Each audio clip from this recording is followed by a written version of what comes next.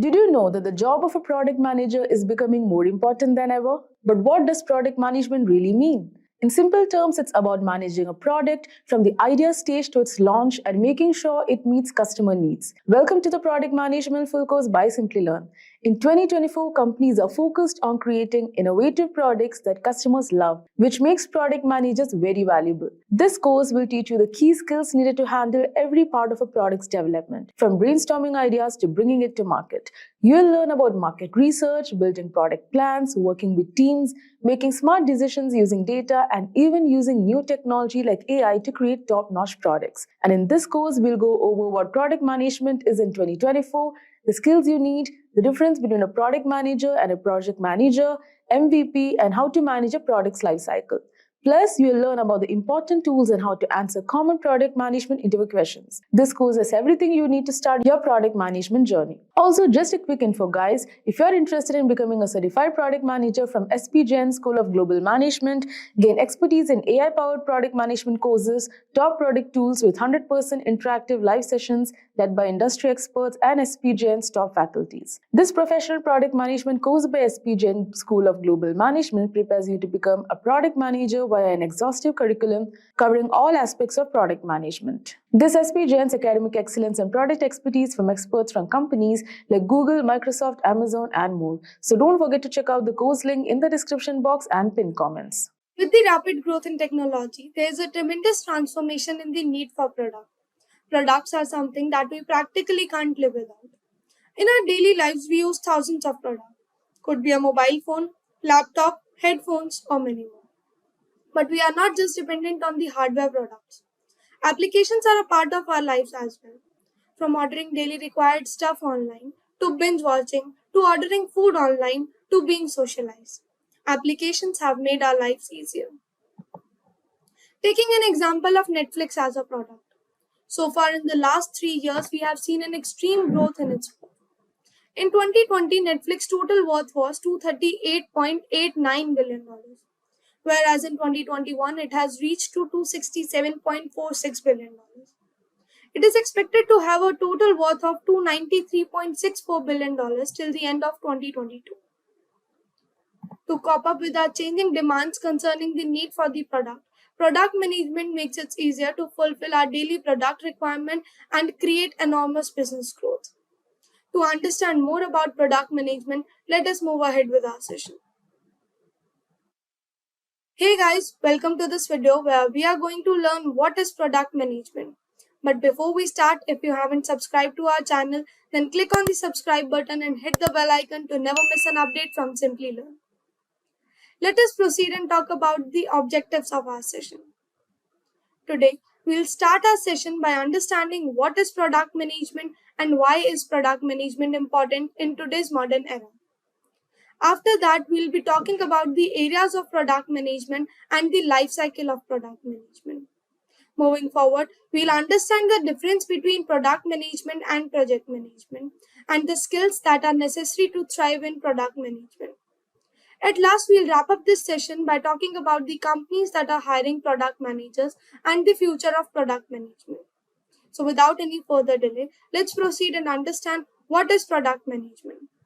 Product management is managing the process of the product throughout the life cycle, from strategizing to design and development to branding of the product. Product management involves strategizing of the products to enhance business and create customers' value. It also involves creating product roadmaps to design and develop the product. It involves specifying functional requirements and creating blueprints to develop the product as per customer requirement. Once the product is developed, it is important to manage the customer feedback, and only then the price of the product is finalized. Let us proceed and understand why product management is important. So, product and market are the two essentials of marketing. Product management plays a crucial role in the success of the product, as product management is the voice of the market inside the industry. Product management helps in creating customers' value and business benefits. Now, let us proceed and talk about the areas of product management. So, product management is divided into three key areas: product discovery, product planning, and product development. let us move ahead and know what is product discovery and what are the various parts that product discovery follow. The very first phase of product discovery is alignment, where the team is created and a task is allotted to the team to work on a particular project.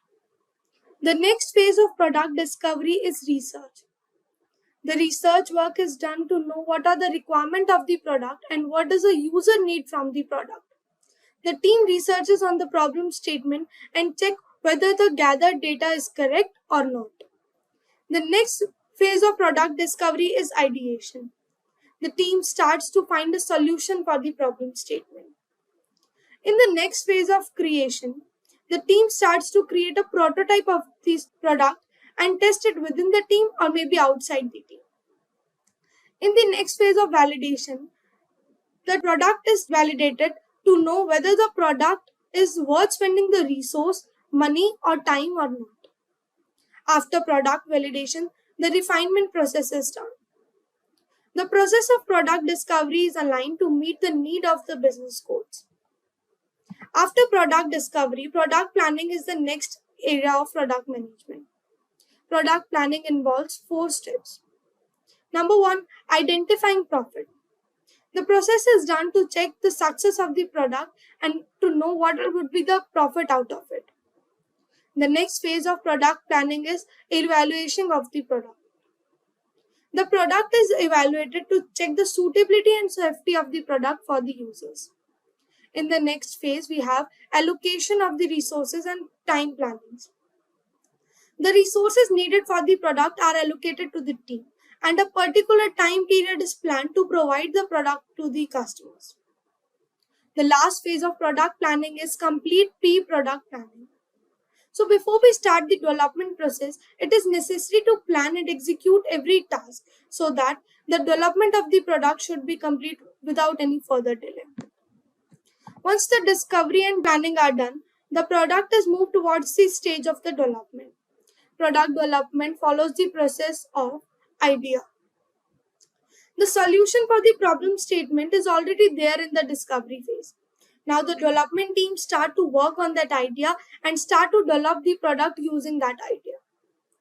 So once you walk into the step of product planning and you have the idea of what to do and how to do, it is important to do some market research as well. This research will look out for a market to sell your product. Now you got the market to sell your product, it is important to do some development of the product. In the planning phase, we have already created the prototype of the product. The prototype is already tested in the team. So now the development team will start to develop the product using that prototype. Once the product is developed, product validation is done. The product validation means the product undergoes the validation process where the product is tested through every aspect of the testing process, so that the user doesn't find any difficulty using the services of the product. And once the product is validated, it is launched into the market. Launching means to provide the services of the product to the users. Now, let us move ahead and talk about the life cycle of product management. The first phase of product management is product framing. The step involves creating a vision of the product and identifying problems and defining its success. The next phase of life cycle of product management is research. Research means to learning from the people about the need and values of the product. The next phase of life cycle is designing. In this phase, the team synthesizes visions, ideas, and research in the prototype of the product. In the next phase of plotting, the testing and solution of the product is done in the real time with real people. After plotting the product is launched into the market. Launching means to send your product into the wild and let it flourish. And once the product is launched into the market, it is important to do the measurements. Measurement means using matrices and data to check the success of the product and plan the improvements for it. Now the question arises that what is the difference between the areas of product management and the life cycle of product management?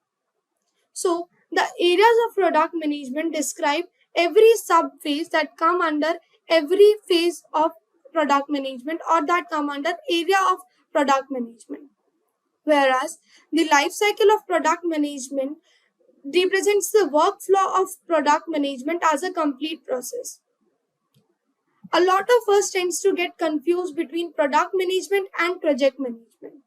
So let us proceed and understand the difference between the two bold terms. Product management leads to the external market operations and management, whereas project management leads to the management of internal operations. Product management deals to the project given to the whole company, whereas the project management deals with the particular project given to the manager or the team.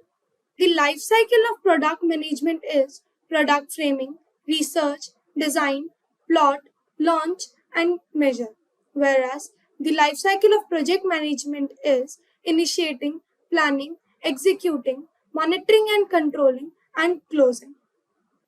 In product management, manager must be good at market research, strategic thinking, and business surveys. Whereas in project management, the manager must be good at planning and budget organizing. Moving on to the skills that are necessary to thrive in product management. The skills that are mandatory for a product manager are technical skills. The manager must know how to perform some specific task. The knowledge could be of any programming language or some specific tools. Presentation skills. The product manager must have the ability to deliver the presentation in attractive, creative, and informative ways. Analytical skills. The manager must know how to provide the information in shorter ways and get the conclusion. Communication skills. The manager must be able to deliver the information in such a way that the audience can understand it properly. Time management. The manager must have the skills to manage the time efficiently. Team management. The manager must be able to lead a group of the people working together to achieve a common goal. To choose a right field as a career option, it is necessary to know what would be the scope of the field in the market. So, let us take a look at the companies that are hiring product managers. There are more than 40,000 opening in India and more than 15,000 opening in US for product managers. The companies that are hiring product managers are Google, Microsoft, Amazon, Salesforce, Uber, Swiggy, and many more. Product management is a role that takes the complete responsibility for the success of the product. And product management is a career that fit everyone that have the skills and ability to work on. So to build a career out of it, start it now. And what do you understand? What does a product manager do? Do let us know in the comment section below. Ever wondered how big companies like Google, Amazon, and Microsoft come up with such cool stuff that changes how we use technology? Well, it's all thanks to the product managers. These are the folks who lead teams to create such amazing products like Google Maps or the iPhone. Now let's get hands on product management. So product management is all about bringing awesome ideas to life and ensuring their success. This involves deciding what features to include in a new app and working with designers and engineers to make it happen. But what about the salary? Product managers are in high demand and their salaries reflect that. On average, they can earn anywhere from $70,000 to over $150,000 per year, depending on factors like experience, company, and location. In this video, we are going to explore what product management is all about and what skills they need and what they do. Plus, we will also take a look at some of the top companies in product management and what are the latest trends and predictions for 2024. Let us now understand what product management is. Product management is all about creating products and releasing them into the market that people use. It involves an in-depth understanding of what customers want by conducting market research and understanding consumer behavior and public opinion. Further includes creating a master plan for the required product and working with a team of members who have the desirable skills to launch the product. In simple terms, we can say product management is very similar to being the captain of the ship, guiding a product's path from idea to becoming a reality. Now we've got an idea about what product management is, let us now understand who are product managers. A product manager is someone who helps create and improve products for a company. They decide how a product should work, what features it needs, and when these features should be released. They also work with different teams like engineers and designers to ensure everything is completed on time. Product managers are crucial for the product success and ensure it meets its goals. They are responsible for communicating with customers and finding out what they like and don't like about the product, and then making the required changes to improve it. Now you might be wondering about the skills required to become a product manager in 2024. So let's discuss about skills required to become a product manager in 2024. In this video, we will look into the top 5 skills that are important for business to excel. First skill we'll discuss is technical expertise. Product managers work closely with web developers. Understanding web development and learning the developer's language is very crucial for effective collaboration. Second is critical thinking. Daily decisions about the product and its strategy require strong critical thinking and decision-making skills. Understanding of the UX, understanding user experience principle is vital for effectively communicating with the design team and prioritizing user needs. Then comes business savvy. Business savvy means having strong business skills which are very important to meet business goals, requiring a deep understanding of the company's success factors. And lastly, research skills. A thorough market research is very essential for spotting growth opportunities and threats. Staying curious and continuously researching, especially for discovering new product ideas. We have now discussed the necessary skills required for becoming a successful product manager in 2024. We will now explore roles and responsibilities of a product manager. Let's dive into the essential roles and responsibility of a product manager in 2024. Now we know that product managers are the key players within product management, making sure that the products do well. Secondly, they decide when to add new things and work with teams like engineering and marketing to create products that customers love. They learn about who will buy the product, listen, and also keep an eye on what's happening in the market, making further improvements based on the feedback. By watching how well the product performs compared to others and making plans how to introduce new ones. In this way, they make sure that the product keeps getting better over time.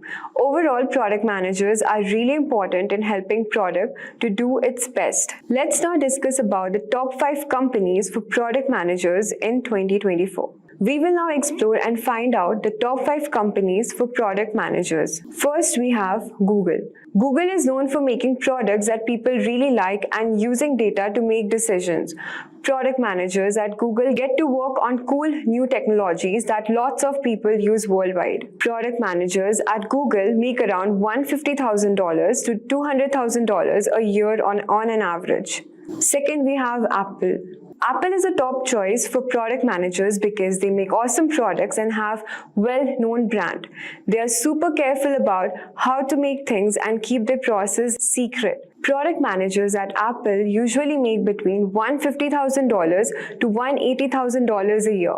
Third, we have Amazon. Amazon is a leader in e-commerce and cloud computing, always putting customers first when creating products. Product managers at Amazon work on a variety of products using the company's huge resources and data. Product managers at Amazon typically earn between $130,000 to around $160,000 per year. Then comes Facebook. Facebook has a big name in social media and ads, and their product managers work on products used by billions of users worldwide. Facebook is known for its fast-paced culture and focus on trying new things and making them better. Product managers at Facebook typically earn between $160,000 to around $200,000 a year. Then we have Microsoft. Microsoft is a major player in software and cloud services, and their product managers work on lots of different products. Microsoft is all about being creative, working together, and making even things better. Product managers at Microsoft usually earn between $145,000 to around $170,000 a year. In 2024, product management has changed a lot.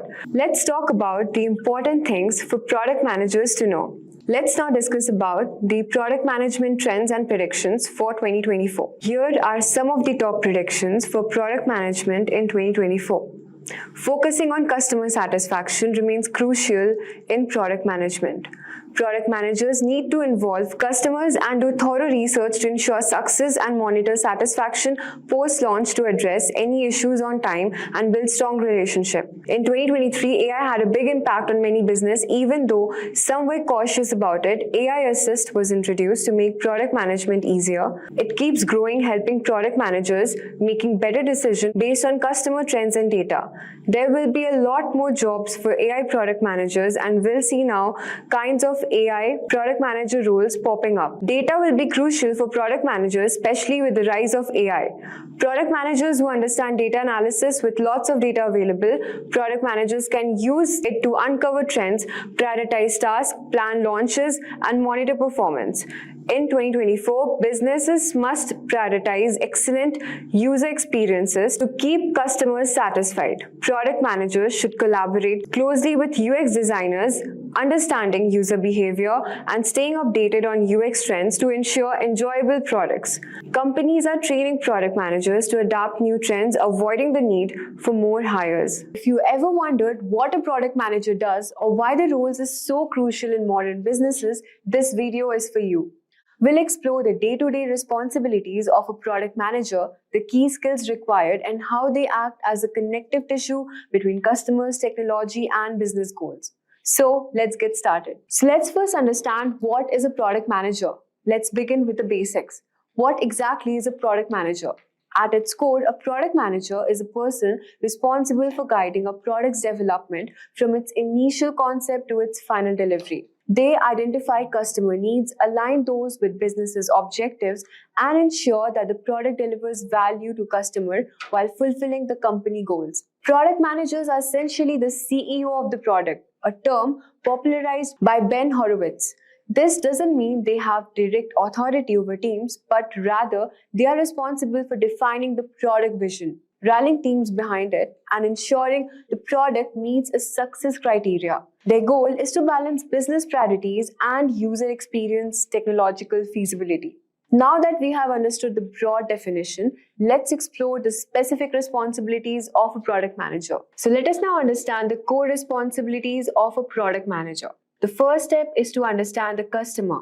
The first and foremost responsibility of any product manager is to understand the needs and the pain points of the customer. So this requires building empathy for the end users. Product managers often engage in market research, customer interviews, and data analysis to uncover user needs. This empathetic approach helps them create products that truly solve customer problems. The second step is defining the product vision. Now, once they have a deep understanding of customer needs, product managers set the vision for product. So this vision isn't just a vague idea, but a clear roadmap that guides the product's development. A well-defined vision outlines the product's objectives, the problems it will solve, and what success will look like.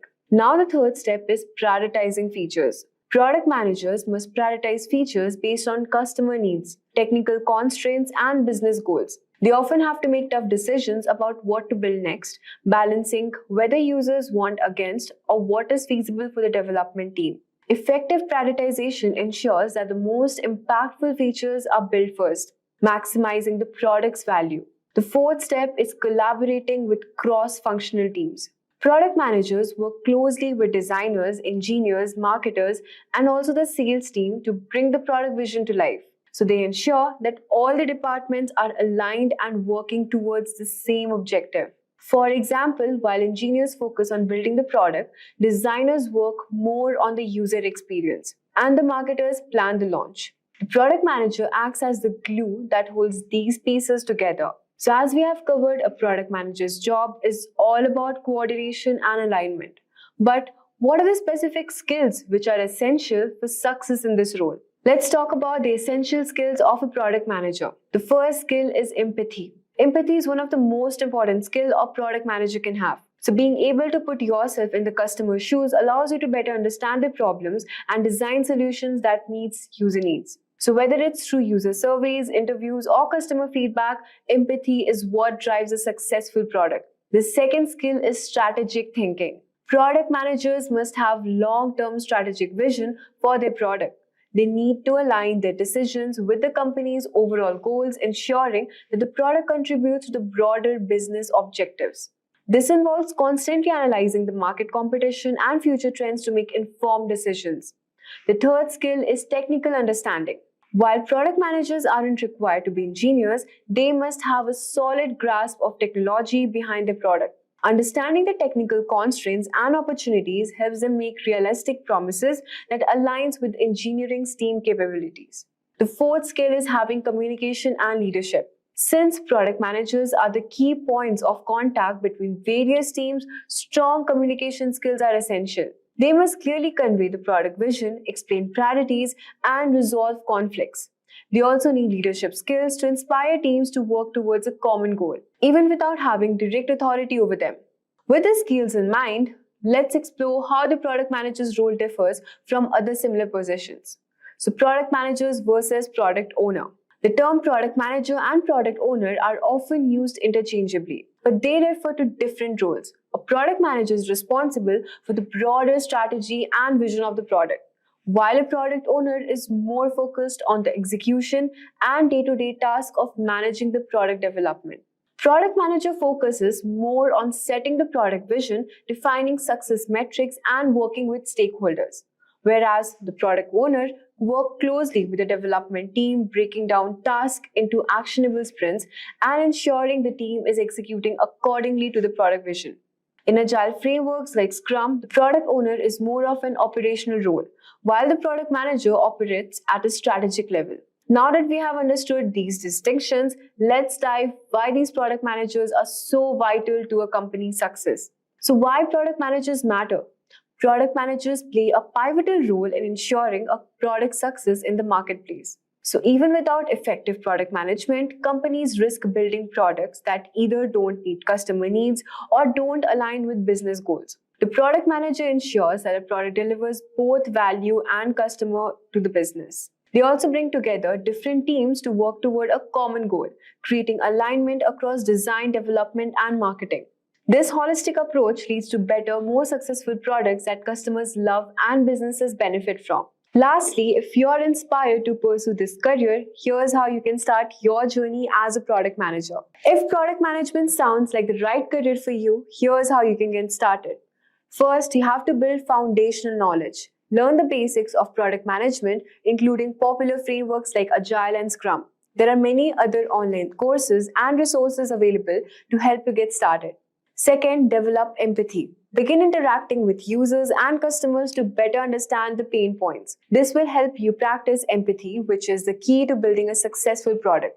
Get experience. Look for opportunities to manage smaller projects within your current role or volunteer to work on cross-functional teams. Gaining experience with product roadmaps and feature prioritization will help you transition into the role. With dedication and the right skills, you can embark on a rewarding career as a product manager. And that's it for today's video. We have covered what product manager does, their key responsibilities, the essential skills needed, and how to start your journey in product management.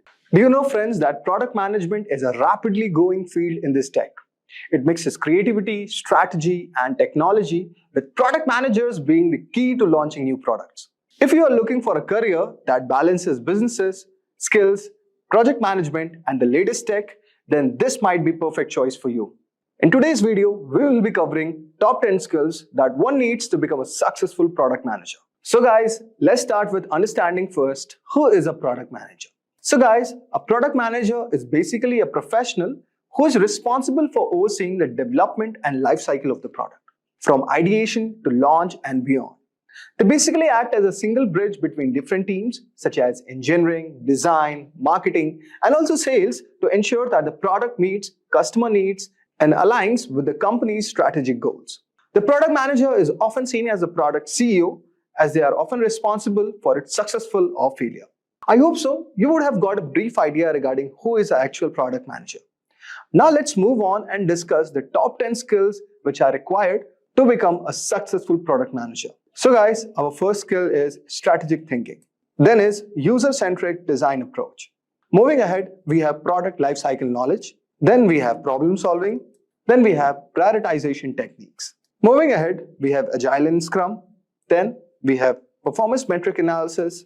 Then we have effective communication, stakeholder management, and finally, negotiation and conflict resolution. Let's understand each of the skills one by one. So guys, our first skill is strategic thinking. So guys, strategic thinking involves looking beyond the immediate task and considering the bigger picture. A product manager with strong strategic thinking skills can anticipate market trends, set long-term goals, and align the product's direction with overall business strategy. This skills helps in making decisions that ensures the product not only meets the current demands, but is also prepared for future challenges. For example, a product manager at a tech company sees that more people are using a wearable technology. They propose developing a smartwatch that integrates health tracking, communication, and entertainment features, positioning the company ahead of competitors. So you can see, certain task is needed for a product manager in the scope of strategic thinking. Now let's understand our second skill, that is user-centric design approach. So guys, a user-centric design approach ensures that a product is built around the needs and preferences of its users. This skill requires empathy, understanding of user behavior, and a commitment to solving user problems. By focusing on user experience, product managers can create products that are not only functional but are also delightful to use. For example, guys, a product manager at a bank receives feedback that customers find online banking app very confusing. So they conduct user interviews and usability tests, leading to redesign of the app with simpler navigation and more intuitive interface, resulting in a higher customer satisfaction. So you can see what is a task for a product manager in the domain of user-centric approach. Now let's move on and discuss our next skill, that is product lifecycle knowledge. So guys, product lifecycle knowledge involves understanding the different stages of a product which goes through, for example, introduction, growth, maturity, and decline. Each stage requires different strategies for marketing, development, and resource allocation. This skills helps product managers know when to push for growth, when to focus on product maintenance, and when to consider phasing out a product. For example, a product manager at a consumer electronics company notices that a popular smartphone model is reaching market saturation. They decide to introduce a new model with upgraded features to keep the product line fresh and maintain customer interest. Next, we have the problem solving. So guys, problem solving is the ability to identify issues, analyze the root cause, and develop effective solutions. This skill is crucial for navigating the challenges that arise during product development and management. Effective problem solving involves creativity, analytical thinking, and the ability to make decisions under pressure. A product manager at a food delivery company discovers that customers are frequently complaining about the late deliveries. And after realizing the delivery process, they implement a system that provides real-time traffic updates to drivers, reducing delays and improving customer satisfaction. So guys, you can see this is an example which can be covered under problem solving. I hope so you are getting aware like how these skills are used by product manager in their real-time job. So guys, our next skill is prioritization technique. So guys, prioritization is the skill of determining what tasks or features should be focused on first based on their importance and impact. Product managers often face competing demands, and effective prioritization ensures that most critical tasks are addressed in a timely manner. They use techniques like Moscow method, which means must have, should have, could have, won't have, or RICE, reach, impact, confidence, effort. These techniques can help in making these decisions. For example, guys, a product manager for a social media app has to choose between adding a new feature for live video streaming or improving the app security. After assessing the impact of both, they prioritize the security improvement to protect user data and build trust, even if it means delaying the new feature. Now, let us move on to our next skill, that is Agile and Scrum. So guys, Agile and Scrum are the methodologies that promote flexibility, collaboration, and iterative development in product management. Agile involves breaking down a project into smaller and manageable parts, allowing for continuous improvement and a quick responses to change. Scrum, a specific Agile framework, it uses time-box sprints to achieve short-term goals with regular reviews and adjustment. For example, guys, a product manager at a software company uses Scrum to manage development of a new mobile app. They work in 2-week sprints, allowing the team to release incremental updates, gather user feedback, and make necessary adjustments before the next sprint. Next, we have, guys, performance metric analysis. So, guys, performance metric analysis involves tracking and interpreting key data points that indicate how well a product is performing. This skill is essential for making data-driven decisions and optimizing the product metrics that might include user engagement, conversion rates, customer satisfaction, or revenue growth. For example, guys, a product manager at an online subscription service monitors customer retention rates. When they notice a decline, they analyze the data that find users are dropping off and after a free trial. They introduce new feature and offer personalized discounts to improve the retention. So guys, this was how performance metrics help in product management. Next, let us move on to effective communication. So guys, effective communication is the ability to clearly convey ideas, expectations, and feedback to various stakeholders, including team members, executives, and customers. This skill ensures that everyone involved in the product development process is aligned and working towards the same goals. It also involves active listening and the ability to adapt messages to different audiences. For example, guys, a product manager at a retail company regularly updates the development team, marketing team, and company executives on the progress of a new e-commerce platform. By clearly communicating the timeline, challenges, and next steps, they ensure that all the teams are coordinated and working efficiently. The next one that we have all over here is stakeholder management. So guys, stakeholder management involves identifying, engaging, and maintaining positive relationships with all parties interested in the product success. This skill requires balancing the needs and expectations of different stakeholders, including customers, team members, investors, and executives. It is all about building trust and ensuring that stakeholders are kept informed and involved at appropriate stages. For example, guys, a product manager developing a new educational app involves teachers, students, and parents in the design process. They give the feedback and adjust product features to meet the needs of all stakeholders, ensuring broad support for the app. And finally, we have negotiation and conflict resolution. So guys, negotiation and conflict resolution involve finding mutually beneficial solutions when there are disagreements or competing interests. This skill is vital for resolving conflicts within the team, with stakeholders, or during business negotiations. A product manager must be able to navigate these situations diplomatically, ensuring that the product success is not compromised. For example, guys, a product manager at a manufacturing company mediates a conflict between a design team, which wants to use high quality materials, and the finance team, which is concerned about the cost. They negotiate by selecting materials that maintain quality while staying within the budget. It ensures that the product remains both affordable and well made. So guys, this was the example which covers in negotiation and conflict resolution. Imagine this. You're at the helm of a product that has the potential to revolutionize its industry. Perhaps a smart home device set to simplify lives, or a sleek app that solves a long-standing problem. The possibilities seem endless. But without a clear vision and plan, even the most promising ideas can fizzle out. That's where a product management roadmap comes in. As a product manager, it's your job to create a strategic blueprint that guides your product from concept to reality. In this tutorial, we'll explore how to build a product management roadmap that not only charts a path forward, but also aligns stakeholders and keeps everyone focused on the end goal. So, firstly, we will cover the agenda for today's session.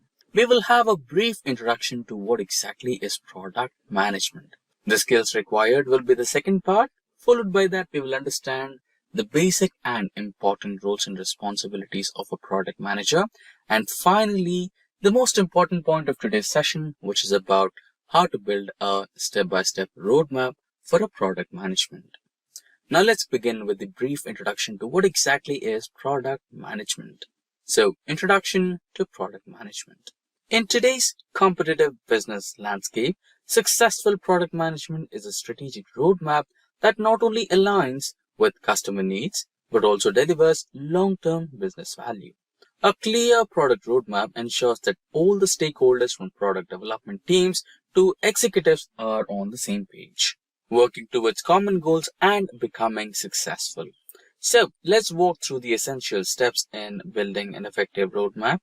Before that, let's move ahead to the critical skills required by a product manager so that you have a clear idea where you stand. So here are the top 5 skills a product manager must have. Firstly, strategic thinking, ability to define long-term product vision and align it with business objectives. Second one is market research and analysis, gathering and intercepting data to understand customer needs and market trends. Communication and collaboration stands third, which is effectively working across teams and stakeholders to ensure alignment and progress. Prioritization and decision making is at fourth, which is about making informed choices to focus on features and initiatives that deliver the highest value. And lastly, technical knowledge and agile methodology. Understanding product development process and techniques to communicate effectively with engineering teams, along with implementing iterative process to adapt and deliver products quickly in a dynamic environment. Now moving ahead, let's also go through some of the top 5 roles and responsibilities of a product manager. So some of the critical roles and responsibilities of every product manager are as follows. So first one, product strategy development. Crafting a product vision and long-term plan aligned with business goals. Next, roadmap planning. Creating and maintaining a strategic roadmap to guide product development and releases. Third one is cross-functional team collaboration. Coordinating between teams like engineering, marketing, and sales to ensure seamless execution. Fourth one is where we find market and user research. Gathering insights from users and the market to drive product decisions and improvements. And lastly, feature prioritization and product lifecycle management. Determining which features to focus on based on the impact, feasibility, and business value, and along with overseeing the product's journey from ideation to launch and through iterations or retirement. Now, most of the basic important parts like introduction to product management, skills required, and roles and responsibilities of a product manager are covered. Now, we will focus on the most important point of today's session, which is the product management roadmap. So first, we will get started. So here it goes, the roadmap to product management. So now, the first step, define the vision and objectives. The foundation of any product roadmap is clearly defined by the product vision and objectives. Start by asking key questions.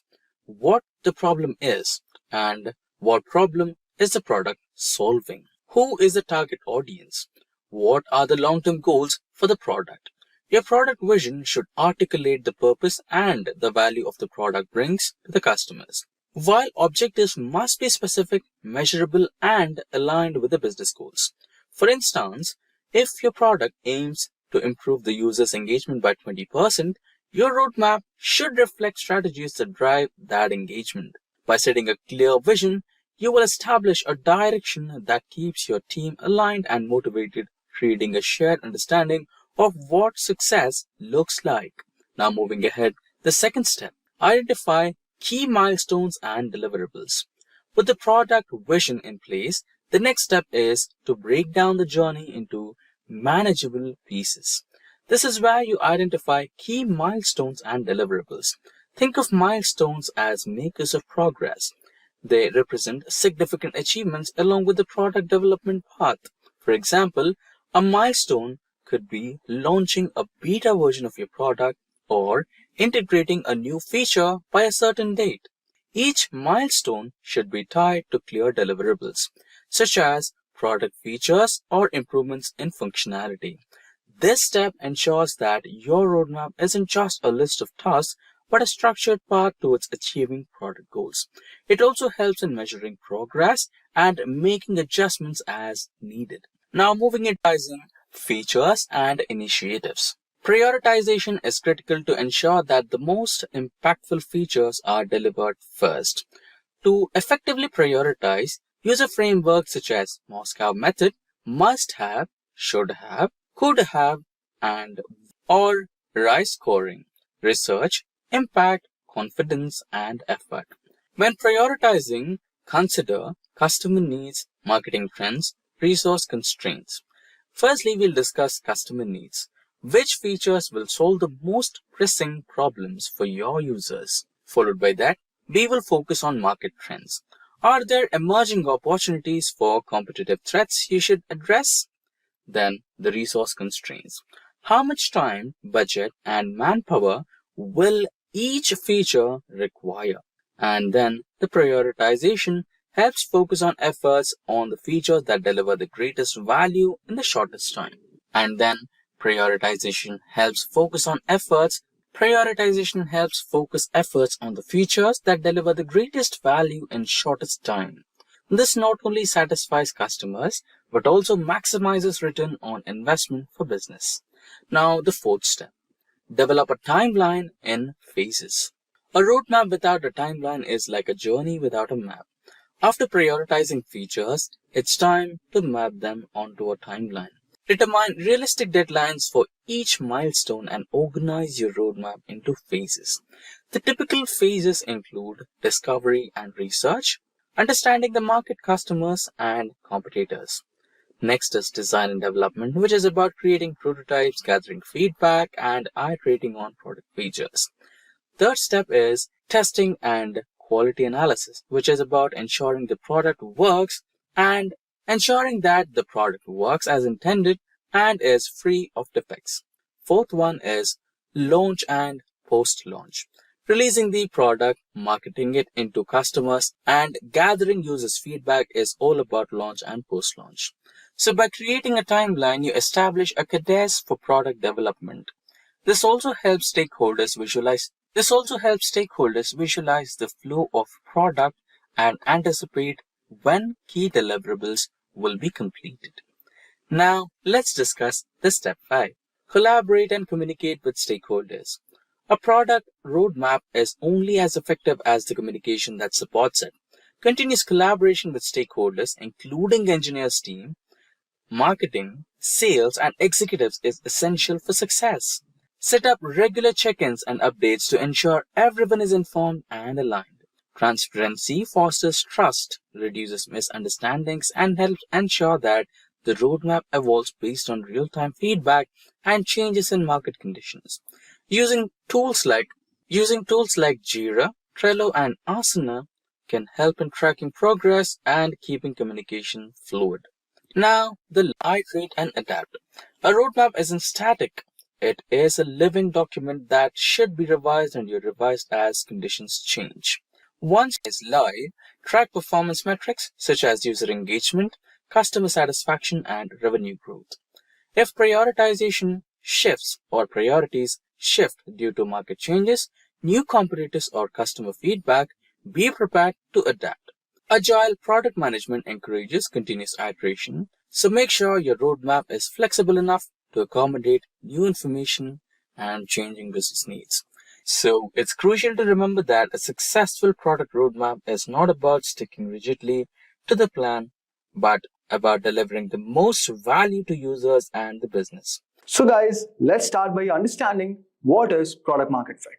Guys, product market fit refers to the moment when company's product resonates deeply with its target customers. It's when customers not only buy the product but also use it regularly and recommend it to others, helping the product gain attraction and sustain growth over the time. This concept is critical for any business that wants to achieve long-term profitability and also success. Entrepreneurs and venture capitalists like Mark Anderson, who is widely credited with popularizing the idea, describes product market fit as finding a good market and creating a product that meets the needs of that market. It's not just about launching a product, it's about ensuring that the product satisfies a significant demand within the chosen market. Without this alignment between the product and market, growth will be significant and demand will be chosen within the market.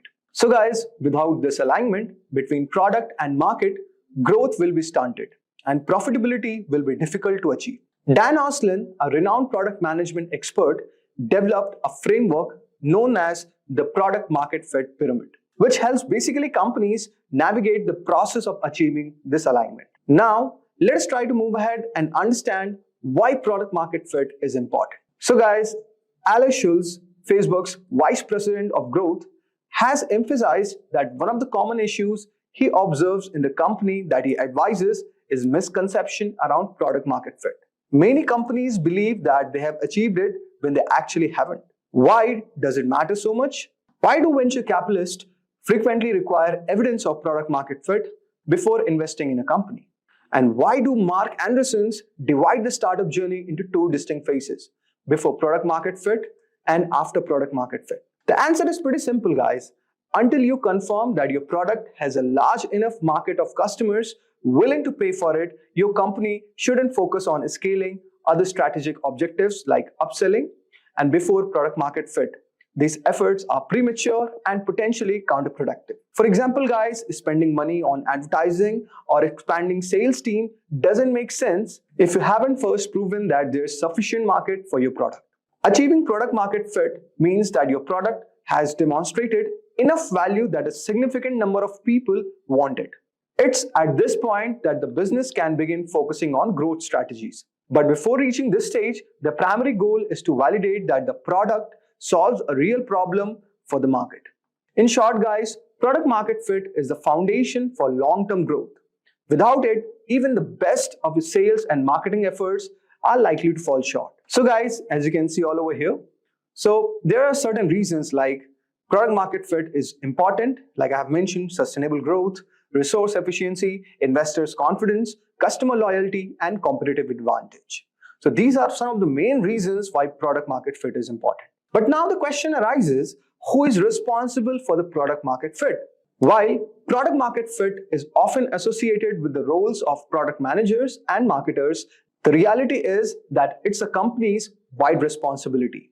Every team from sales to customer support and finance plays a role in helping the company reach this milestone. The product team may be at the forefront of creating a product, but customer feedback from sales and support teams can provide invaluable insights. The finance department also plays a key role by tracking key metrics that indicate invaluable insights and also whether the company is making progress towards product market fit or not. In essence of achieving product market fit, it requires collaboration across all the departments. It's not just about developing the right product, it's also about making sure that the entire organization is aligned and focused on meeting the needs of customer. Now, let us talk about a very important question, that how to measure the product market fit. So guys, there's no definitive metric to tell a company that it has achieved product market fit. However, several indicators can signal that you are on the right path. Andrew Chen, a venture capitalist, offers some useful guidelines for assessing the product market fit. The first one is customer feedback. Like, are customers showing a willingness to switch to your product? When your potential customers try your product, do they express a preference for it over other competitors? Market differentiation.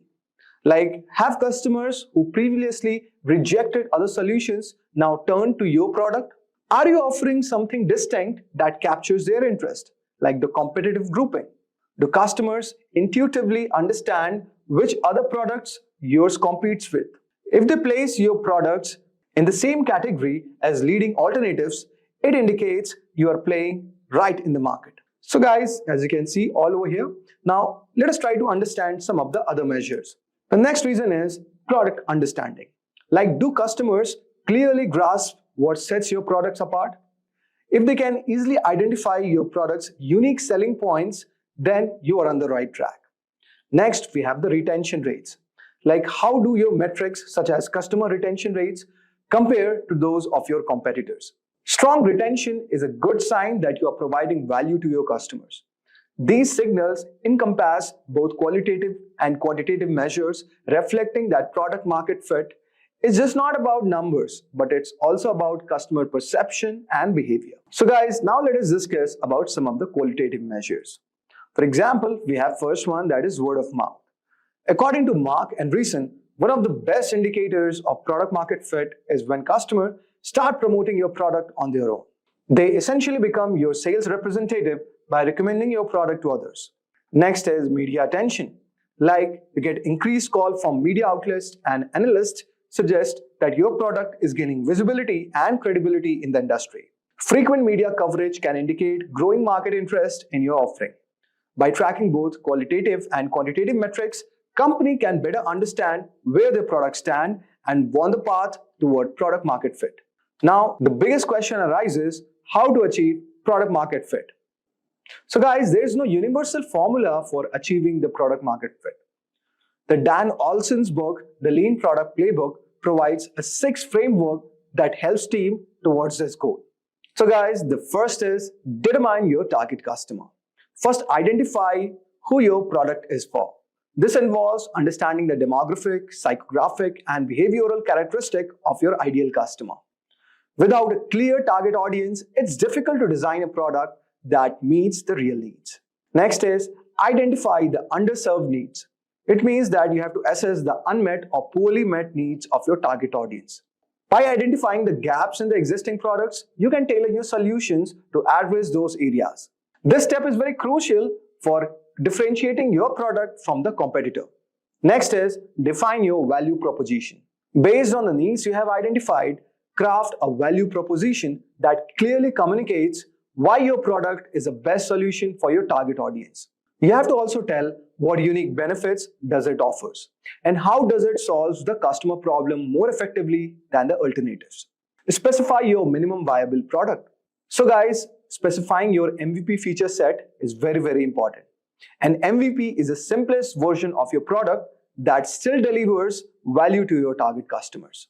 The goal is to focus only on the core features that addresses the most pressing customer needs, rather than trying to build a fully featured product right way. By launching an MVP, you can gather feedback and iterate quickly. Develop your MVP, then once all the MVP feature set is defined, the next step is to build and launch it. The initial version of your product should be focused on delivering the core value proposition while allowing you to gather data and insights from real customers. Next is test your MVP with the customers. Finally, once the MVP is live, collect feedback from your target customers. Use this feedback to refine and improve the product. Testing helps validate whether your product meets the needs of the customers and market, and also provides the valuable insights for future iteration. Achieving product market fit is an ongoing process. It requires continuous refinement of your product based on customer feedback and market conditions. However, by following this structured approach, your team can stay focused on the key elements that drive the product market fit. So guys, we have come to the end of this video. And before that, I want to say something. That product market fit is a vital milestone for any company. It is the point at which your product gains enough attraction in the market to support sustainable growth. Without it, even the most ambitious business strategies are unlikely to succeed. The journey to the product market fit is often challenging, and it requires both a deep understanding of the customer needs and willingness to iterate on your product. But guys, once achieved, product market fit can unlock the potential for rapid growth and long-term success. For cracking an interview, it's first essential to understand what product sense is. Product sense and product managers consistently display a strong sense of the product. So let's move ahead with this session and understand how to crack a product sense interview. But before moving ahead, don't forget to subscribe to our channel so that you never miss an update from Simplilearn. So today we'll start this session with what is product sense and how to develop a product sense. Moving ahead, we'll understand the product sense interviews and how to gain product sense. Following that, we'll take a look at what a product sense interviewer is looking to see and some sample questions. And stick to the end, because we will wrap this session by providing you with some tips to follow to crack the product sense interviews. So let's start with the session and understand what is product sense. Understanding a product's requirements is known as having product sense. One of the actual hard talents that good product managers should possess is product sense. It's a key element of product development and any product strategy. It is a crucial talent for designing goods with people in mind. A product's success depends on addressing consumer demands, and product sense is a form of foresight. Many businesses prioritize product sense while choosing individuals for PM positions. True product sense goes well beyond the design and user experience of the solution. One of the components of the product sense equation is anticipating the downsides and trade-offs of each product decision, and knowing which ideas to reject is also included in it. Understanding why a product would or wouldn't function is necessary. And Product Sense helps you identify the issues your product resolves and how to add new features that work similarly. The ability of PMs to understand products has long been mysterious. Now let's understand how to develop a product sense. Strong product sense is a quality that product managers consistently exhibit. They also provide value that meets client requirements while updating such items. Most product management use scenarios have this goal in mind. Though it is sometimes simpler said than done, improving revenue and profit margins may mean sacrificing these objectives. Product managers and leaders may improve this ability and develop their intuitive sense of user demands in a variety of ways.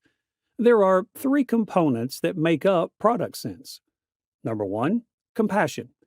This is the capacity to mimic several distinct personalities who are not like you in terms of their thought processes. Having the ability to state that in this circumstance, this sort of user will respond in this way, or to assert that our business partners would react in a certain way, or even that our rivals will see our move in a certain way. One crucial aspect of product sense is the ability to honestly do that well. Going above and beyond to get into users' shoes, into their thinking, and into their problems helps you develop a strong product sense. Talking to various people and partners is a definitive technique to increase your empathy. Don't just converse with them and accept what they tell you as you go about doing this. The most crucial component of developing this empathy is to try to understand why they are saying what they are saying. Although you won't always have the user in front of you to ask what would work, you may accurately forecast it by knowing why they feel or act the way they do. Number two, originality. The ability to think creatively and generate fresh solutions to a given circumstance or challenge is the most elusive but significant component of product sense. It is the responsibility of the product manager to specify the construction process. You may develop the key talent of creative thinking to do this. It might be a force multiplier to be able to come up with novel solutions to consumer issues. In addition to providing sensible answers, the top product managers also inspire innovation. After all, nothing has ever been constructed before without the use of creativity. Setting strategy, prioritizing new ideas, and putting them into practice all need creativity. And number three, domain knowledge. When you have a deep understanding of the industry you work in, ideas for what kind of product to create and how to create it will automatically come to you better and more accurately. To be more precise, I'd advise putting your attention on understanding your users and consumers, the competitors and what they're up to, and any opportunities or constraints presented by technology. Functional expertise is concerned with the product management process, whereas domain expertise is focused on the market. I contend that this is distinct from talents. The art of influencing is one such. Influencing is a crucial ability for PMs since they have a lot of responsibility and limited control over other people. The market, consumers, industry, opponents' products, and etc. are all part of the domain experience. Yes, some technical expertise is required, but the market is still the major concern. Otherwise, you run the risk of becoming technology-driven, missing market possibilities, or misinterpreting client wants. Now, let's move on to the basic detailing of the product sense interview. Product interviews not only attain questions based on the product sense, but also analytical questions and case studies. In most cases, the product sense interviews hold on to the questions like, which is the product you like the most? Why do you like it? And what kind of improvements do you want to make to it? Or the interviewer can ask you about a particular product, maybe just like Google Maps. The interviewer can ask about how you would improve Google Maps and its services. The questions about actual products are occasionally included in the product sense interviews. A product's design and strategy might also be the basis for these inquiries. For example, what design principles would you use to create a YouTube clone app that runs in the background?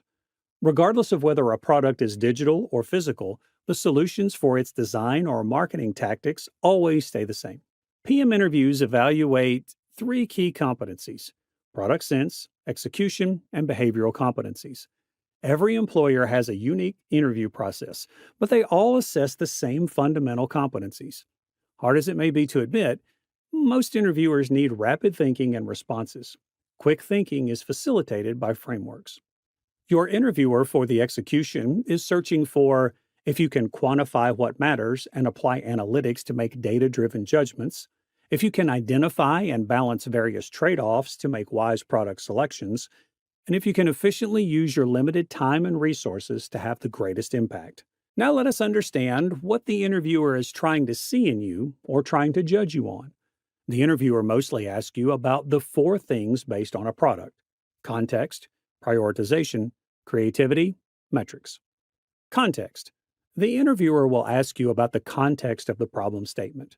Do you get the context of the problem? Are you able to empathize with which context the product is going to be used? Who will be the users of the product? And what will be the difficulties the users will face with these particular products? How can we resolve such difficulties? And many more. Prioritization. Are you able to prioritize from all the major points, segments, and use cases you have developed, the appropriate collection of segments and pinpoints, supporting your decisions with logic and data? Such questions are asked by the interviewer. Creativity. The interviewer will always want you to provide a creative solution for the problem statement, because this is where your ability to think of a creative solution to the problem and your ability to design comes into being. Metrics. The interviewer may ask if you can come up with the metrics against which you will judge your product intervention.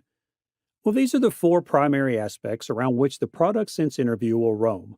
The interviewer is going to check your ability to think, design, strategize, and create.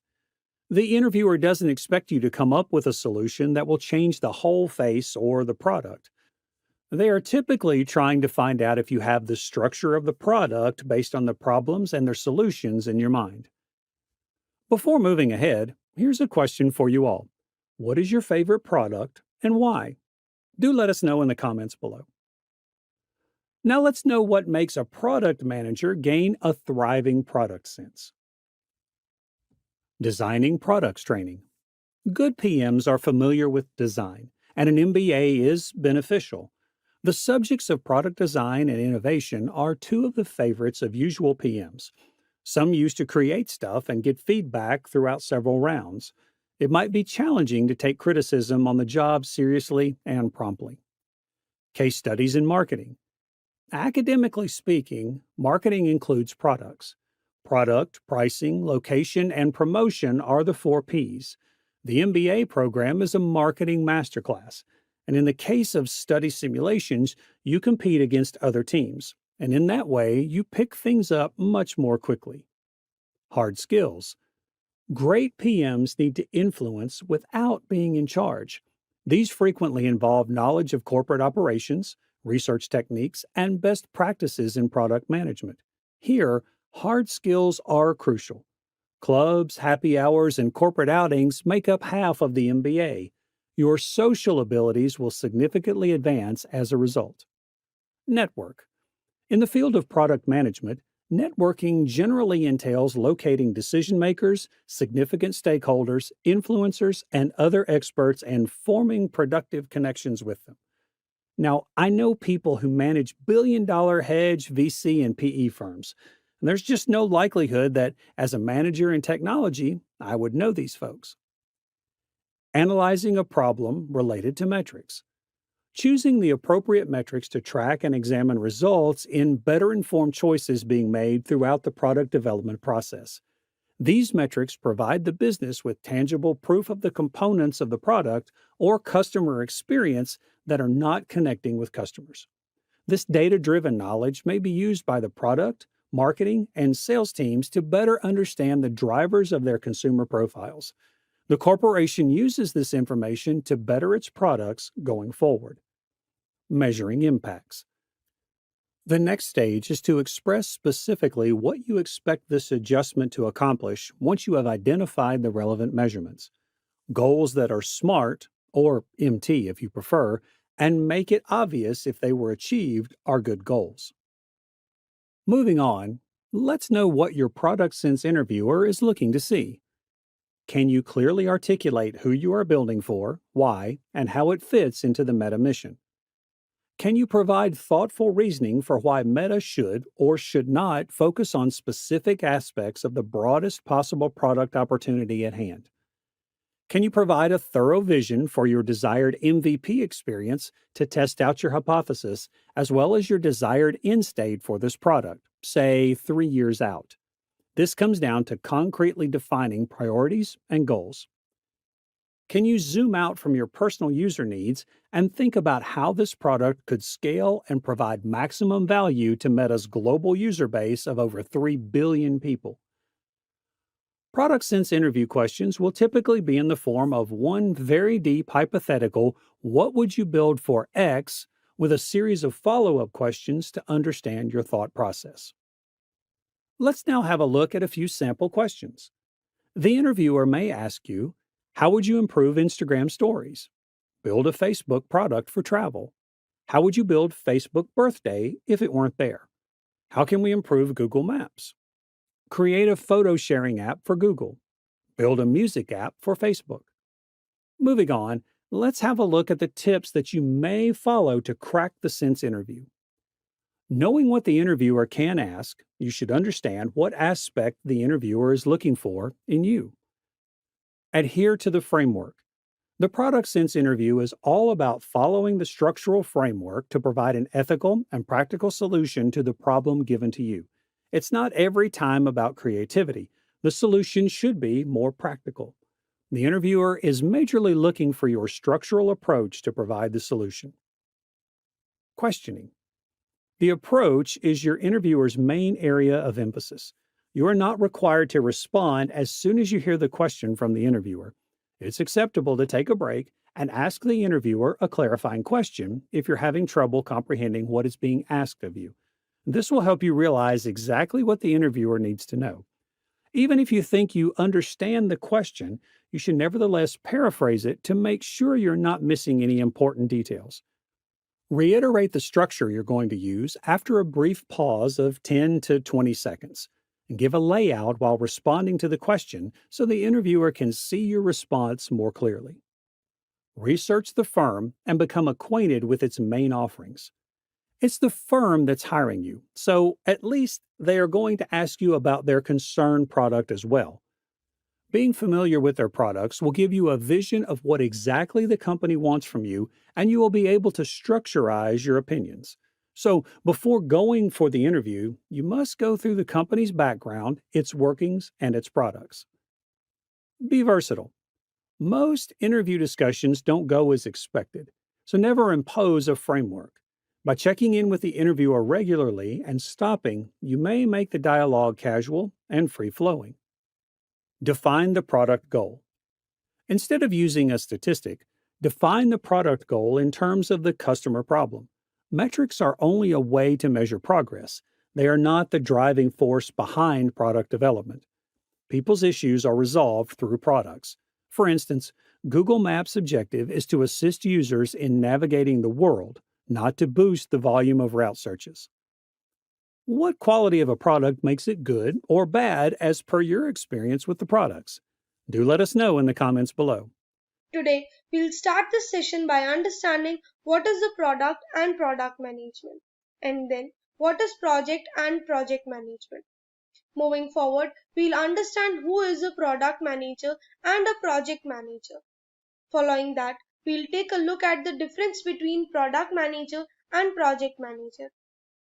Next, we'll have a detailed look at the roles and responsibilities and the skills required to start a career as a product manager and a project manager. For choosing any professional career, it is important to have certified knowledge of that profession. So we'll also take a look at the certifications required for both product managers and project managers. We'll also talk about how a product manager and a project manager work together. And stick till the end because we'll wrap up this session by talking about the salaries of a product manager and a project manager. So without any further delay, let's get started and know what is a product. A product is offered to deliver its services to the users by putting efforts to be produced. For example, Google Maps for directional services. It can also be defined as a tangible item that an alliance creates to serve the customer's need. For example, Uber for taxi services. A product is designed to create customers' value by solving their problems with convenient evolution. And it doesn't have any explicit life cycle and has more permanence, which means that a product doesn't have any fixed end date and needs continuous discovery and development. Now let's understand what is product management. So, product management is managing the process of the product throughout the life cycle, from strategizing, designing, and development to branding of the product. The product management involves strategizing products to enhance the profit of the business, creating customers' value, creating roadmaps to get a clear idea of how to design and develop the product, specifying functional requirement and creating blueprints, and development of the product as per the requirement. And once the product is developed, it is necessary to take customers' feedback, and then only the price of the product is finalized. Now that we have an idea of product and product management, let's take a look at what is a project.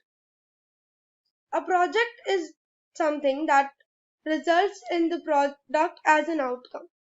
It is a fleeting effort commenced to construct a remarkable product or service. It can also be defined as the process of providing services to the user by focusing on scope, resources, and quality of the output. All the products have a team to work on, a budget to complete the task under a specific amount, a schedule to follow, and some expectations to meet the need of the customers. We can also determine a project as the process of executing a plan which involves taking requirements of the customers and building the solution. Projects are the temporary efforts to meet the need of the business to organize by providing services to the user. Now let's move further and understand what is project management. So, project management is defined as the process of planning and organizing the resources of the company to complete a specific task. Project management plays the same role irrespective of the belonging industry. It is the role that specifies product of an organization. The main objective of project management is to determine the goals and objective of the project. It also creates a quality assurance check to ensure the standards of the project. It is the approach of applying skills and techniques to complete a project as per customer's requirement. And it helps to get a predictable project planning and execution process. The primary constraints of project management are time, cost, scope, and quality. Now let's know more about product and product managers. So let's move further and understand who is a product manager. A product manager is a person in an organization that is responsible for product development as per the customer's requirement. The manager allows the task to the development team and manages the coordination regarding the product developed between the customers and the developers. The product manager monitors the product and the market and develop the competitive analysis. The product manager is an association between the business, developers, and the users of the product. Now let's understand who is a project manager. A project manager is an individual who plans and organizes the resources needed for the project and looks after the specific need of a project of an organization. The product manager determines the goals and objectives of the project by approaching skills and techniques needed to complete a particular project. The project manager helps to get a predictable project planning and execution process. The primary task of a project manager is to determine the scope of the project by using different methodologies of product management. For example, Agile, Scrum, Prince2, etc. The manager leads the project throughout the life cycle of the project, from initiating to planning to executing to monitoring and controlling to closing of the project. Now, let's move further and understand the difference between a product manager and a project manager.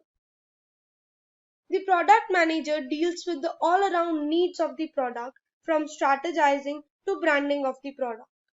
On the other hand, the project manager deals with applying techniques to complete a particular project. The product manager focuses on building up the value of the product, but the project manager focuses on work coordination. The product manager owns the what, and the project manager owns the how. The product manager must be good at market research and strategic thinking, whereas the project manager must be good at planning and budget organizing. The product manager brings the idea related to the product into the marketplace. On the other hand, the project manager uses specific skills to deliver a valuable product. The product manager deals with the external market operations, whereas the project manager deals with the internal operations of an organization. The product manager manages the product till its complete success, whereas the project manager manages the project till it's delivered to the customers. So far, we have understood about product managers and project managers. So here's a question for you guys. What is the another title for a project manager? Do let us know in the comment section below. Now let's take a look at the responsibilities of product managers. The product manager manages the product throughout the life cycle, from initial stage of planning to the final stage of complete success of the project. The product manager strategizes the product by planning for the particular product. It's the product manager's responsibility to create customers' value by fulfilling the customer's requirement for a product. And the manager builds the roadmap for a product following which the product is created.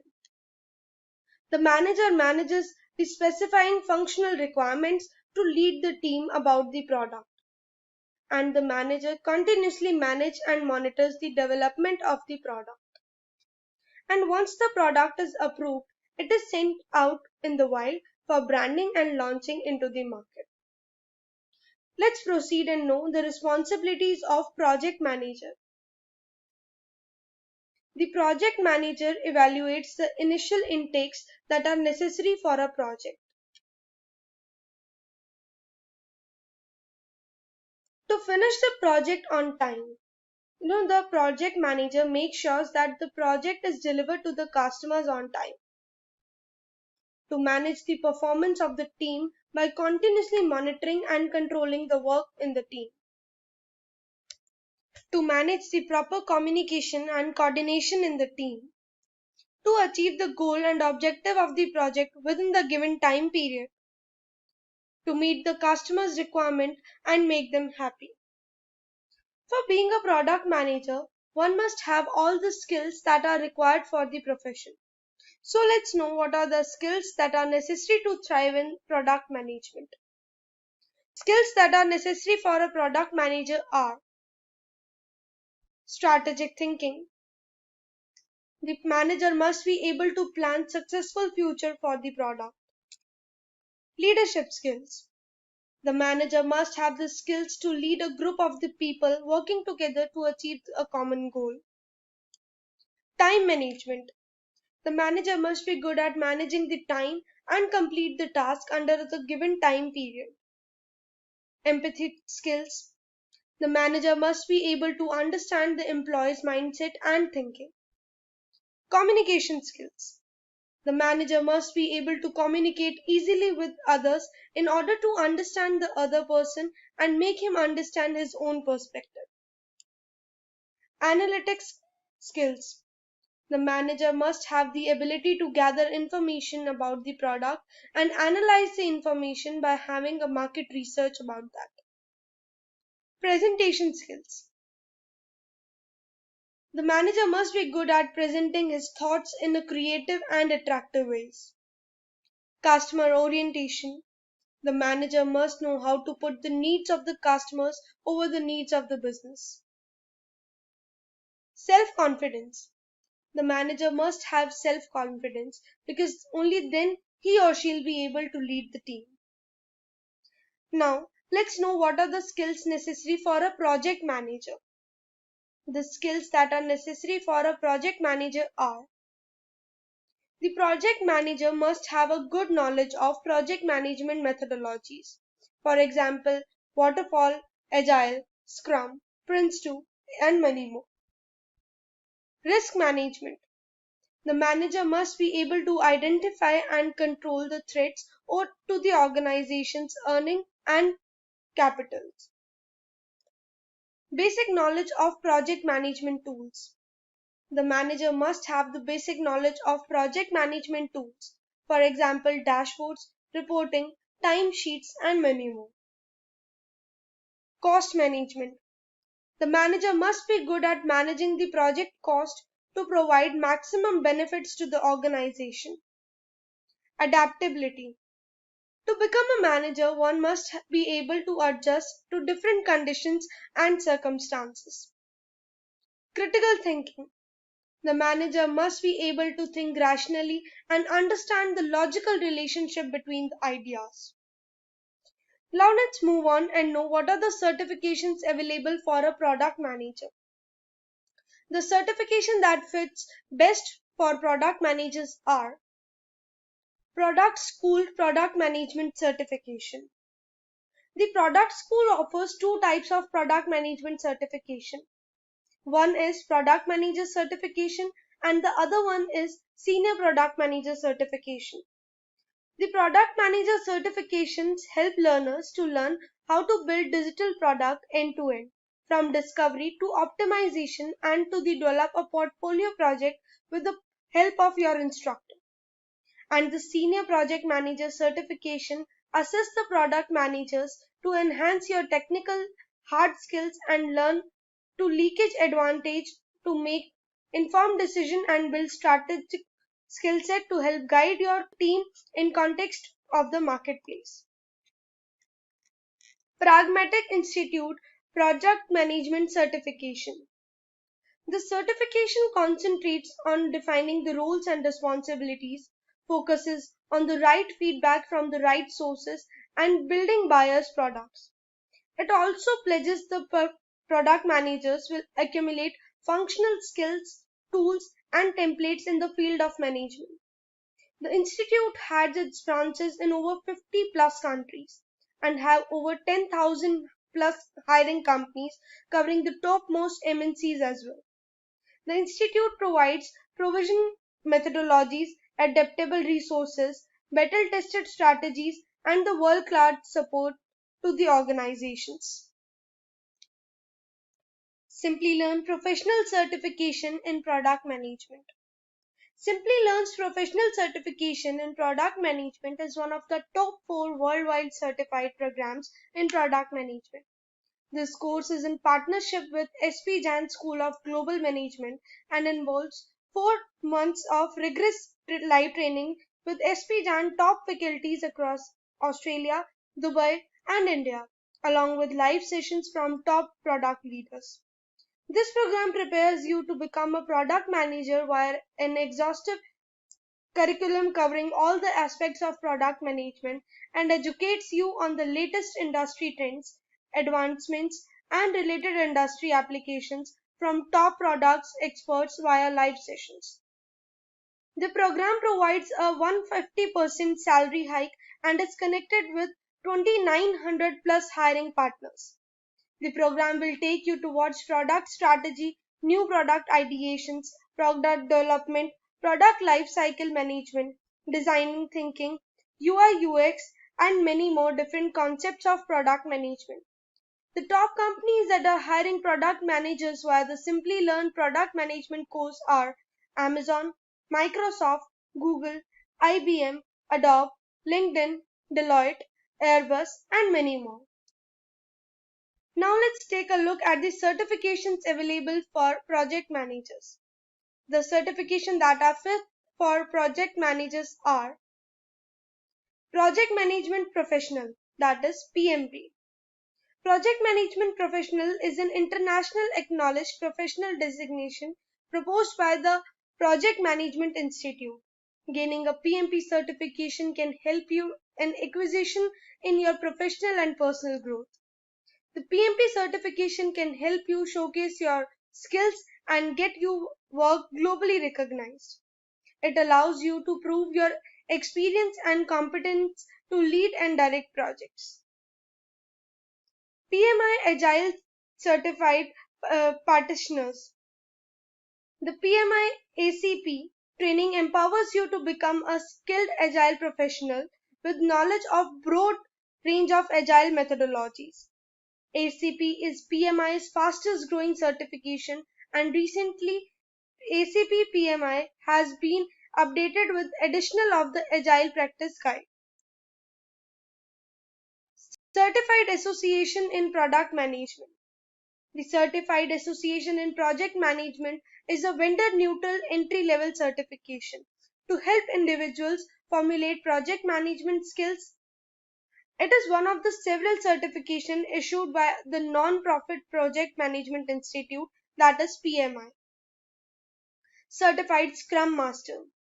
The CSM certification course is focused on providing an improved understanding of Scrum methodologies and their implementation. It helps you to become a certified Scrum Master, a designation offered by Scrum Alliance to which who you have completed a CSM certification course and demonstrate their understanding by passing the exam. Project in controlled environments. It is also known as Prince2. Prince2 or Project in Controlled Manner Environment certification is a process-based project management method that offers a systematic approach to delivering a successful project with clear templates, processes, and steps. So far we have understood a lot about how product managers are different from project managers. Now let's understand how product managers and project managers work together. So, a product manager sets the trajectory for a project by creating visions of the and goals by doing market research and knowing the customer's requirement. And the project manager brings these visions and goals into the reality by working on the projects and develop the products. With this, we have came to the end of this session. But before we wind up, let's know what is the average salary of product managers and project managers. The average salary of product manager in India is approximately 10 lakhs and in US is approximately $90,000 to $1,60,000. The average salary of project managers is 10 lakhs in India and in US it is $75,000 for a freshers and $140,000 for an experienced person in US. Why product backlog is important? The product backlog is a fundamental component in Agile and Scrum methodologies, serving as a dynamic, prioritized list of features, enhancements, bug fixes, and other changes that are needed to improve a product. Prioritization. The team can prioritize tasks based on the product's requirements and the value they bring to stakeholders. Transparency. The product backlog offers a clear view of upcoming work, ensuring everyone understands the project's direction and goals. Flexibility. It allows for the easy integration of changes and new ideas into the product development process. Focus. With a well-defined list of tasks, the team can concentrate on completing the most valuable ones first. Efficiency. It enables the team to select work from the backlog as they have capacity, optimizing workflow and productivity instead of being overloaded with tasks. Let's understand what is a product backlog in Agile. The product backlog in Agile is like a big to-do list for a project, specifically for those projects managed using Agile methodologies, which are approaches to software development that emphasize flexibility, collaboration, and customer feedback. Imagine you're planning a big party which represents the final product. Your to-do list, the product backlog, includes everything you need to do to make the party happen. This list might include tasks like send out invitations, buy decorations, plan the menu, and so on. Each task is important for the party to be successful. In the context of a software project, this list includes all the features, functions, requirements, enhancements, and fixes that need to be addressed to make the final product meet the customer's needs. These items are typically listed in order of priority, with the most important or urgent items at the top of the list. The team working on the project will regularly review this list, often in a meeting called the backlog grooming session. But what is backlog grooming? Let's understand. What is backlog grooming? Backlog grooming is a term commonly used in agile software development. Imagine you're planning a trip and you have a list of things you want to do or places you want to visit. Your list might include things like booking flights, reserving accommodations, and planning activities. Now, think of this list as your backlog in agile terms. It's a list of tasks or features that need to be completed for a project. Backlog grooming is like going through this list regularly to make sure it's organized, prioritized, and ready to be worked on. Here's how it works: reviewing and adding items. You start by looking at the items on your list backlog and making sure they're still relevant and needed. If there are new ideas or requirements, you add them to the list. Prioritizing. Not all tasks are equally important. You need to decide which ones should be done first. So, you prioritize the items on your list based on factors like customer needs, project deadlines, or business value. Breaking down tasks. Some items on your list might be big and complex. It's easier to work on smaller, manageable tasks.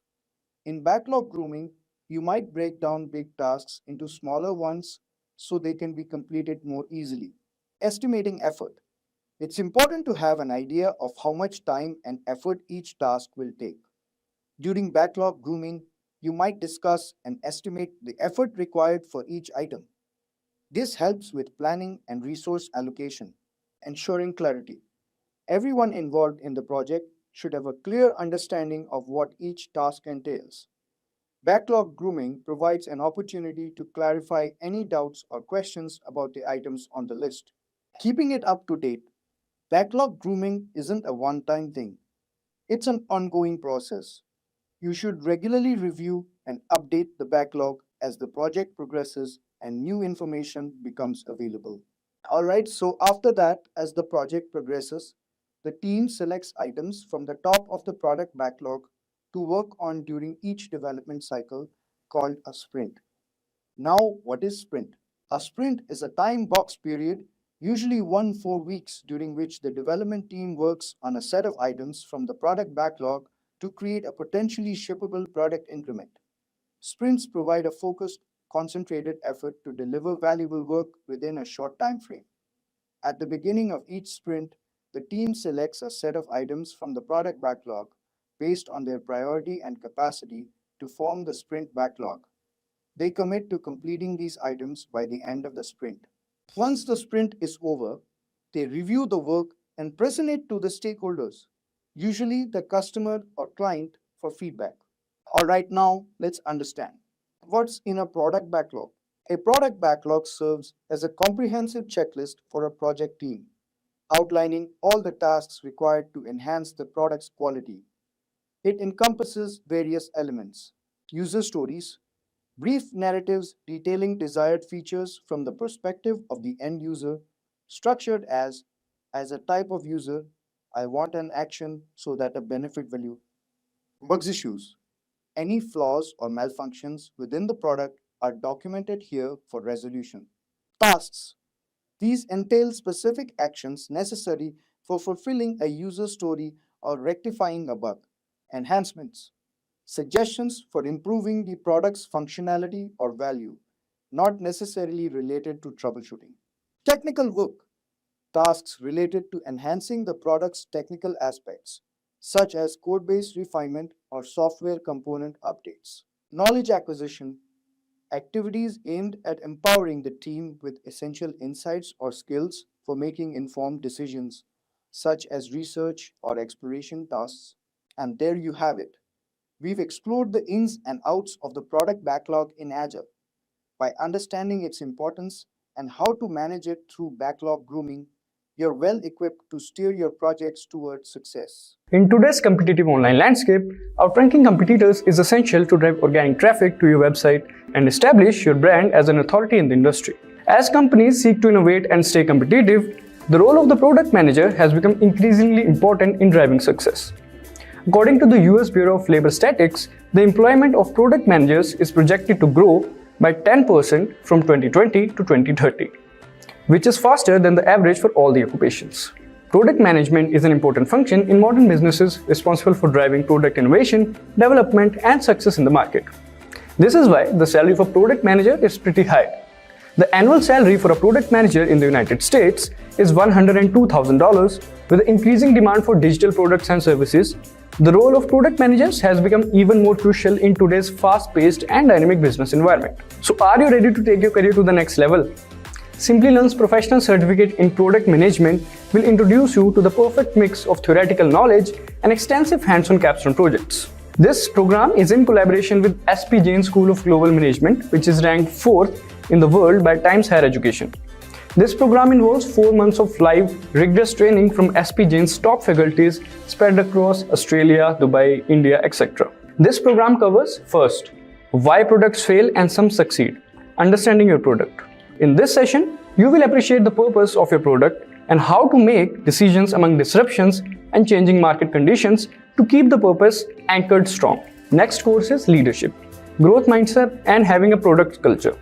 In this session, we will learn about leadership thinking, culture for product development, and product milestone achievement. Next is feeling the pulse of the customer product ideation and strategy. In this session, we will learn about understanding the product audience, understanding product relevance, defining key results and objectives. Next course is product idealization, design thinking, innovation, and market. In this course, we will learn about product idealization strategy, design thinking techniques, innovation and market fit, creating buyer personas, positioning and messaging based on standard templates and frameworks. Following this course is value validation and testing if customers would pay. In this session, we will learn defining product value, conducting market research analysis, and product resource identification. Along with all these, there are many other topics and concepts that will be covered in this professional certification in product management program. So what else can you expect from this program? This program includes Simplilearn's Job Assist, which will help you get noticed by top hiring companies. Second is SP Jain Global School of Management certification. Third is hands-on learning experience by solving real-life product problems via project on Facebook, Tesla, Instagram, Netflix, and Nike. Fourth is hands-on learning via case studies and assignment. Then fifth is 8 times higher engagement in live online classes by SP Jain top global faculties. Next is product management toolkit training that involves Jira, Mixpanel, Google Analytics, and Balsamiq.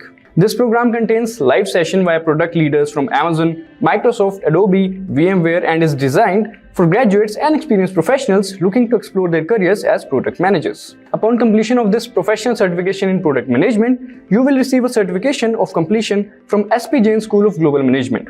These certificates will testify to your skills as an expert in product management. So what are you waiting for? Don't miss out on this chance to take your career to the next level. Enroll in our professional certificate in product management program today and start your journey to become a product manager. The link is added in the description box and the comment section below. Today, we'll start this session by understanding what is product management and who is a product manager. Following that, we'll cover the different type of product managers and their roles and responsibilities. Moving forward, we'll learn the difference between a product manager and a project manager, and the skills that are necessary to start your career as a product manager. And stick till the end because we'll wrap up this session by knowing the top companies that are hiring product managers and the average salary of a product manager. So without any further delay, let's move on to the first phase of our session. What is product management? Product management is managing the process of the product throughout the life cycle, from strategizing to design and development to branding of the product. Product management involves strategizing products to enhance the profits of the business, creating customers' value, creating roadmaps to get a clear idea of how to design and develop the product, specifying functional requirements, and creating blueprints. Then the development of the product is done as per the requirements. And once the product is developed, it is necessary to take customer feedback and finalizing the price of the product. Now, let us understand who is a product manager. The product manager is the one who leads the team by managing the product throughout the life cycle, from strategizing to design and development to branding of the product. The product manager is the mini CEO of the product as he leads the product within the organization. The product manager is an important organizational role that focuses on long-term vision for a product. The role concentrates on the marketplace and plans the success of the product by analyzing the market needs for the product. The product manager sets the strategy and roadmaps for the product in order to provide a relevant and valuable product to the customers. The product manager acts as an association between business, developers, and users. The product managers can relate to different operations based on organization working for. For example, research and development, marketing and sales, or testing or maintenance for the product. The product manager is the individual who looks after delivering a valuable product to the market, addressing the market needs. The primary focus of a product manager is to gather the market requirements and strategize the product as per that only. The manager ensures that the product meets the needs of the market and the customer. This role is responsible for providing business to the company by developing new products and improving the already existing products. Now that you know who is a product manager, here's a question for you. What according to you is the best product in the market and why? Let us know in the comment section below.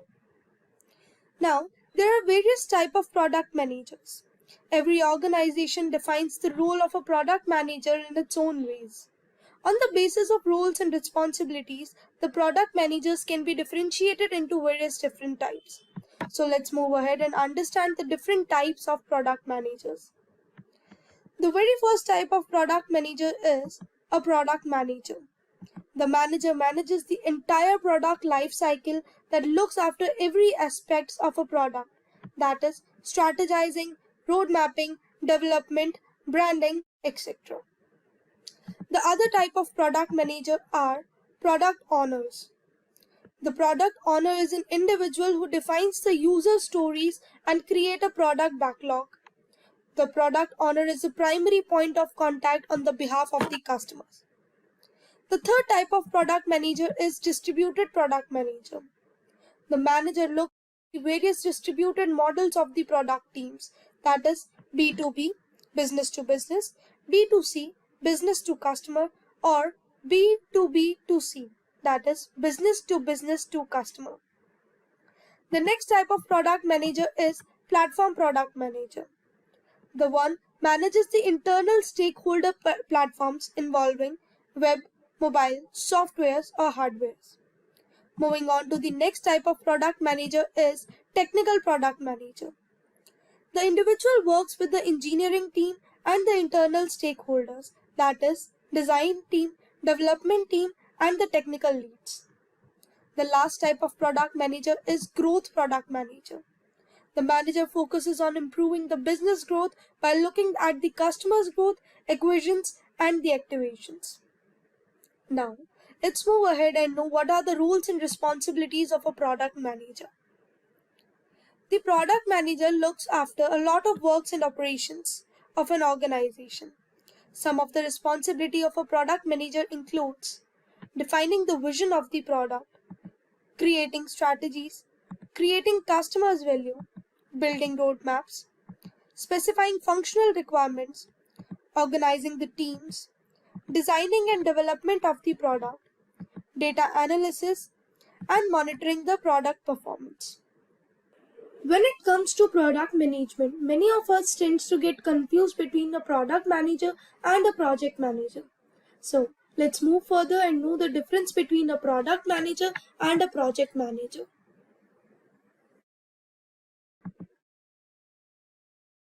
The product manager deals with all-round needs of a product, from strategizing to design and development to branding of the product.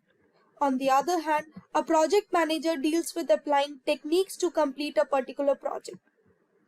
The product manager focuses on building up the value of the product, but the project manager focuses on the work coordination. The product manager owns the what. On the other hand, the project manager owns the how. The product manager must be good at market research and strategic thinking, whereas a project manager must be good at planning and budget organizing. The product manager brings the idea related to the product into the marketplace. On the other hand, the project manager uses specific skills to deliver a valuable product. Now, let's move further and know the skills that are necessary to start your career as a product manager. The skills that are necessary for a product manager are strategic thinking, leadership skills, time management, empathy skills, communication skills, analytical skills, presentation skills, customer orientation, and self-confidence.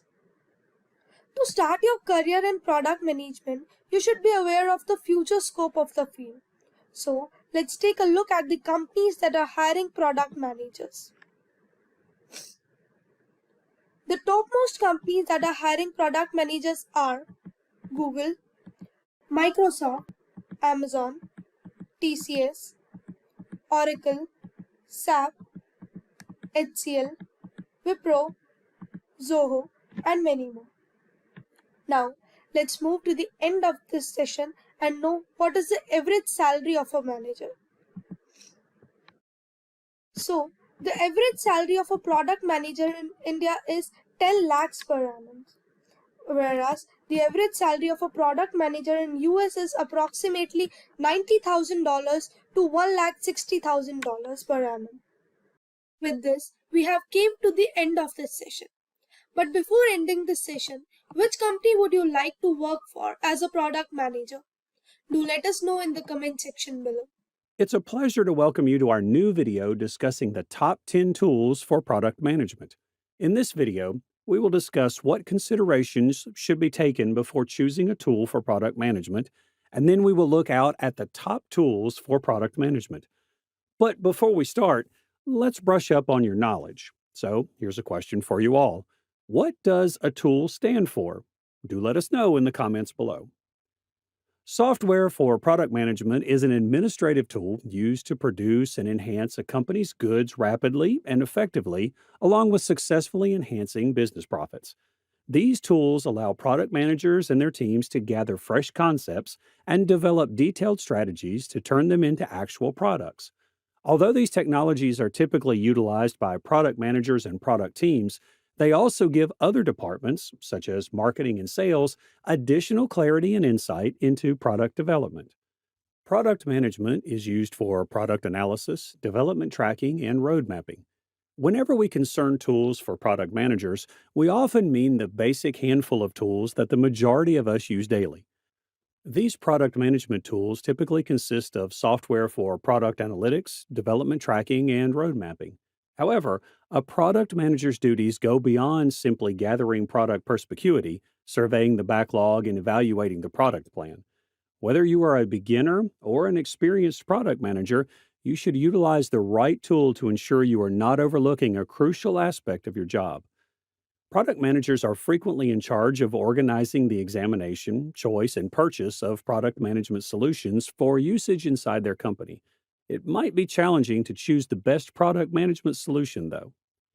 Now let's move ahead in our session and know what considerations should be taken before choosing tools for product management. Depending on the requirements of the business, each product firm will have a unique collection of tools in its accumulation. The set of tools that the product team employs to manage their operations is known as product management tool accumulation. These tools are frequently integrated, where they perform well together and complement one another. The product development efforts may succeed or fail greatly depending on the choice of product management tools. So, to have a successful product, there should be some considerations to follow up on before choosing a management tool. So, let's take a look at the concerns one must heed before choosing a product management tool. The very first consideration that should be taken is to recognize the demands of your product management staff. Making a charter with a list of questions for your new product management tool is an intelligent method to assess the requirements of your product management team. The charter will aid in outlining particular demands and may be used as a benchmark for assessing items. The next consideration that should be considered is to do some product research. It's time to research the various product possibilities after you have a clearer idea of your demands and criteria for a product. Reading product reviews and seeing product demonstrations are the most significant ways to accomplish this. You will have a deeper grasp of the features and how each product functions by doing the research for the product. Moving on, we have to consider items depending on product needs. Following your research, it's time to analyze the items in light of your unique needs. Start by grading each item according to how effectively it satisfies your needs. To rank the various items, you may add a column to each need to rank the various items. This stage will enable you to evaluate and contrast several solutions and decide which product management suite is best for your team. The next consideration is to aim to stay within your budget. When looking at product management solutions, budget is always an important consideration. But if you work for a startup or a smaller firm, it's much more crucial. Keep in mind that some of the top goods could have steep asking prices as well as ongoing costs. The simplest method to achieve this is to set a predetermined budget for your product tool and use it as a guide when weighing various possibilities. Then we have to make sure that the tool is with effortless use. Make sure the tool you use is simple to use before you buy it. Although it should be obvious, certain technologies are quite complex and need users to undergo many days of training. The technology that works best for you and your team will be the one that you find simple to use. Many tools allow you to try them out for free, so you may decide whether to buy them before you use them. The next consideration is reporting in real time. Find a product tool that offers real-time reporting to save time. Creating reports that reflect the product's current condition will gather data from many parts of the product management systems. Moving on, we have a reputable interface. Although there are a lot of tools available, some of them appear somewhat dated. Expandability needs to be your main criterion when selecting a tool. Opting for something attractive looking doesn't hurt either. The last consideration that should be taken is security. Scalability is great, but if your data isn't secure, neither is the integrity of your product. Examine the security features that your desired tool supplier offers. To keep your client data private and isolated from everyone else's, choose a different dedicated hosting platform. Let's proceed in our session and know what top tools are used for product management. How do you assess and determine which tools are best for your team? Consider your firm and product size and development stage as a starting point. A tiny firm with one product manager, for instance, probably won't require or have the funds for numerous tools. You could pick a few applications that provide a wide range of integrations and features. A huge organization, on the other hand, would require specific tools created for complex work streams and several teams. The very first functioning of product management is user tracking and analysis. User tracking enables you to follow online visitors while they browse your website anonymously and via a variety of methods. A product manager's research creation process includes user tracking in terms of analysis. A wide range of tools is accessible for tracking and gathering data about the demands of the user for the product. These tools may be quite useful for gathering information and understanding how users of your software or visitors to your website interact with your offerings and content. Platforms for product analytics collect and assist you in analyzing what those customers do, but merely what they say and think. You'll want a product management platform, such as Done, that provides distinct analytics and insight into how customers utilize your product. User tracking and analytics can be done using Pendo. The tool used for user tracking and analytics is Pendo. Pendo assists businesses in determining who is using the features and products they are developing. You can find out which features people like and don't like, as well as how they move across your product range with the help of our product analytics tools. Additionally, You may examine how product adoption differs depending on an account, a user's job, or their attitude. Their objective is to provide product teams with the knowledge they need to do their duties more effectively and make daily decisions with less difficulty. Although in app messaging provides our customers a method to quickly and simply put these insights into action, product analytics are fascinating and powerful. In the end, your capacity to experiment and influence behavior change within your product is what will help you grow your company and give your consumers better experiences. Apart from Pendo, the other tools that can be used for user tracking and analytics are Amplitude, Gainsight, and Google Analytics. The next functionality for product management is product strategy and road mapping. So, product strategy and road mapping is a basic exercise in product management. Even though PMs are renowned for their adaptability, mapping out your course reveals the type of stakeholder negotiating abilities and data driven planning that make product management so successful. Our knowledge of PM's experiences indicates that product board goes toward the making things easier side. AHA is also practical and founded on reliable theoretical understandings of how product managers operate. When choosing your road mapping tool, remember that product managers are reportedly trusted by Airtable, Airfocus, and RoadMonk. The tool used for product strategy and road mapping is Product Board. Product Board is used to prioritize features, create roadmaps, collect customer input, and validate concepts. All the tools required to create a user-centered product. The road mapping capabilities of Product Board are noteworthy. Depending on how you operate, you can organize product features into release, sprint, period, or now, next, later buckets, and you may customize roadmaps for different audiences. For instance, you may develop roadmaps that are customer-centered or that are expressly geared for leadership. The other tools used for product strategy and roadmap development are Product Plan, RoadMonk, and Airfocus. Moving on to the next functionality of product management is flowcharting. Even while not all product managers utilize flowchart and diagram software, it is still an excellent approach to do a task that many PMs ignore but really shouldn't. You and your organization will benefit from having a greater understanding of the whole client experience with your business after creating a customer journey map. A correctly made journey map will display every interaction a person has with your business, from their initial visit to your website or their first phone contact from a sales representative through their eventual purchase and use of your product. The tool used for flowcharting is Microsoft Visio. Visio's flowcharting and diagramming capabilities can be useful for outlining any particular elements of a user's workflow or experience with your product. The flowcharts you generate using these tools may help you get insights into how to strategically prioritize your product roadmap, since they provide a visual representation of that workflow or experience rather than just a list of the stages your client will take. Apart from Microsoft Visio, OmniGraffle is the other good tool that can be used for flowcharting in product management. Now let's move ahead and know the other functionalities and tools for product management.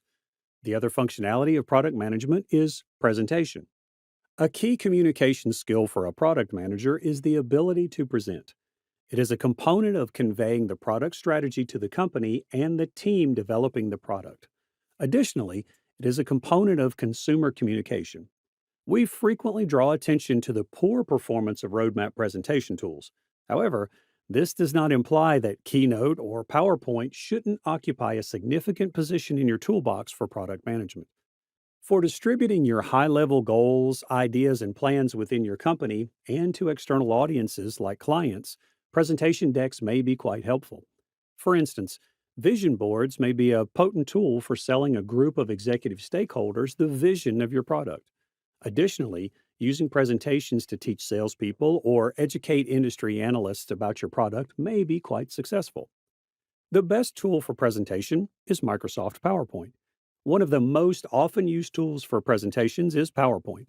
It is a component of the Microsoft Office package and is usable for domestic, commercial, and academic uses. PowerPoint dominated the presentation industry and was most well known for its templates and usability. This program enables anybody, from amateurs to experts, to create presentations utilizing text, graphics, video, audio, and data tables. You may deliver the presentation as you like by using a range of animations and transitions. Other than PowerPoint, Keynote, Google Slide, and SlideShare are tools that can also be used for presentations. Moving on to the next functionality of product management, it's prototyping and wireframing. Design teams experiment by turning their ideas into physical prototypes, which might range from paper to digital. To capture design concepts and user testing, teams create prototypes with varying levels of realism. You may improve and evaluate your ideas using prototypes, allowing your company to release the proper items. You must put a lot of effort into demonstrating that your product concept can be realized before bringing it to fruition. More technologies are emerging as a result of the growing significance of user design and easy consumer journeys. They also employ techniques to minimize discomfort and streamline the delivery process. The number of web based apps available has increased due to this popularity. Some, nevertheless, are a little questionable in terms of usefulness. Most people are using multipurpose applications that may be used for prototyping, designing, and whiteboarding. If you're searching for a versatile tool that is also great for prototyping, we may suggest Figma. The best tool used for prototyping and wireframing is Balsamiq. Balsamiq Wireframes is a quick, low-fidelity UI wireframing tool that simulates sketching on a whiteboard or notepad while using a computer. It effectively pushes you to put your attention on structure and substance rather than wasting time on early debates about colors and details.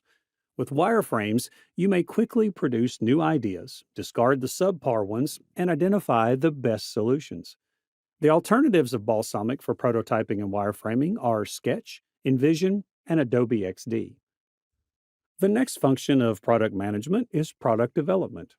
Product development involves bringing a new thing or item to market or enhancing already available goods to boost sales. A product is initially merely a sample. For a firm to become something that can be sold on the market, a lot of time and money must be invested. The idea, design, development, and marketing of newly developed or freshly renamed goods or services are all phases in the process known as product development, sometimes known as new product management. The entire process of creating a product, from conception through market launch, is referred to as product development. Product research makes the difference between a product's success and failure, both at launch and throughout the product lifecycle, by helping you understand the requirements and desires of your consumers and keeping an eye on the competitive landscape and environment of your product. The best tool used for product development is Rally. The foundation of value stream management is Rally. By enabling business leaders to address challenging issues like how to prioritize capabilities related to development, how capabilities relate to development outcomes, how to track capabilities progress from planning to delivery, and how to find opportunities to optimize flow, Rally's insight contributes to value stream management. Rally is used by value streams to make complicated processes transparent and enable swift business pivots based on data-driven choices. The alternative to Rally for product development is Azure. Moving on, we have project management as the next functionality of product management. A project manager oversees several projects that are necessary to achieve the various goals that a product manager sets for it in terms of vision, goals, and business trajectory. The project manager is therefore more of a man of action, whereas the product manager is more of a master strategist. Making a distinction between projects and products might be helpful. Though product management and project management are two different jobs, still there would be some interactive work. No product manager can operate without zero work support of a project manager. The tool used for project management is Jira. Jira brings teams together for everything from agile software development and customer service to startups and companies. Jira assists teams in planning, assigning, tracking, reporting, and managing work. Jira software, the top solution for agile teams, helps software teams develop better. A workflow is the first step in managing projects and tasks in project management software.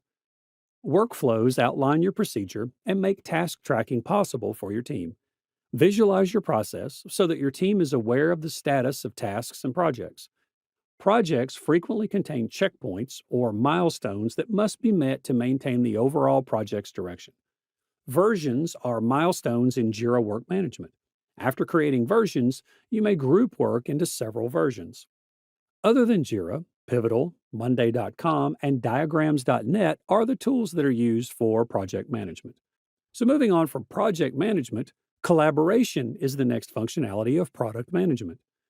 Working in the product sector offers some of the most intriguing opportunities for cross functional collaboration. Although there are difficulties, which we'll discuss momentarily, it exposes everyone engaged to every step of the product development and launch process. UX designers have the chance to learn more about marketing, and engineers have the chance to learn more about UX design. The tool used for collaboration for product management is Trello. Trello is one of the more powerful project management applications that aims to improve teamwork inside and between departments.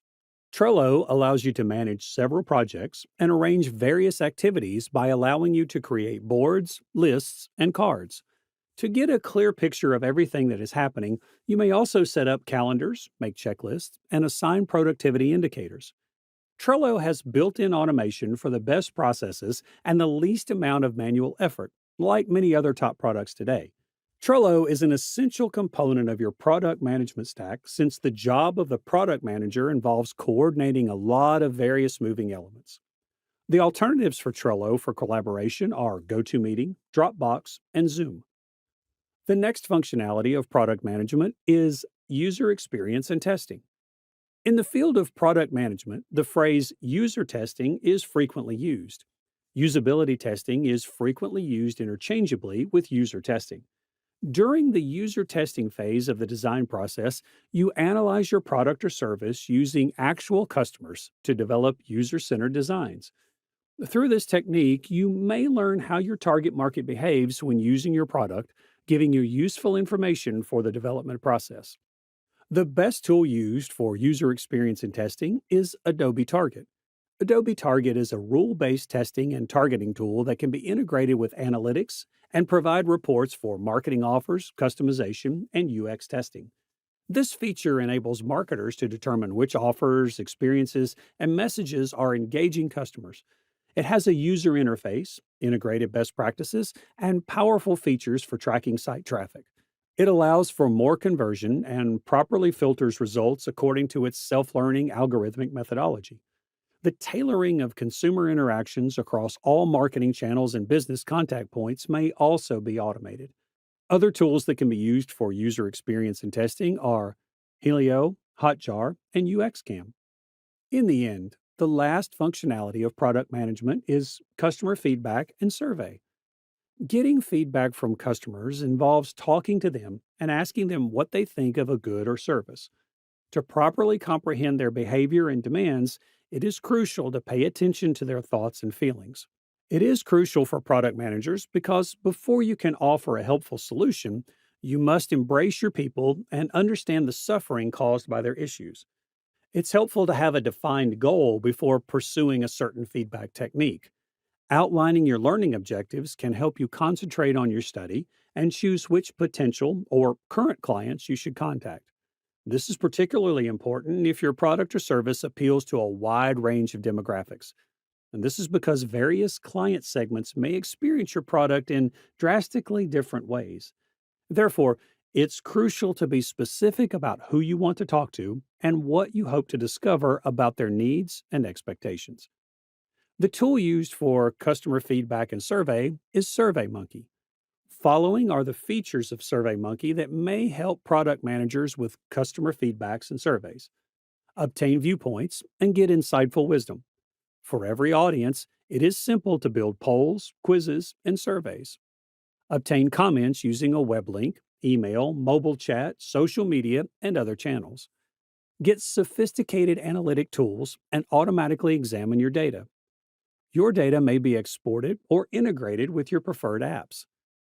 Make smarter decisions based on facts by utilizing your insights. And alternatives, Typeform, Google Forms, and FormStack. Other than SurveyMonkey, the tools that can be used for customer feedback and surveys are Typeforms, Google Forms, and FormStack. With this, we have come to the end of this session. But before winding up, let's take a look at the bonus tools for you that serves multiple purposes in terms of product management. The very first tool is Slack. To strengthen product organization, Slack has emerged as the most crucial tool. Slack is utilized to cut down on pointless meetings, facilitate teamwork, make information widely available, and involve our consumers in the creation of new products. By acting as a central communication, reporting, and file center, the software boosts efficiency for both small and big teams. Slack Connect streamlines communication by bringing everyone into your virtual headquarters to complete tasks, breaking down organizational walls. From debating the finer points of a contract to analyzing the most recent drawings from your creative agency, Slack Connect enables real-time collaboration. Moving on, we have Canva. Branding image creation is as easy as dragging and dropping using Canva. It will just take a few minutes to do what used to take a lot of work, whether you decide to utilize your logo, social media accounts, or a hashtag. The transparency option in Canva also makes branding your product seem slick and unobtrusive to the viewer. You can maintain brand management with Canva for Teams while enabling anybody on your team to generate on-brand visuals, even without design skills. Your team may quickly create and distribute branded designs using the thousands of professionally created templates at your disposal. Even if you have little to no experience with graphic design, Canva enables you to generate that content fast and effortlessly. But before winding up, here's a question for you all. Which of these tools have you used before? Do let us know in the comments section below. The demand for Scrum certified product owners is surging across multiple sectors, signaling robust career opportunities for those with advanced skills. With an expected job growth rate of 25%, product owner leadership roles are listed among the top 10 most promising jobs on LinkedIn and the top 6 emerging jobs in product development by the World Economic Forum. Average salary for experienced product owners is roughly $1 million and is expected to increase by 10% year on year. This expanding need spans diverse industries from IT, telecom, and government to oil, gas, entertainment, finance, and healthcare. Hi, my name is Vijay Bandaru, and I want to welcome you to Simplilearn Certified Scrum Product Owner Certification Training. I'm a certified Scrum trainer, team coach, and enterprise coach from Scrum Alliance. If you want to elevate your Scrum mastery, you are in the right place. As a certified trainer, I'm here to lead you into the depths of Agile product management with proven strategies to succeed in any sector. Join us for 16 hours of live instructor-led sessions where learning comes alive through games, role plays, simulations, and case studies. Our globally recognized certified Scrum trainers, experts in their fields, deliver these interactive sessions. By the end of this course, you will earn 16 SUs plus 16 PDUs with complimentary access to 15 value addition courses worth of $500. You will also get a 2 years complimentary membership of Scrum Alliance to further your professional development. This course offers a comprehensive journey into advanced product ownership, surpassing fundamental concepts. You will explore strategic product visioning and master stakeholder engagement while delving into real-world challenges to hone your agile leadership abilities effectively. With a focus on mastering strategic product backlog management and scalable agile practices, you will gain the tools to drive successful product deliveries. By enhancing your leadership and collaboration skills, you will have a profound impact on your organization's agility and success. Why take CSPO certification at this stage of your career? The evolving job market landscape demands highly skilled Scrum product owners capable of managing dynamic product development cycles. This course prepares you to thrive in roles essential to business agility and innovation. Simplilearn is the world's #1 online bootcamp for digital economy skills training, a global leader in agile training and part of the global registered education ally of Scrum Alliance. Our experienced CSTs have enabled more than 35,000 learners across the globe to achieve their goals. Ready to improve your product owner skills? Enroll in our certified Scrum Product Owner course and join the global community of Scrum professionals who are making a significant impact. Step into the future of product management. Join us at Simplilearn and transform your professional trajectory with our certified Scrum Product Owner training. Let's reshape the way products are envisioned and delivered. Hello, everyone. It's a pleasure to welcome you to our new session where we will discuss product management metrics and KPIs. In this video, we will discuss the top metrics and KPIs to measure the success of a product using key performance indicators. KPIs are crucial because they provide a benchmark against which to measure your performance going forward. KPIs make it obvious whether or not you are succeeding in your objectives. And by using KPIs, you may define objectives, plan a course of action to achieve them, and assess your progress as you go. But before moving ahead in our session, don't forget to subscribe to our channel and hit the bell icon to never miss any updates from Simplilearn. Now, before we start our session, here's a question for you all. What, according to you, is the most important metric that defines the success of a product? Do let us know in the comments below. Today, we'll start this session by providing you with a brief introduction to the product management metrics and KPIs. And then we will be discussing product management metrics and KPIs, and stick to the end because we will be discussing product management frameworks, which are the HEART framework and the R framework. Let's start with the session and know about product management metrics and KPIs. Like other company teams, product management teams utilize key performance indicators, or KPIs, to set clear goals and natural choices, recognize success, and spot risks and problems. A lack of KPIs can cause a product management team to have a poor sense of progress, making it challenging to evaluate and learn from past work and make it difficult to prioritize amongst different activity streams when progress veers off course. The product manager often defines these KPIs, depending on what they think are the most crucial indicators to measure and report on. The product's success and the product management process are ultimately measured and improved using product KPIs. The breadth of the product manager's KPIs might vary depending on the organization's procedures and product type. The KPIs could significantly favor the design and manufacturing of the product, for instance, if the team's primary goal is product development. However, if they want to recognize the influence on the customer, the KPIs might be more broad to include use and consumer behaviors. The decision-making process about the KPIs that matter must ultimately be left to the product team leader, although it should be highly influenced by the organization's top-level goals. Let's now understand what are product management metrics. Metrics for product management give product managers the crucial information they require to monitor the performance and health of their products. Your product is more likely to offer accurate insights on what adds value to your current users and help convert potential users by setting and tracking the proper metrics. Product metrics are used by product managers to recognize which features are most used, underused, or completely ineffective, finding out how customers interact with a product, find out how frequently people return after registering, test how well your product is received by customers, identify the user cohorts that are power users, and others. There are 5 basic metrics that are used to measure the success of a product. The very first metrics of product management are growth and activation. In product management, growth refers to boosting the utility and user base of an already existing product. Product management seeks to make an existing product more successful as opposed to conventional product management, which focuses on managing all operations necessary to bring a lucrative product to the market. To maximize user retention during onboarding and the initial hours or days, the term activation is used. Onboarding customers with less friction, educating them about the benefits of your product, and gaining their early commitment are all examples of activation goals.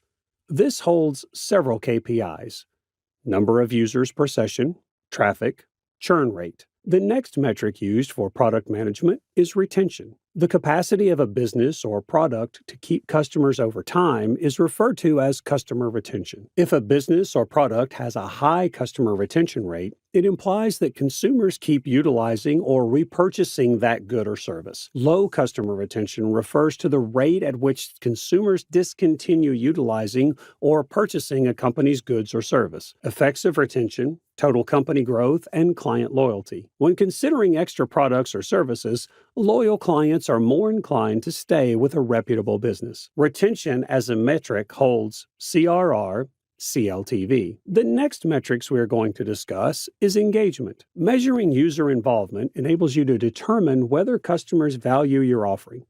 Logins, downloads, and the amount of time people spend on your website are all indicators of engagement. Engagement holds, daily and monthly active users, session duration. Moving on, we have user happiness as the next metric used in product management. Since user happiness is a self-reported statistic, asking users to estimate their happiness rather than observing their behavior is necessary. Happiness in the context of products and services refers to a gratifying or enjoyable user experience. Contentment, joy, and delight are additional nouns that can be used to denote happiness. User happiness is a self-reported assessment. Thus, rather than observing people's actions, you need to ask them how happy they are. That also implies that prejudice and feelings are present in this situation. User happiness holds, NPS, rating on the App Store. And the last metric used for product management is revenue. Revenue is the cash that a firm generates via its operations. Depending on the accounting technique used, there are several ways to compute revenue. Sales made on credit will be included as revenue for products or services provided to the client under accrual accounting. Revenue may be recognized following certain standards, even though payment has not yet been made. The cash flow statement must be examined to determine how well a business collects debts. Cash accounting, on the other hand, only counts sales as revenue when payment is made. Revenue holds, CAC, MRR, ARPU. Now, let's move ahead in our session and understand what are product management KPIs. The success of a team may be measured using KPIs for product management. Product management, sales, and marketing teams, as well as other business experts, use these KPIs to set objectives, track development, and address problems. Because they offer advice on setting priorities and assigning tasks, KPIs are beneficial for product managers and other team leaders. The creation and management of high-quality products for a corporation depend on these metrics. Product managers can carry out the following tasks thanks to KPIs: establish goals, track development, take notes on prior work, make sensible choices, manage competitors, resolve issues, deliver high-quality products. The very first product management KPI is monthly recurring revenue, or MRR. A company's predictable income stream from month to month is measured by its monthly recurring revenue. This metric's main objective is to compare performance between different subscription terms or packages, each with unique features and costs. For companies that provide software as a service, or SaaS, or make money by selling subscription services, this type of technology is ideal. These sales activities are recurring and simpler to predict than one-time purchases. Product managers may monitor the business's financial health and track the rise or drop of monthly revenue using MRR. This gauges a product's monthly gross sales. If you wish to compute this, you must take into account the MRR at the beginning of the month, add the income from new customers, and subtract the number of customers you lost. For subscription-based businesses like SaaS, where no further sales are made after a client becomes recurring, MRR is simple to evaluate. Monthly recurring income is calculated by multiplying the average monthly revenue per user by the overall number of users for a particular month. The next product management KPI is the customer retention rate. It is the proportion of clients who remain clients after a specific amount of time. The length of time you can keep clients will be measured using this KPI in product management. You should also check to see if steps are consistently done to keep clients if the number of customers departing starts to fall. Without a retention plan, it is common for firms to focus solely on recruiting new clients while utterly disregarding their current clientele. Asking your former clients why they choose to stop doing business with you is another strategy you may employ to lower the retention rate. Always remember that acquiring new consumers is harder than maintaining relationships with your current clientele. Older customers are more likely to spend more money with you than new ones. Additionally, it is common for current customers to test new features, upgrade plans, or offer comments. It could be more profitable for a corporation to concentrate on keeping them. The retention rate is equal to customers at the end of a period minus new customers divided by customers at the beginning of the period times 100. Moving on, The next product management KPI is the Net Promoter Score. The number of current customers who are likely to recommend your product to a friend or colleague is measured by a KPI called Net Promoter Score. It keeps track of the number of consumers that aren't interested in your goods, or detractors. Customers who give you a rating of 9 or 10 are the ones who will remain loyal to you. They sing psalms about your brand and are referred to be promoters or advocates. NPS equals the ratio of promoters to detractors. The specific definition of a good NPS score is ill-defined. The ideal NPS score does not exist. Depending on the industry, it varies. A firm in the electronics sector can have a higher NPS score than one in the telecom sector. The percentage of patrons who are inclined to suggest a product or promoters and those who disapprove of it, or detractors, is known as the Net Promoter Score. A high NPS promotes growth, and knowing how many customers are complaining might help a company identify a problem with the customer experience. This measure displays the most popular product features and may inspire teams to come up with fresh concepts for brand new features or improved UX design. Here's the equation. NPS is calculated as the percentage of promoters minus the percentage of detractors.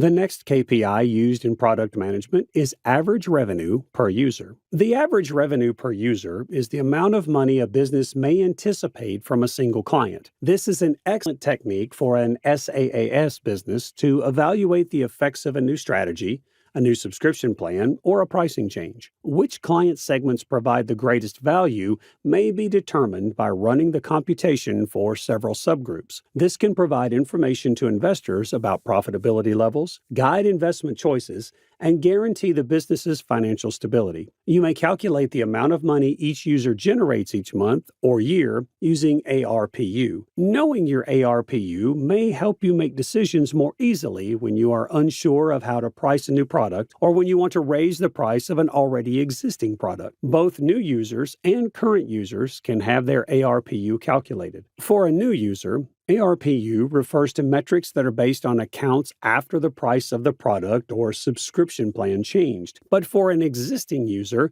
it relates to figures from before the price change. ARPU is calculated as monthly recurring revenue divided by total accounts. The next product management KPI is customer acquisition cost. The anticipated cost of acquiring one customer for your firm is known as the customer acquisition cost. Understanding the necessity of measuring CAC is essential if you plan to operate a firm for the long term. CAC covers the money you spend on advertising, overhead, the effort of the sales staff, software used, and other expenses. Only after you can figure out the entire amount spent on each client will you be able to estimate how much you will need to spend moving forward on bringing in new business. The cost of luring and acquiring a new talent is known as the customer acquisition cost. This includes the time, materials, cash, and effort needed to create leads and turn prospects into paying customers. The customer acquisition expenses might include the price of marketing supplies, sponsoring costs, cost of software marketing, salary levels for sales and marketing staff. CAC is the sum of all past and present cash outlays divided by the total past and present customers. The next product management KPI is customer lifetime value. You may estimate a customer's lifetime value to determine how much revenue they will provide overall. In essence, it provides you with a general sense of how much income you may expect from a client before they quit doing business with you. Customer lifetime value is a common metric for determining the potential revenue a business might derive from a client over time. The term customer lifetime refers to the typical length of time a customer supports a business. Value is the amount of money or profit that a client is worth. A firm may plan its economic stability and do financial forecasting using CLTV. Obtaining cash from investors might also be aided by it. Product managers may learn from CLTV how much money they can spend on acquiring and retaining customers. These expenses include those for lead creation, marketing, and retention tactics. They want to ensure that their expenditures are reasonable given the return on their investment. Establish the average customer lifetime and average revenue per user for your company to compute CLTV. CLTV equals average revenue per user times average customer lifetime. The next product management KPI is the number of customers acquired. The number is not reserved only for your sales and marketing staff. The quantity of customers you have obtained is a good sign that your product is successful. If the discrepancy between the amount you anticipate and the actual acquisition is significant, either your skills have been overestimated or the product hasn't yet gained much traction. You may use this to identify areas where the product may be improved. Learn more about the reasons why your product failed and then act right away to redesign it to get a broader appeal.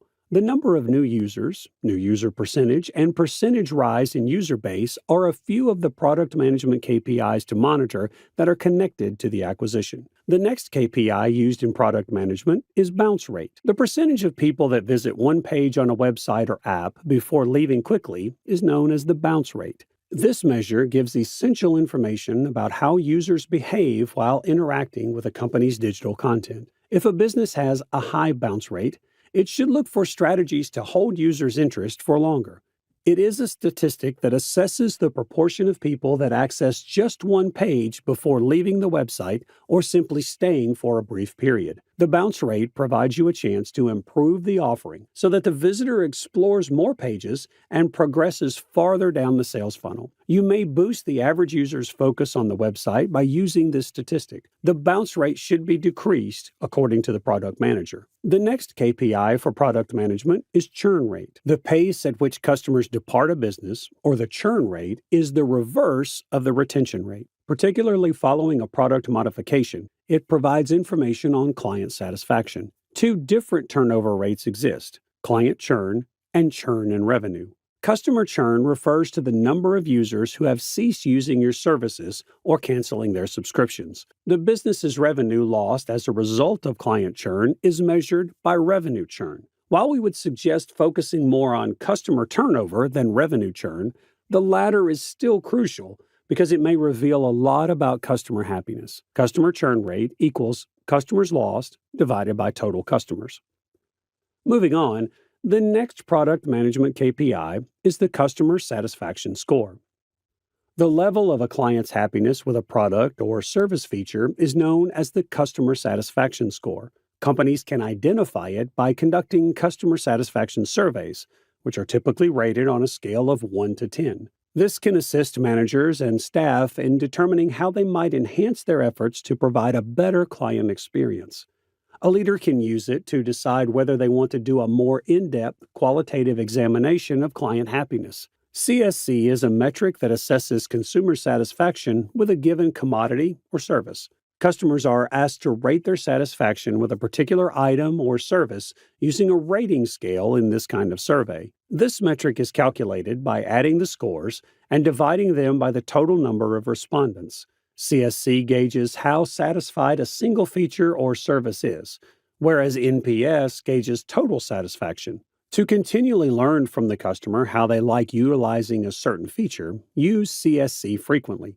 Make sure you address their problems based on the feedback to provide them with compelling reasons to renew the product. The next KPI we have for product management is the number of users per session. A product manager may learn which aspects of an app are most used by monitoring the number of user activities every session. This is dependent upon the acts that a user repeats. This is particularly beneficial if a business is evaluating the use of a new website or application component. They can measure client interest in the modification to see whether it is intriguing or practical. KPIs are used to monitor if a product is still meeting client demands. This KPI monitors user activity on your website and mobile application. Any action they do and the characteristics they employ fall under this category. This is a potent KPI that may direct your approach to feature uptake. The next KPI is traffic. The volume of users who locate and assess websites are referred to as traffic. It may be organic, emerging spontaneously, or it may be paid, emerging as a result of sponsorship of content or the purchase of advertising space by a business. People that are in traffic are typically curious about a company and may eventually make a purchase. This is a useful indicator for assessing the success of your internet marketing. Additionally, it may be eye-opening to know where your traffic comes from. You will be able to identify the most effective channels for you when you measure sponsored traffic. You will be able to identify which platforms perform best and which don't. if you have a variety of channels where you post content to generate organic traffic. Analyzing this measure will be fun for your marketing team. You should ask the user why there isn't more active participation if you see that the engagement rate is low. Send your clients questionnaires to learn where you are falling short and how you can enhance their experience to encourage them to utilize more of your product. Moving ahead, the next KPI used for product management is session duration. The amount of time a person spends interacting with a website during a session. Strategies to monitor the use of digital products include this kind of measure. Although revenue is not measured, customer involvement is, and this has a big influence on sales. The more a customer engages with a business's website and digital content, the more probable it is that they will purchase anything from that business. Online resources may offer vital information to prospective customers about the goods, goals, and values of a business. Longer session times demonstrate user interest in a website, which is beneficial. The success of a marketing campaign may be measured by user interactions, which can also foster brand loyalty. These kinds of measures that are centered on the customer are great strategies to increase financial performance. The number is crucial because it lets you know how valuable the information in your offering is. In the end, it will have an impact on client loyalty and retention rate. Adding new videos and links and enhancing your website's general design are the only ways to improve it. Session duration equals the total time users spend on your product divided by the number of users.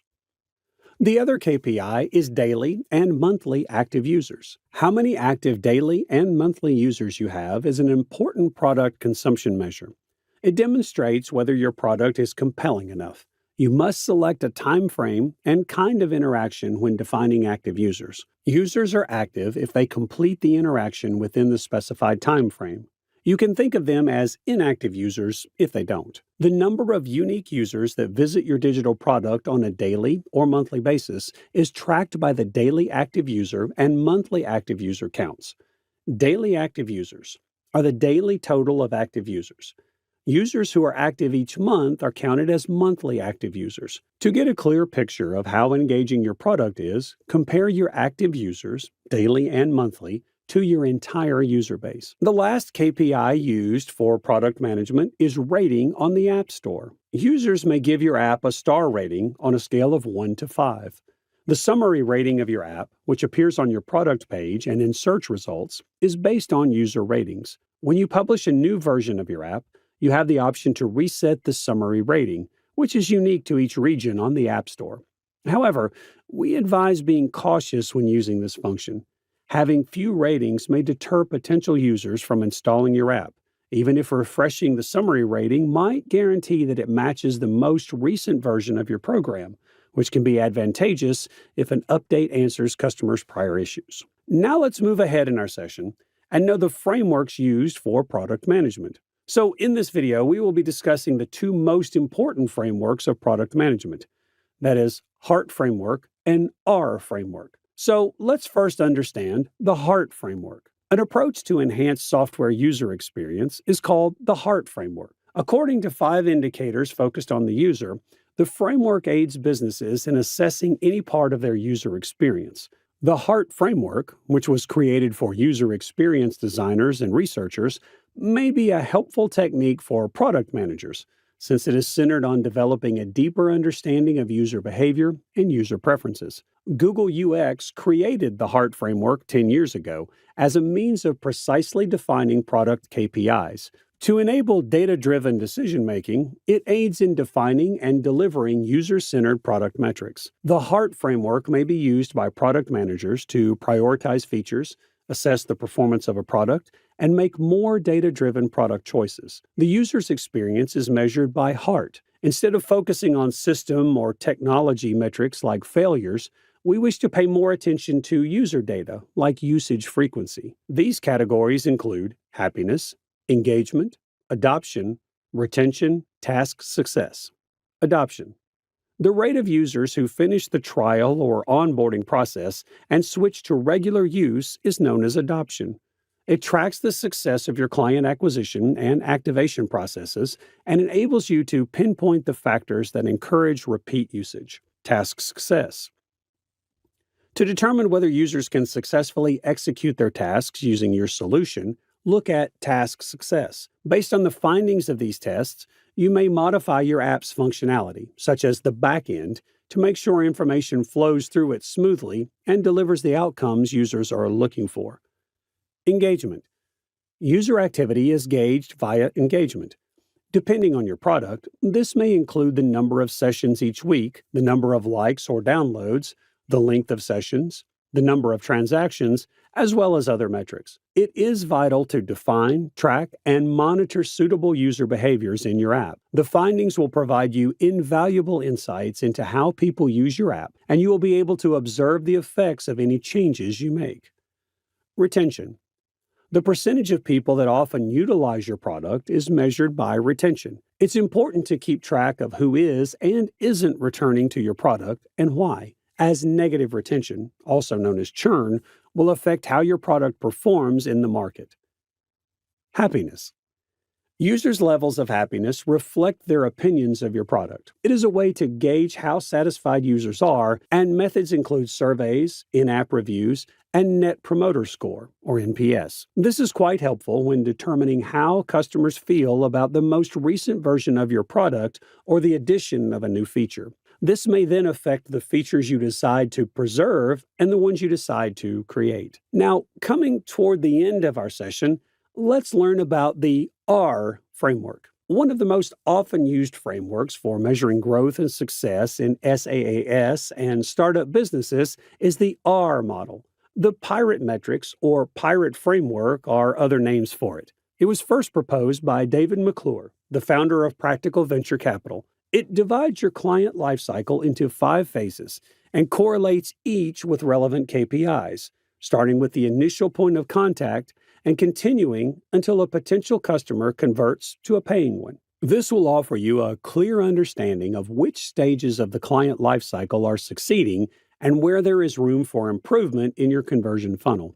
R is a startup metric approach created by entrepreneur and angel investor David McClure, often known as startup metrics for pirates. You may improve the user experience for your customers by using these metrics, which reflect all consumer activity patterns. They let you measure conversions more accurately and concentrate on the best channels. The nicest part about R is that it doesn't require any technological expertise, making it simple to comprehend for both seasoned entrepreneurs embarking on new projects and for newcomers with brand new enterprises. In short, it exists to assist you in making better data-driven decisions and achieving success by maximizing each of the 5 criteria. And if you comprehend them, you'll be able to see any issues with your startup straight away, as well as what specifically isn't working and how to correct it. By doing this, you may prevent basing choices on guesswork or on bad information. The 5 stages of your client's lifecycle are referred to as R, which are acquisition, where do customers come from? Activation, the process of converting acquired clients into engaged ones. Retention, how to entice potential clients to return. Referral, techniques for encouraging clients to endorse your offerings. Revenue, how to convert prospective clients into paying clients. Acquisition, in essence, you want individuals to register for something. For instance, you could want someone to register for a free trial. Keep up strong traffic acquisition. You need to make sure your website is receiving qualified leads. The fact is, if you have a good amount of focused visits each month, you don't need a ton of leads to obtain clients. Save your time. Establish your target demographic and conduct a campaign to build anticipation for the launch. When customers are waiting for your product to launch, gaining new customers will be simpler. You must provide your audience with value if you want your advertising to be effective. For instance, you provide an automated email marketing service. In this situation, a smart place to start is an online network for experts in email marketing. To pique interest and discreetly promote your product to the audience, publish engaging pieces regarding email marketing growth techniques. Activation. The value and happiness a firm provides at this stage mark the beginning of a connection with a consumer. And whether or not that relationship progresses further down the funnel will depend on those factors. The number of people who do a certain action, such as seeking additional information, subscribing to a YouTube channel, or making a purchase, may be used to assess activation. The number of customers or users who have been activated would be divided by the total number of people that viewed the website, or etc., to arrive at a formula that would be helpful at this point. Retention. Retention is essential to economic success for any organization that wants to endure for a long time. This is because the most significant measure of how much people value your product or service is retention. Depending on the pricing range of your goods, attracting first-time buyers or customers may not be challenging because people make impulsive purchases every day. A subsequent purchase or engagement, however, shows that the customer was satisfied and that the item or service matched their needs. Businesses use many techniques for measuring retention, however, such as annual recurring revenue, monthly recurring revenue, customer churn, repeat purchase ratio, and time between purchases may be approaches to gauge client base retention. Referral. Referrals are one of the last components of the pirate funnel. It is crucial to remember that many graphic representations of the funnel include an arrow called acquisition that loops up from the bottom back to the top. And this is because a perfect funnel would be a loop or a customer cycle that keeps bringing in new clients while maintaining existing ones. Successful referrals may be especially crucial since they are a less expensive method of acquiring customers than traditional marketing. And because of the impact of family and friends, they are frequently predisposed to brand loyalty if individuals in their circle are already customers. There are no ideal measures for this statistic. However, several metrics, such as number of active users sharing invites, can assist a firm when they start tracking referrals. Many times, people fail to mention that they were recommended, or a user who receives an invite from a friend may take months or even years to activate. Nevertheless, a good referral program may be demonstrated by reduced customer attrition, sustained growth, and overall program success. Revenue. Although money is transferred earlier in the customer lifecycle, revenue may be unreliable if the preceding phases aren't completed and measured. For this reason, revenue is frequently shown as the last step in the pirate funnel. Rapid revenue production is less important for a company's success than effective marketing and initiatives to keep customers and get them to recommend others. The ability to track income correctly is essential for a business to succeed.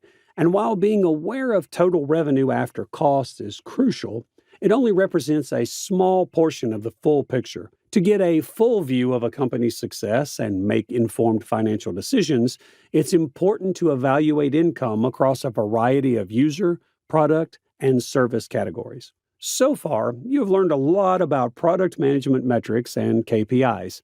So here's a question for you all. Which metrics would you prefer to measure a product if it's good to go or not? Do let us know in the comments below. And if you have any questions regarding product management metrics or KPI, then do let us know in the comments below. Product managers and product owners are two terms that may sound quite similar, but when it comes to roles and responsibilities and the work focus, both terms are way too different from each other. So let's move ahead with this session and understand the difference between product managers and product owners. But before moving ahead, don't forget to subscribe to our channel so that you never miss an update from Simplilearn. And before we move on with our session, here's a question for all of you. Which organization are you planning to join as a product manager? Do let us know in the comments section below. Today we'll start this session by understanding who is a product manager, and then we'll understand who is a product owner. Moving ahead, we'll understand what is the focus of both roles, and then we'll know the skills necessary for a product manager and a product owner. Then we'll understand the difference between product managers and product owners. And then we'll discuss the switching in the roles. And then we'll understand, does an organization need both roles? And stick to the end, because we will wrap up this session by talking about the salaries of both product managers and product owners. Now let's start this session and understand who is a product manager. A product manager is the one who defines what success looks like for a product, articulates what that success looks like in terms of a product, and rallies a team to make that vision a reality. They do this by determining the customer need and the more significant business objectives a product or feature will accomplish. Product management is responsible for strategically directing the creation, introduction to the market, ongoing maintenance, and enhancement of a company's products. The long-term strategy, product vision, market trends, and the discovery of new opportunities are the primary responsibilities of a product manager. To ensure a product's effective launch, product managers oversee tasks and groups of people. In addition to conducting user research, this expert sets a long-term product strategy and a product roadmap and decides which features to include. Although it's frequently not clearly defined, the position of a product manager, or PM, is crucial and critical in many businesses. All product managers lead the development of products and are ultimately in charge of the success of those products, even if the duties of PMs vary quite a bit among industries and enterprises. Product managers monitor the market and conduct competitive analysis while serving as a point of contact between a company's business, its developers, and its customers. A product manager can be anyone with the right mindset who is curious and willing to learn. The manager collaborates closely with the development team and is in charge of coordinating the efforts of all groups working on a product, including the engineering, design, marketing, and sales teams. Production must be regularly tracked and managed to ensure that it meets quality standards and client specifications. Now let's understand who is a product owner. A product owner is a specialist who makes certain a development team completes duties that enhance a product. Additionally, they act in the client's and their consumers' best interest.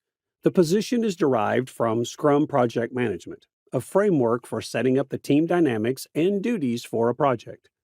The backlog, or list of necessary work, is likewise managed by the product owners. To help their team know what to focus on, the product owner lists each step in the backlog along with a description of what it requires. These experts, consequently, frequently possess extraordinary strategic and communication abilities. A product owner acts as the organization's point of contact when using Scrum to keep all sections of the business updated on a project's progress. A key position, called product owner, is in charge of speaking on behalf of the development team's interests to the client. Their responsibility is to guarantee that a user advocate attends development meetings. Representing the customer's interests to the development team is the responsibility of a strategic role.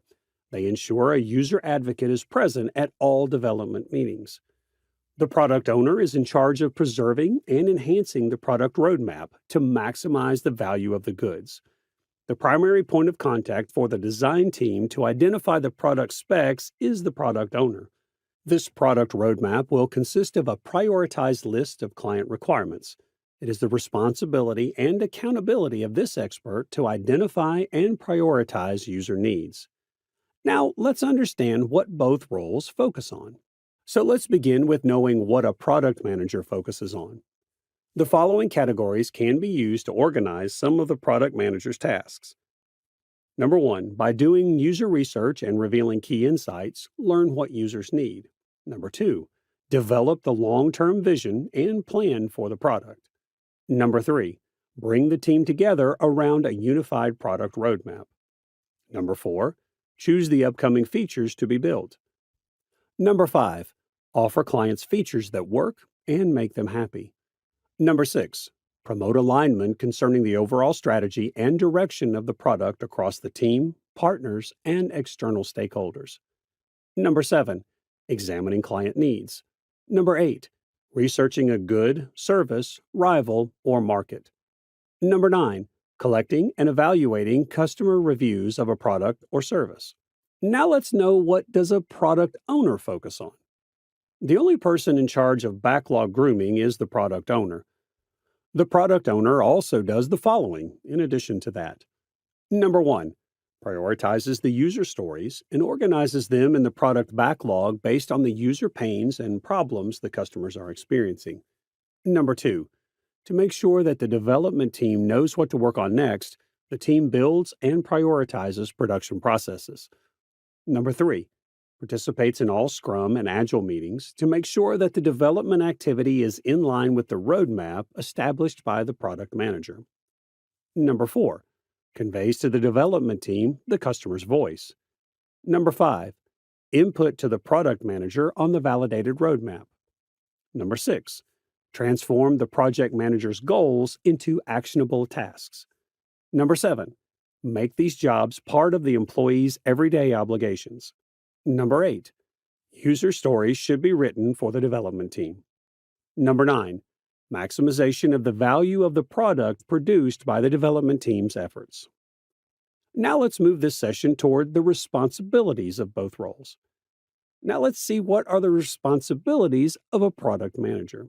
To maintain, develop, and increase the sales of current products, a product manager must communicate with several internal and external business stakeholders. They also must do research and come up with ideas for new products based on their interactions and experiences. A product manager must do market research, undertake margin analysis, and evaluate performance to analyze product demand, positioning, and profitability, as well as forecast future trends. Product managers also make pricing, branding, and other decisions. The very first responsibility of a product manager is monitoring competitors. Finding and analyzing your competitors' products, prices, and sales and marketing strategies is known as competitive monitoring, sometimes known as competitive analysis. The next responsibility of the product manager is understanding the user's needs. It is your duty as a product manager to determine the target market and to understand the people who use your service, or your users, and what they want to do to build a solution that works for them. The next responsibility is assembling market research and competition data. By conducting market research, you might meet clients for your company. Investigating your competitors may enable you to set your business apart. For a competitive edge for your small business, figure out how to combine them. To learn more about the market, product managers speak with data scientists. The next responsibility is monitoring internal stakeholders. Monitoring stakeholders is the process of looking closely at stakeholder relationships for products, tailoring engagement tactics for stakeholders through changes to engagement strategies and plans, and observing and managing the team. Translation: transferring information from the design team to the development team. The next responsibility of a product manager is to achieve the product goals and objectives. Product goals translate the product vision into specific, measurable objectives. They are quite detailed in terms of your product's performance after it is completed and how you'll measure it. The last responsibility of the product manager is depicting the parameters for product accomplishment. By providing the metrics and data, one may obtain a sense of how to position the product successfully in the market. Now let's move toward the responsibilities of a product owner. Both product owners and managers are involved in the process of developing new products, but their responsibilities are distinct in terms of how they accomplish objectives and where they are located at various stages of the process. The very first responsibility of product owners is engaging stakeholders. Product owners often collaborate with internal stakeholders inside the business. They oversee important interactions with managers, their departments, and the board of directors. To develop the goods and provide answers, these experts gather data from various parties. To enhance user stories in the backlog, a product owner may speak with end users directly. When developing a product, taking into account the viewpoints of many professionals and customers may help both roles perform their responsibilities more successfully. Moving on to the next responsibility of a product owner is taking care of obligations. Product owners concentrate more narrowly on small-scale activities. Product owners are in charge of a project's day-to-day operations and details, while product managers focus on the project as a whole. To assure product fulfillment, these experts may, for example, oversee the manufacturing team, create a backlog, and work with warehouses. The next responsibility of a product owner is analyzing customers. Similar research is conducted by product owners to understand the needs and preferences of the target market, but they are also in charge of teaching the whole team about these topics. Product owners in Scrum teams see to it that all team members incorporate consumer perspectives while creating or updating these features. Along with the product manager, they also help the backlog be optimized based on client input and check to see if a product adequately incorporates it. Moving forward, The next responsibility of a product owner is directing group efforts. Product owners often collaborate with teams daily to make sure they correctly follow a plan and meet backlog requirements. As a consequence, they could collaborate with product managers to choose the most important features and the most suitable schedule. Additionally, these experts could let designers know what is expected of them and assist them in creating mockups or prototypes. The next responsibility of a product owner is product backlog management. The product owner must compile the backlog of items and prioritize them following the overarching strategy and corporate goals. The product owner will also need to map out project dependencies to determine the proper order of development. But the product backlog isn't just a list of things to accomplish. It's a dynamic document that has to be updated often in response to changing project requirements as it develops. And the last responsibility of a product owner is observing the stages of development. The product owner should devote a substantial amount of time to managing the actual creation of the product once the vision, strategy, and product priorities have been established. They play a significant role in all phases of the event, including planning, fine-tuning, reviewing, and sprinting. The Agile product owner collaborates with stakeholders throughout the planning phases to determine and arrange the tasks necessary for the following iteration. After that, they will get together with their team to polish the procedure, pinpoint any problems, and assist with the sprint. Now let's move on to the skills of both product managers and product owners. So let's begin with skills required by a product manager. Strategic thinking. Understanding your position in the market, concentrating on the goals, and seeing chances can help you plan and build tactics. Leadership skills. The capacity of a person to inspire and guide a team of others working together to accomplish a common objective. And time management. The capacity to effectively manage time so that the product may be delivered in the allotted time. Empathy skills. The capacity to relate to and comprehend the ideas and feelings of another person. Empathy requires placing oneself in the other person's position. Communication skills. How one interacts with others and the act of imparting knowledge. Our ability to communicate effectively allows us to provide information in a way that the audience can comprehend it. Presentation skills. The capacity to convey in an engaging, original, and visually appealing manner. Now let's move ahead and know the skills required by product owners. Design reasoning. To promote product breakthroughs, product owners must feel at ease creating hypothesis-driven development environments. Analytical skills. The management, evaluation, and approval of the product backlog should be the top priority for a product owner. For this reason, they need to be adept analysts who can review product problems and upgrades critically and come up with logical remedies rapidly. Cooperation abilities. Product owners, who act as liaisons between Scrum teams, must be at ease with continual engagement. They should prioritize cooperation and be at ease with delegating, dispute resolution, and interacting with people of all temperaments and emotions. Decision making. Another essential ability for product owners is decision making. The product owner, a senior member of a product development team, makes several choices every day, including choosing which items to add to the product backlog, how to rank them, and how to inform the team of these decisions. Resolution of disputes. The resolution of disputes is the capacity to resolve problems using established techniques or developing new ones. Because of the many parties engaged in the project, disputes may arise often for you as the product owner during the product development cycle. Aptitude for learning. One of the most crucial qualities for product owners to have is an aptitude for learning. It's crucial to be abreast of the most recent market trends, customer demands, and corporate requirements. Moving on with our session, let's understand the difference between product managers and product owners. Product managers have a greater strategic role. With broader corporate objectives in mind, they define and map out the product management process across the product lifecycle. Whereas product owners take on a more proactive role and prioritize immediate fulfillment. By creating customer stories the team can utilize to make more user-led decisions for product development, They assist in maximizing the value of the product. They concentrate on the market, corporate goals, and the product's vision. Whereas product owners collaborate with cross-functional agile teams to carry out these needs by converting the product manager's strategy into concrete activities.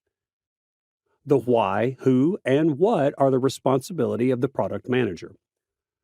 Their roles reach might vary greatly or be very constrained based on a variety of variables. On the other hand, a product owner's scope is often smaller than a product manager's. Product owners are in charge of the how. Artifacts like a product roadmap, a product vision card, or a product requirement document are frequently the responsibility of product managers. Product backlogs, sprint backlogs, and the definition of done are just a few examples of the artifacts that product owners must create and manage. Product managers may oversee the product discovery procedure, enabling team participation. And on the other hand, many of the product ceremonies that take place throughout the product lifecycle, such as sprint planning and backlog grooming, also include product owners. The product manager is very knowledgeable about consumer goals and how to ease their problems. And the development team's customer expert is the product owner. The multidisciplinary product team is led by the product manager.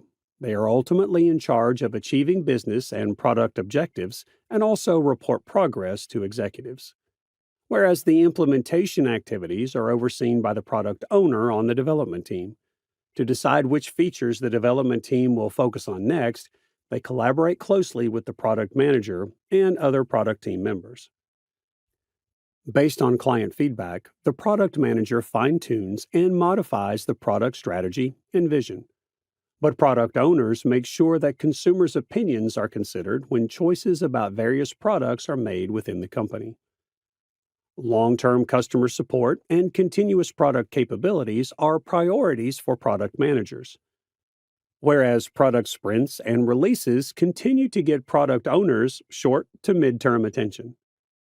Plans and important business results are the responsibility of the product manager. Delivering value to the end users is the responsibility of the product owners. Product managers must communicate with the product teams, even if they are customer-facing. They must work on wireframes and prototypes and attend Scrum sessions. This is because it's up to PMs to determine the overarching vision, making it crucial to collaborate closely with the product teams. And product owners need to comprehend and sympathize with client needs. If they don't have this, every product they develop will continue to overlook different client pain issues. Now, the next phase is knowing the switch in the roles of a product manager and product owner. So the first question that arises is, can a product manager be a product owner?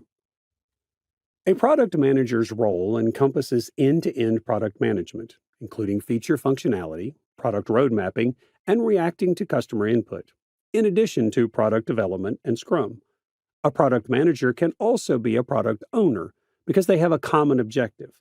While the two jobs have the same goal of recognizing client needs and turning those needs into technological requirements, their respective scopes and objectives differ. Leaders must thus decide which of these product specialists their company requires. And in same ways, the next question is, can a product owner be a product manager? So the answer is, a product manager and owner can be the same individual. There are undoubtedly many duties and objectives that overlap with both jobs. But because of this, it makes it logical that many businesses utilize a single person to meet the requirements of both positions and use the Scrum product owner as an Agile product manager, as Roman Pilcher points out. But the thing that comes next in our mind is, does an organization need both roles? Instead of the titles that will be used, the true question regarding what a firm requires must start with what the desired product outcome is. Prioritizing business value comes first, followed by evaluating the responsibilities and procedures of the product management team to support those objectives. A business system that lacks flexibility frequently has structures and processes built into it. A review of current work assignments, obstacles to be overcome, The overall decision making process and the desired outcome are all necessary.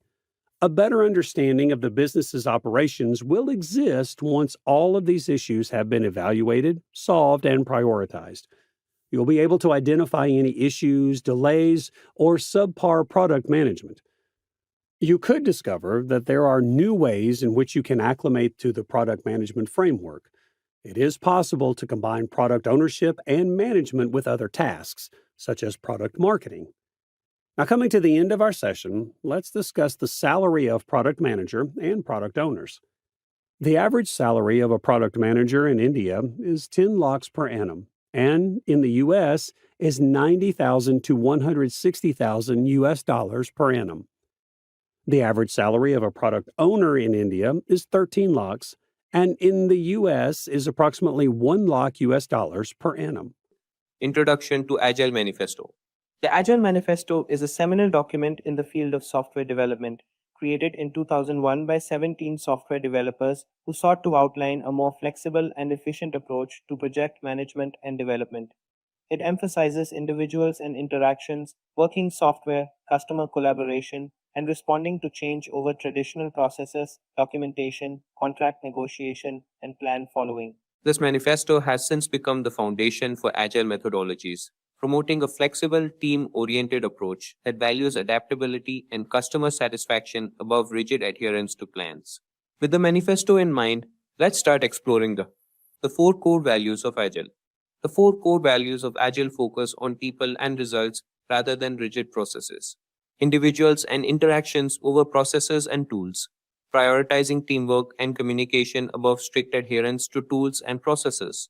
Imagine a team deciding together how to solve a problem instead of just following a manual. It's like choosing a group discussion over filling out forms. Working software over comprehensive documentation, valuing functional software that meets user needs over detailed paperwork. Think of it as cooking a meal that tastes good and serves its purpose, rather than writing a detailed recipe book before the meal is even made.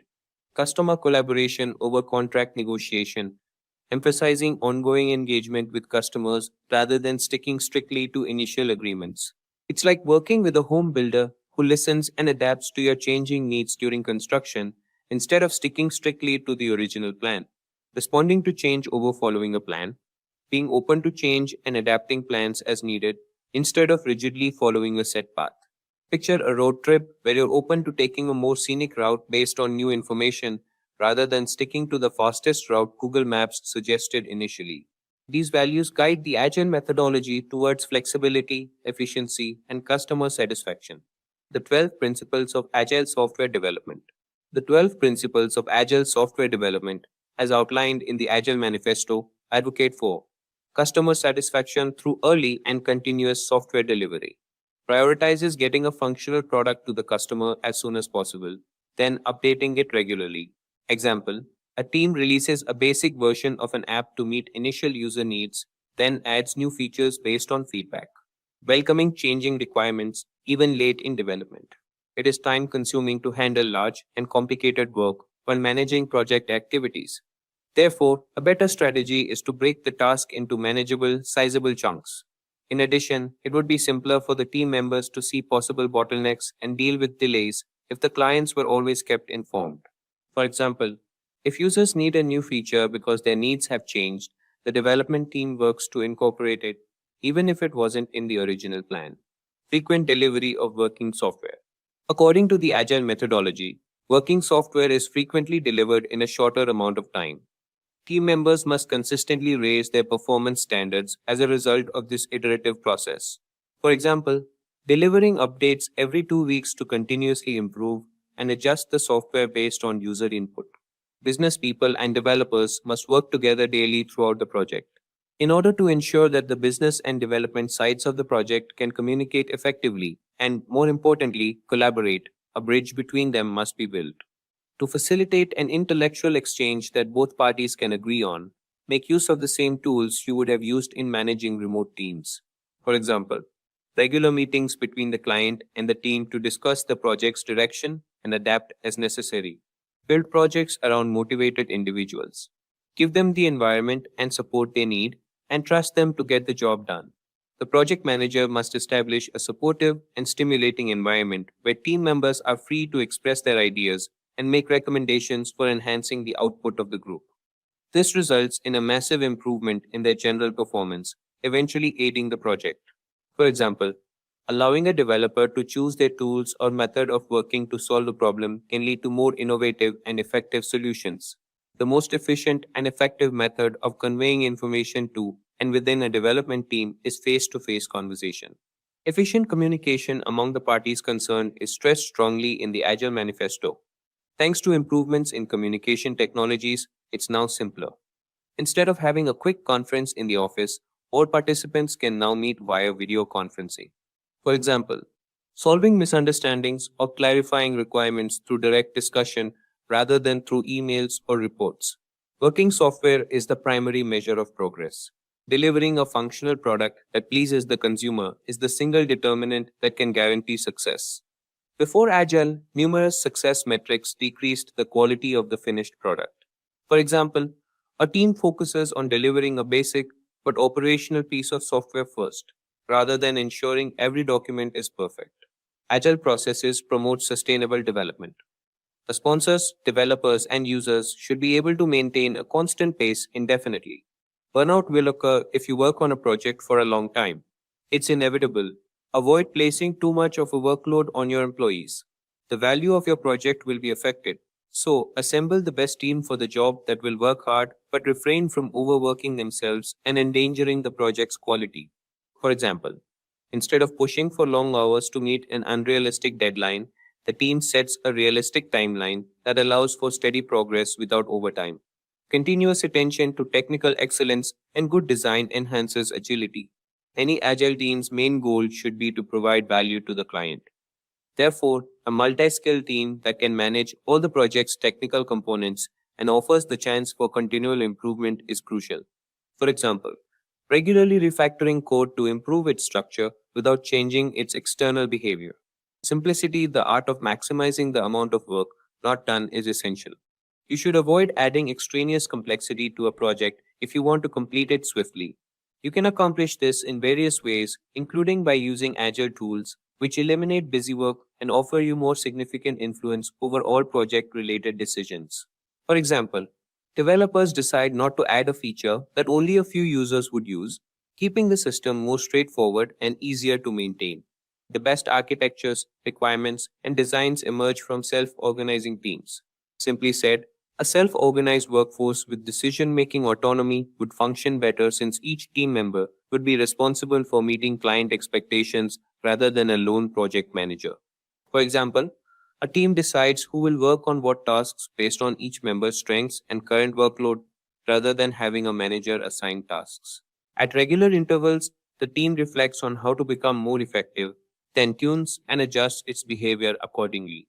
Agile techniques are constructed on the notion of iteration, where teams consistently enhance their game by learning from their previous wrongdoings. Project managers should inspire team meetings where everyone evaluates their work and discusses how to develop their management and technical skills. For example, at the end of each development cycle, the team needs to discuss what they can change to work more efficiently in the next cycle. With core values and principles in mind, let's have a look at implications of Agile values and principles. The implications of Agile values and principles revolve around fostering a culture of flexibility, collaboration, and continuous improvement. They lead to enhanced adaptability to change, allowing teams and businesses to respond swiftly to market shifts and customer needs. Increased customer satisfaction by prioritizing customer feedback and delivering value early and often. Improved product quality through iterative development and a focus on technical excellence. More efficient and motivated teams due to empowerment and a focus on individuals and interactions. These points underline how adopting Agile can transform organizational workflows and outcomes.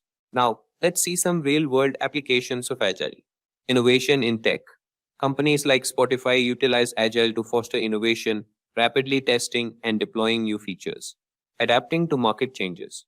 Netflix applies Agile principles to quickly adapt to user preferences and technological advancements, maintaining its market leader position. Banking sector agility.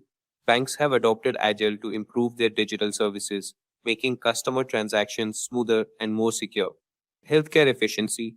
Agile methodologies help healthcare providers streamline operations and improve patient care through faster, more responsive services. Manufacturing flexibility. Even in manufacturing, Agile enables companies to respond swiftly to market demands and supply chain challenges. And there you have it, folks. We hope. Did you know that 75% of product launches fail due to poor market planning? A great product is only the beginning. Without a solid go-to-market strategy, even the most innovative ideas can get lost in the crowd. The good news, with the right GTM strategy, you can ensure your product reaches the right audience, stands out from competitors, and drives your business forward.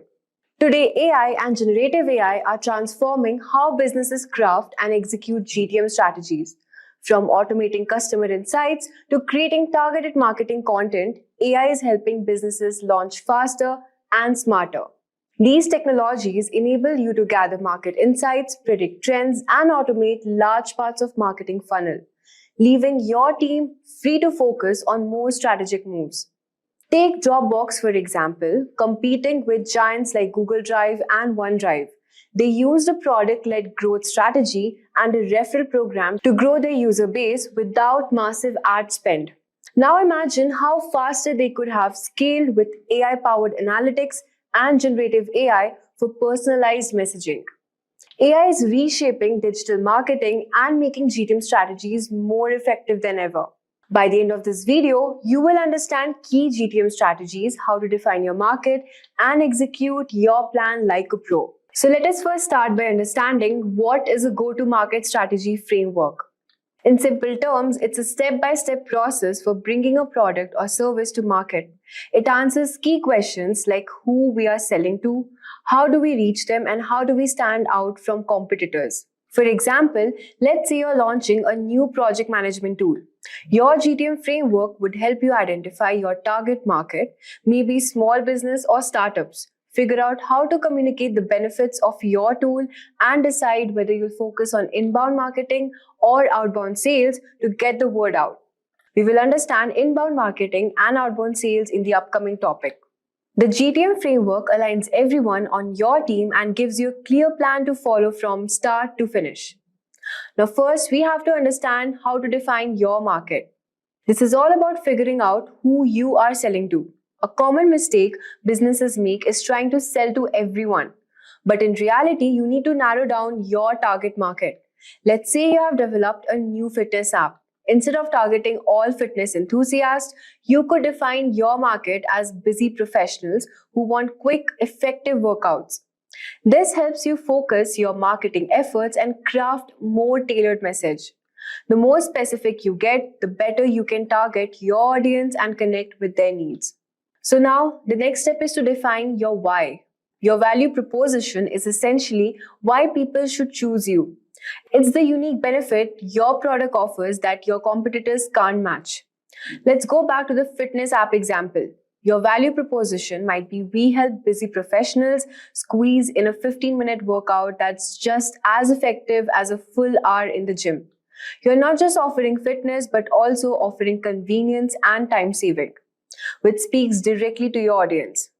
A well-defined value proposition makes it clear why your product matters and why your audience should care. Let's go back to the fitness app example. Your value proposition might be we help busy professionals squeeze in a 15-minute workout that's just as effective as a full hour in the gym.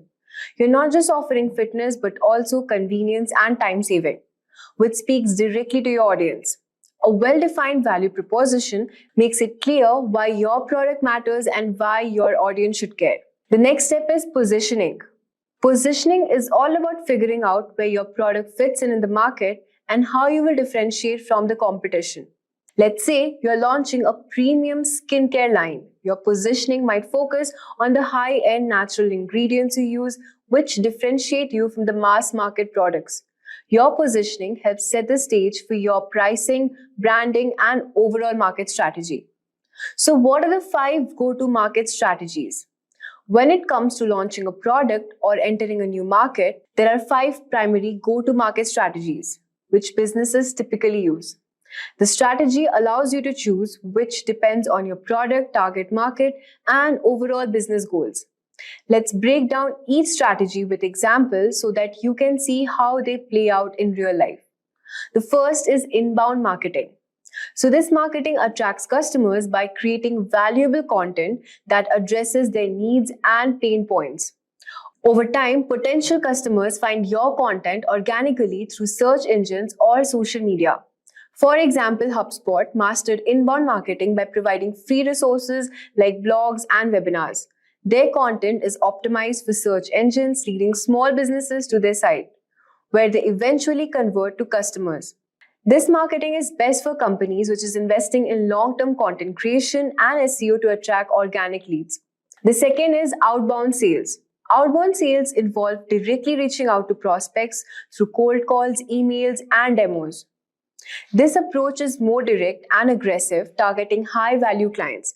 For example, Salesforce uses outbound sales by targeting decision makers at large enterprises with personalized outreach, scheduling demos, and closing deals through direct interaction. This type of marketing is best for B2B companies which target enterprise clients that require personalized engagement. The third is product-led growth. In product-led growth, the product itself drives growth. A freemium model lets users try the product for free, with upgrades to premium features based on the product's value. Example, Slack, which offers a free version of its platform, allowing teams to experience its benefits before upgrading to a paid version for more features. So this type of marketing is best for software as a service companies, which is focused on user experience and self-serve onboarding. The fourth is channel sales. Channel sales rely on third-party partners, resellers, distributors to sell your product, which allows you to reach market you couldn't through direct sales alone. For example, Microsoft partners with resellers to sell products like Office 365, bundling their software with other services to reach more customers. So this type of marketing is best for companies which is looking to scale quickly through third-party networks. Fifth is account-based marketing. Account-based marketing focuses on targeting high-value accounts with personalized marketing and sales efforts. It is a tailored approach designed to build deep relationship with key clients.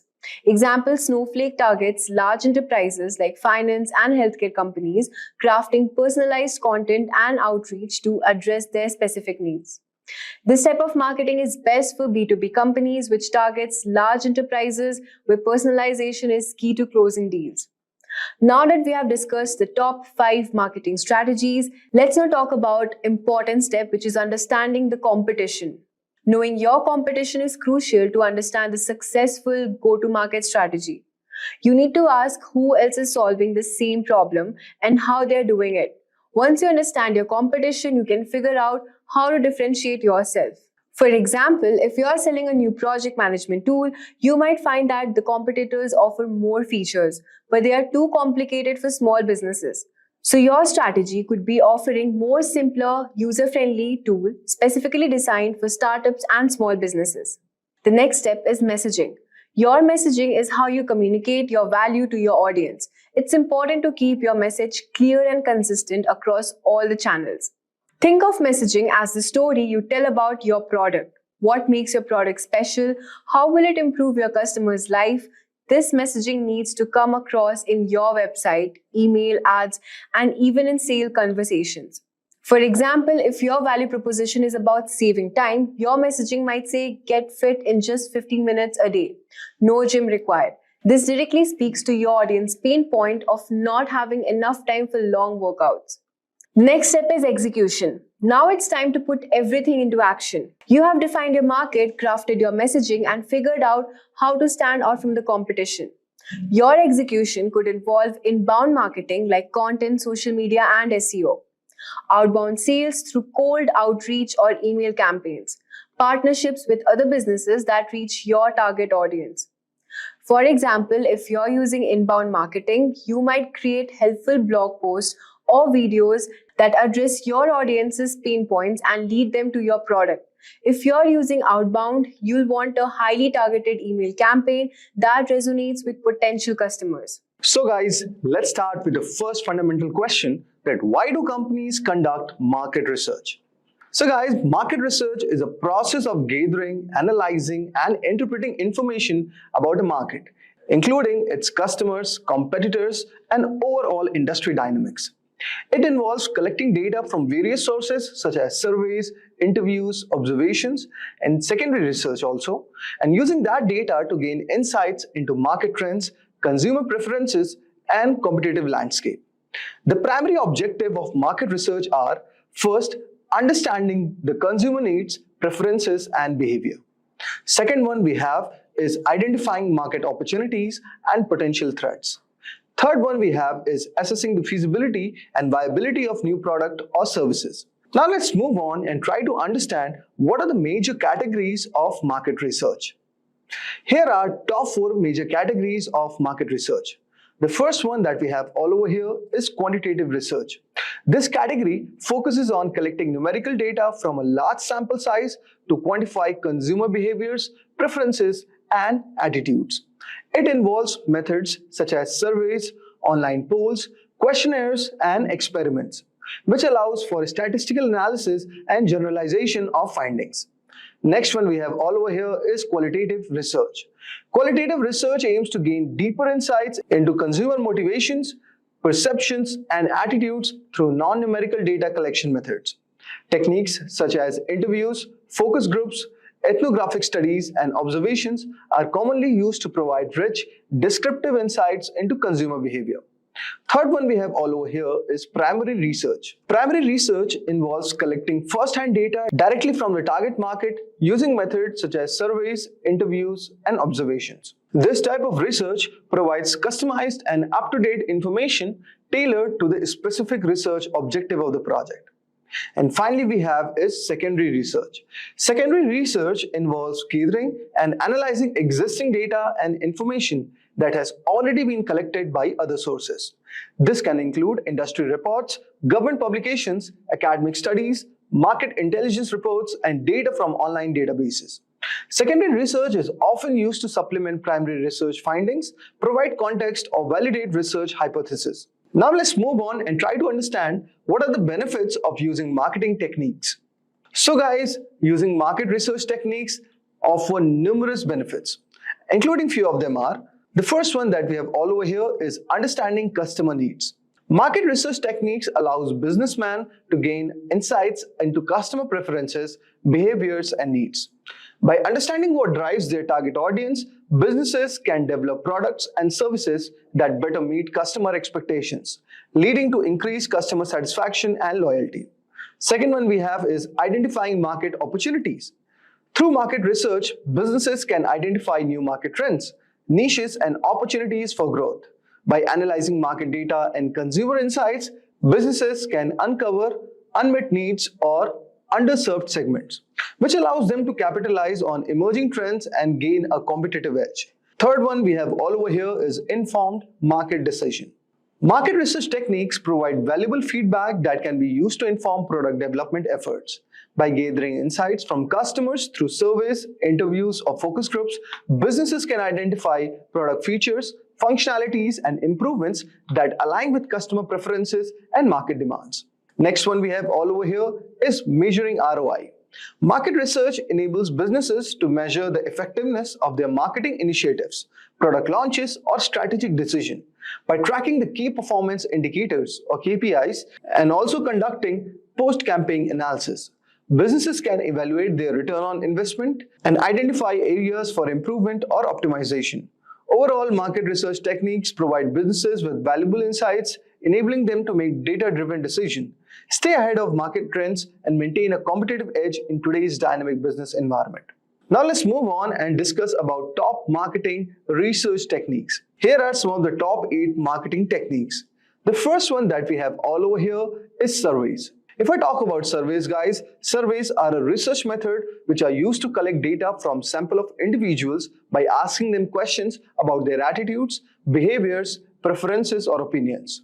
Surveys can be conducted through various channels such as online questionnaires, phone interviews, face-to-face interviews, or mailed questionnaires.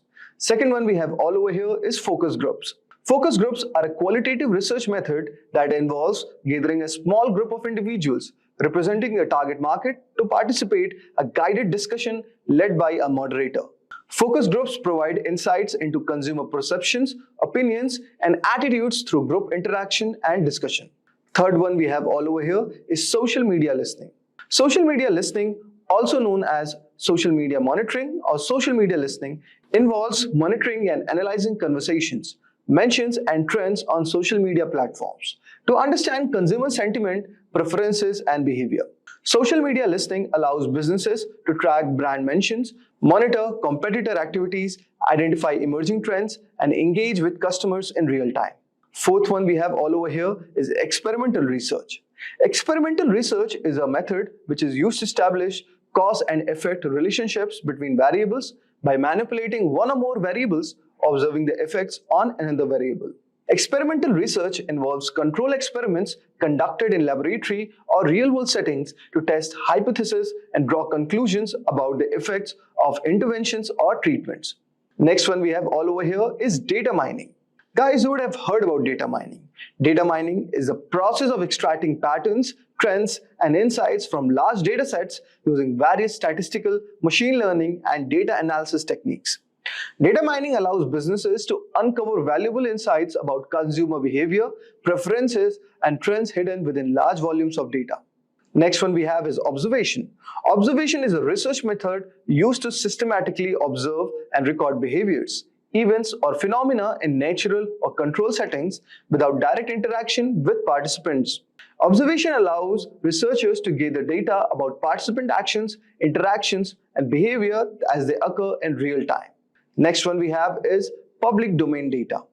Public domain data refers to the information that is freely available and not subject to copyright or other legal restrictions. Public domain data can include government publications, open access research articles, historical records, and other types of data that are accessible to the public without restrictions.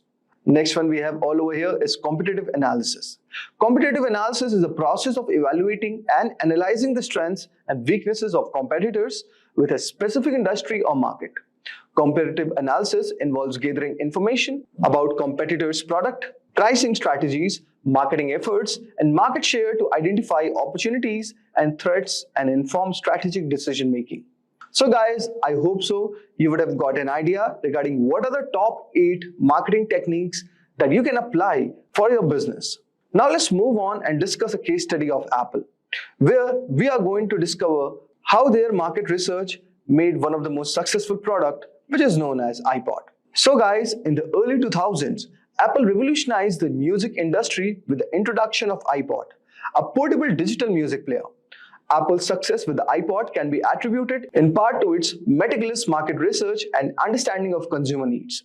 Before developing the iPod, Apple conducted extensive market research to identify opportunities in the digital music market. They recognized the consumers were frustrated with the existing MP3 players, which were often bulky and had limited storage capacity, and were difficult to use also. Additionally, Apple identified a growing demand for digital music downloads and recognized the potential for a device that seamlessly integrated hardware, software, and content. Apple's market research guided the design and development of the iPod, focusing on the key features that address the consumer pains, points, and preferences. These features include a sleek, portable design, a user-friendly interface with the iconic click wheel, and significant storage capacity to hold thousands of songs. Additionally, Apple partnered with the record labels to secure licensing agreements for its iTunes music store, offering consumers a convenient and a legal way to purchase and download digital music. The iPod was launched in October 2001 to a widespread acclaim, quickly becoming a cultural phenomenon and transforming Apple into a dominant player in the digital music industry. Apple's market research-driven approach enabled them to create a product that resonated with the customers, driving significant demand and establishing the iPod as a market leader in the portable music players for years to come. This case study highlights the importance of market research in understanding consumer needs, identifying market opportunities, and guiding product development efforts. By conducting thorough market research, companies like Apple can develop products that meet consumer demands and achieve commercial success in the competitive markets. Picture this. There's a team working hard on a cool new tech product. They are excited but when they launch it, something's off. People aren't connecting with it like they hoped. That's where user personas come in. By really understanding who their users are, the team turned things around. Suddenly, the product wasn't just liked, it was loved. Here's the kicker. Studies show that using these user personas can make designing stuff way easier, like over 130% easier. But get this, most companies aren't using them. It's like having a secret weapon and not even knowing it. Our story, inspired by real events, shows just how important it is to understand the people using your tech. Crafting these user personas isn't just about being creative, it's about making sure your product speaks directly to the folks who will use it. It's a journey that can turn a dud into a hit. So as we dive into the world of user persona creation, remember, it's all about putting a human touch on technology, one persona at a time. Have you ever been curious about how tech giants like Spotify, Amazon, or Netflix seem to intuitively know your preferences, offering up songs, products, or TV shows that perfectly match your taste? The secret behind this almost psychic ability isn't a result of mystical foresight. It's the strategic use of user personas. If you want to know what user persona is, so user persona are semi-fictional characters that businesses create based on real data and insights from their actual or potential customers. These personas are crafted to represent key segments of a product's audience, including detailed profiles that encompass not just basic demographic information, but also behaviors, goals, needs, and pain points. For instance, consider Fitness Fiona. Now we'll see a persona for a health and wellness app. That is, Fiona, age 30, is an outdoor activity enthusiast who seeks motivation and tools to track her fitness progress. So the creation of such persona is driven by a desire for empathy and a deep understanding of users' needs, allowing designers to create products, services, and experience that truly resonate. So you could see the example of a persona here, and this is for the Fitness Fiona. That's a quick overview, we'll have it. So first we have the age and occupation. So the age is 30 and the occupation is digital marketing specialist.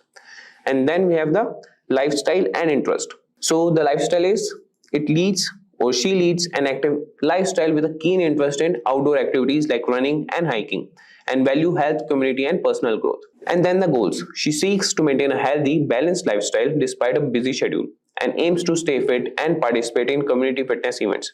And the challenges she was facing was struggles to find time for regular workouts and to stay motivated, and overwhelmed by the vast amounts of fitness information available.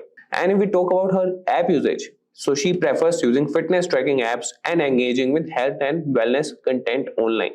Looks for apps that provide personalized workout plans, nutritional guidance, and community support. And the tech savviness, that is high, integrates technology seamlessly into her fitness journey. Fiona represents the target user for a health and wellness app, guiding the development towards features that addresses her specific needs and challenges. So this was about a user persona of a lady, that is Fitness Fiona. Now moving to the role of user persona in the company or any role you want.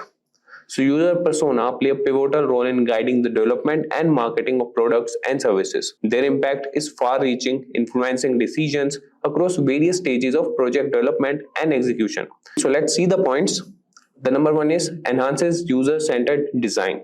So user personas keep the focus on the user's need, preferences, and behaviors, ensuring that product design and functionality are tailored to meet the actual requirements of the target audience. The next is improved product development efficiency. By understanding the specific needs and challenges of the personas, teams can prioritize features and functionalities that offer the most value, thereby streamlining the development processes. Then we have facilitate better marketing strategies. Knowing the personas help in crafting targeted marketing campaigns that speak directly to the interest, needs, and pain points of potential users, improving engagement and conversation rates. Then we have aids in content creation and personalization. Content can be designed to resonate with the personas, whether it's blog post, social media content, or email marketing, ensuring higher relevance and engagement. Then the point is enhance user experience. With insights into the personas, preferences, and behaviors, UX designers can create more intuitive interfaces and interactions that enhance satisfaction and usability. And then the point is guide product customization and innovation. Understanding the evolving needs of your personas can lead to innovations or customizations that keep your product or service competitive and aligned with user expectations. And then we have supports decision making. When faced with decisions about feature inclusion, design changes, or market positioning, user personas provide a preference point that reflects the user's base collective needs and desires. So these are the role of user personas, and the creation and utilization of user personas are foundational elements in crafting products and experiences that truly meet and exceed user expectations, driving satisfaction, loyalty, and ultimately business success. Now we'll see the process of creating user personas. So creating user persona is a structured process that combines research, analysis, and creative synthesis. The goal is to generate actionable insights that guide product development, design, and marketing strategies. So we'll have an overview of the steps involved in creating effective user personas. So the number one step is conduct research. Start by gathering data about your potential or existing users. This can include qualitative methods like interviews, focus groups, and ethnographic observation, as well as quantitative methods such as surveys and analysis of user behavior data from analytics platforms. So let's understand this with an example. So let's consider a scenario. The development team for the EcoStay app starts by collecting data. They conduct online surveys targeting travelers interested in sustainable living. They also analyze forum discussion on ecotourism websites and interview frequent travelers to understand their preferences and concerns. So the next step or the process would be analyze the data. Look for patterns and commonalities in the data collected. This might involve segmenting users based on demographics, behaviors, preferences, or goals. The aim is to identify meaningful groups of users who share specific characteristics or needs. And the findings we have from here is, from the research, the team notices, like we are again back to the example. So from the research that was done, that was the conducting the research. So the team notices patterns. Many respondents prioritize sustainability but also express concerns about cost and the authenticity of eco-friendly claims. They identify three main segments: budget eco-travelers, luxury eco-tourists, and eco-conscious families. So these were the findings, analyzing the data. And then we have create draft personas, the next step. So based on your analysis, start drafting your personas. Each persona should represent a significant segment of your audience. Include demographic details, behaviors, needs, goals, challenges, and any other relevant information that defines the persona. So you could start drafting the persona. That could be for the budget eco-traveler and any name, Beth. Then you can have her age, occupation, goals, what challenges she is facing, and then the next step, that would be refine and validate personas. Refine your personas by gathering feedback from stakeholders and comparing the personas against actual user data when available. So this step may involve revisiting your research to fill in gaps or clarify aspects of the personas. And for example, the team that was the app team that shares Beth's persona with ecotourism experts and real travelers fitting Beth's profile for feedback. Adjustments are made based on suggestions such as emphasizing the importance of community reviews in Beth's decision-making process. So this was about the refine and validate personas. Now moving to the next step, that is develop scenarios and goals. For each persona, outline key scenario or task they need to accomplish with your product or service. This helps in understanding the context in which your personas will interact with your offerings. So let's consider a scenario with an example only. So Beth, for which the persona was created. So Beth is planning a 2-week backpacking trip across Costa Rica. So she uses EcoStay, that app person was making. So she uses EcoStay to find budget-friendly, verified eco lodges and hostels. So key features she looks for include sustainability certifications, user reviews, and easy booking options. So this was about her. So now moving to the next step, that is apply personas. So use the persona to guide decision making in product development, design, and content strategy and marketing. Personas should inform features, user interface design, and the overall user experience, as well as targeting and messaging in marketing campaign. And if we talk about the example, so the EcoStay app, so that development focuses on features like a verification badge for accommodations with authentic eco certifications, a budget filter with a sustainability rating, and a community review section. So this was about apply personas. Now moving to the next one, Or the marketing campaign highlights stories from budget travelers like Beth, showcasing the app's ability to combine affordability with sustainability. Now moving to the next, that is review and iterate. So user persona should not be static. As your product evolves and you gather more data about your user, revisit and update your persona to ensure they remain accurate and relevant. And about the iteration, so after the app's launch, user feedback and usage data are analyzed. The team finds that eco-conscious families are also using features designed for budget travelers. So the personas are updated to reflect their crossover, leading to the development of family-friendly features and content. So throughout this process, it's crucial to remember that personas are tools for empathy and understanding, designed to keep the user at the heart of product development decisions. While the exact details and depth of each persona can vary depending on people's scope and the available data, the fundamental goal remains the same: to create a product that resonates with and meets the needs of your target users. So now moving to the next topic, that is applying persona to product development and marketing. Certainly, applying user personas effectively streamline both product development and marketing, ensuring efforts are closely aligned with user needs. So now we'll see a condensed overview. So starting with the product development, number one point would be feature focus. Use personas to pinpoint essential features that truly matter to your target users, enhancing the product's value. And then design decision. Tailor design elements to match the preferences and tech proficiency of a persona, improving usability and user satisfaction. And then we have personalized experience. Leverage insights from personas to customize user experience, meeting diverse needs within your user base. Now coming to the marketing team, so the points are tailored messaging. Craft messages that resonate deeply with each persona, addressing their specific interest and pain point for more effective communication. And then we have content strategy. Develop content that speaks directly to the concerns and goals of your personas, ensuring greater engagement. Then we have channel selection. Choose marketing channels based on your persona's preferences, optimizing reach and impact. So let's see a simplified application example.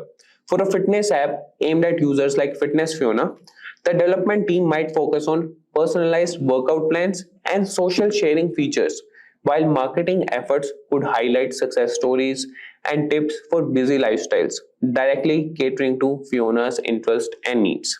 So by focusing on these streamlined points, both product development and marketing can more effectively align with user expectations, driving engagement and satisfaction. So this was about the process of creating user personas. And now moving to the real world success stories.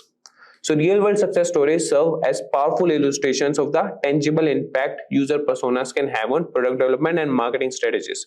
So we'll see two examples showcasing how companies have leveraged personas to achieving significant results. So the number one example would be Spotify's personalized recommendation. So the challenge Spotify faced was Spotify sought to enhance user engagement by delivering personalized music recommendations tailored to individual taste and preferences. And the solution they got was by analyzing user data and behavior patterns. Spotify created user personas representing different music preferences, listening habits, and discovery preferences.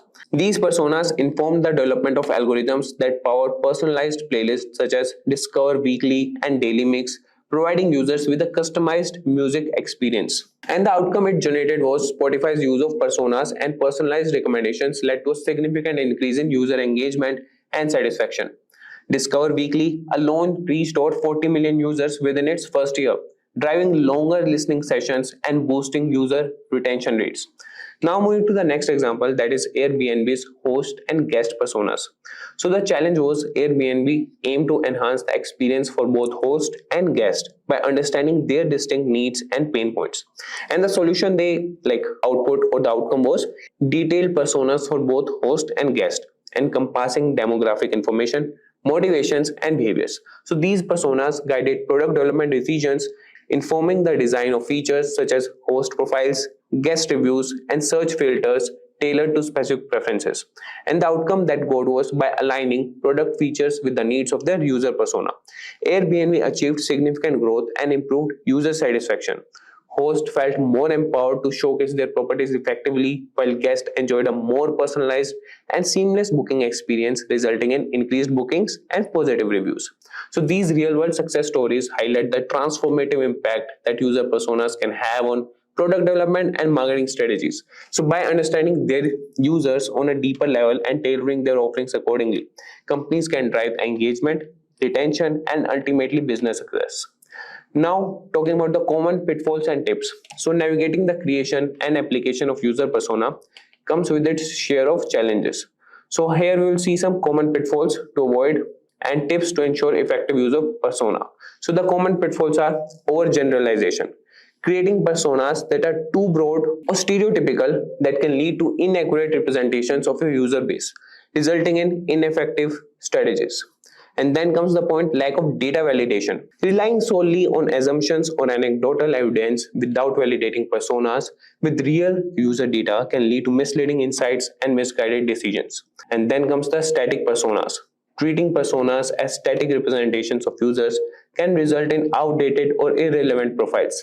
User needs and behaviors evolve over time. Personas should be regularly reviewed and updated. Ignoring negative personas. Focusing only on positive personas can lead to neglecting important segments of your user base with different needs or pain points. So these were the common pitfalls. Now the tips for success. So the number one is conduct thorough research.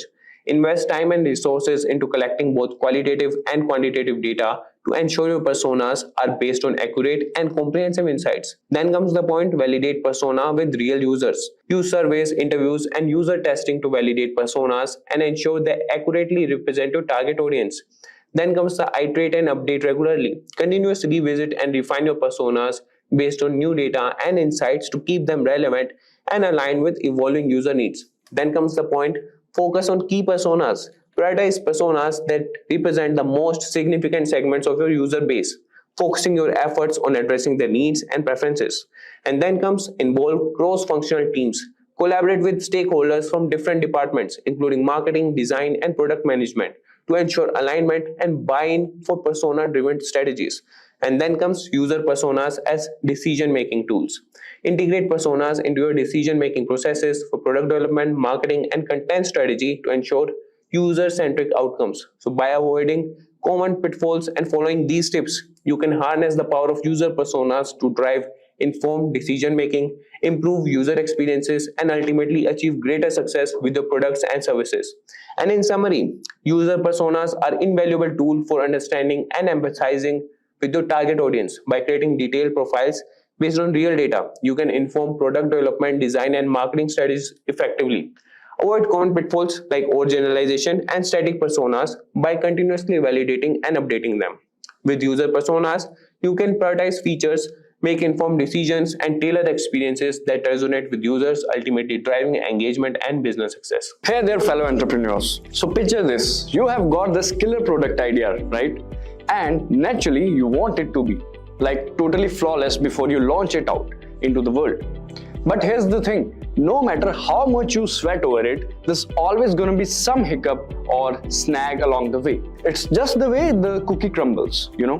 But fear not, my friend, because there's a game changer known as MVP. But what exactly is MVP and why does it matter? Well, let's start with numbers. Did you know that 42% of startups fail because there's no market need for their product? Shocking, right? That's where MVP swoops in as a game changer. By focusing on the core features and functionalities, MVP allows companies to bring a product to the market quickly and test its viability with real users. And get this, companies that prioritize MVP development are 3 times more likely to experience success with their product launches. In fact, 78% of businesses say that MVP helped them learn what customer really wanted, leading to more successful iterations down the road. So whether you're brainstorming your next big idea or fine-tuning an existing project, stick around as we unravel the mysteries of MVP. Also, if you are interested in advancing your career, consider SP Jain's Professional Product Management course, led by industry experts. This comprehensive program equips you with essential skills and insights to excel as a product manager. Dive deep into the latest industry trends and advancements through live sessions, from strategic planning to product development and marketing. Gain a thorough understanding of the field. Receive practical guidance and certification to stand out in the competitive market. Take the next step towards success and enroll now to unlock endless opportunities in the dynamic world of product management. So without further ado, let's start. So what is MVP? A minimal viable product or MVP is a strategy used in product development where a new product is launched with basic features enough to attract consumers' attention. It's the simplest version of the product a company aims to bring to the market, whether it's a car, website, TV or laptop. By offering the basic version, companies can gather feedback from the potential user to improve the final product before its full release. An MVP typically includes three key elements. Firstly, it offers enough features for consumers to consider purchasing it, making it easier for the company to market. Secondly, it includes a feedback mechanism allowing users to provide input on the product. Lastly, it provides future benefits to early adopters, encouraging them to try out the product ahead of others. Some of the fine examples of MVP is Amazon. Believe it or not, Amazon began by selling used college textbooks. Their first version of the product was a basic website for delivering books to students. As time passed, they grew their business to become the huge online store we see today. Similarly, another fine example is Airbnb. Airbnb journey began with a bold idea: renting out air mattresses. Yes, you heard it right. They kicked off with a simple website connecting travelers with hosts offering makeshift accommodations. This quirky start was their MVP, that is minimal viable product. Slowly but surely, they listened to user feedback, fine-tuned their problem, and expanded their horizons. It's a tale of humble beginnings turned into a global phenomenon. Who knew an air mattress could spark a revolution in travel? And there are many more examples like that. But implementing the minimal viable product approach requires more than just having an idea, doing the basics and launching it. It involves strategic planning to ensure its effectiveness and value. Now let's understand the benefits that companies get from MVPs. Creating a minimal viable product can assist you in avoiding many potential mistakes that you might overlook when deeply passionate about your product. Understand the preferences of your target audience. When a company builds a minimal viable product, they make a basic version of their product to see what people like. By doing this, they can learn what features or things their consumers prefer. It's like trying out different flavors of ice cream to see which one people like the most. Helps create a better product. Yes, making an MVP lets companies test their ideas quickly and see what works and what does not. This helps them make improvements and build a better final product. It's similar to making a rough sketch of a drawing before making the final detailed version. Next is it helps to analyze the demand. With an MVP, companies can see how many people are interested in their product. If lots of people like it, they know there's a big demand. If not many people are interested, they might need to change their plans. It's a bit like testing the waters to see if people want what you're offering. Next is ensures quick release. Instead of spending a long time making a perfect product, an MVP lets companies release something quickly. This means they can start getting feedback and making improvements sooner. It's like serving a simple version of a dish at a restaurant first and then making it fancier based on the customer's say. So this was about the benefits. Now let's talk about how to develop a minimal viable product. So first is understand your goals. Before starting to develop your minimal viable product, it's important to know what you want to achieve. Think about what problem your product will solve or what benefit it will provide to the people. Understanding your goals helps you stay focused and build a product that meets your objectives. The next is study your market. Take some time to reach and understand the market where your product will compete. Look at similar products already available and see what makes them successful or what could be improved. By studying the market, you can identify opportunities and challenges, helping you tailor your MVP to better meet the needs of your target audience. Next is consider the product features. Think about essential features your product needs to have in order to address the problem or provide the benefit you identified. Keep the features simple and focused on solving the core problem or delivering the main benefit. Avoid adding too many features at this stage, as the goal of an MVP is to create something basic that you can test and iterate upon based on the user feedback. The next is gather feedback early and often. Once you have developed your MVP, don't wait too long before sharing it with the potential customers. Gather feedback as early as possible by letting people try out your product and asking for their thoughts. This feedback will help you understand the aspects of your MVP and are working well what areas need improvement, allowing you to make adjustments and iterate quickly. The next is iterate based on feedback. Use the feedback you receive to make improvements to your MVP. This might involve adding new features, refining existing ones, or even pivoting in a different direction based on what you learn from the users. The key is to be flexible and open to making changes based on the feedback you receive, as this will help you create a better final product that meets the needs of your target audience. By following these steps, you can develop a minimal viable product that efficiently addresses a specific problem or need in the market, while also allowing you to gather valuable feedback and iterate towards a more refined and more successful product over time. Today, we will talk about something super important for any team, which is prioritization techniques. Have you ever felt overwhelmed jumping between tasks without knowing which ones really matter? We've all been there, but don't worry. There are ways to get organized and focused. For product managers, prioritization is one of the most crucial skills. It's the key part for any product management interview process. As a product manager, you must prioritize features, requirements, and tasks effectively to ensure your team delivers maximum value to customers. Let me tell you a story about Samantha, who was a part of an agile software team. Their projects were all over the place. They would work on one thing, then another, with no clear plan, missing deadlines, and frustrating clients. That's when Samantha's boss stepped in and taught them about prioritization, deciding which tasks to do first and how important they are. He showed them techniques like Moscow for categorizing tasks as must do, should do, could do, etc., and RICE for scoring tasks based on things like impact and effort. Using these methods, it was a total game changer. With Moscow, they identified the critical task, and RICE helped them to prioritize the high-impact work efficiently.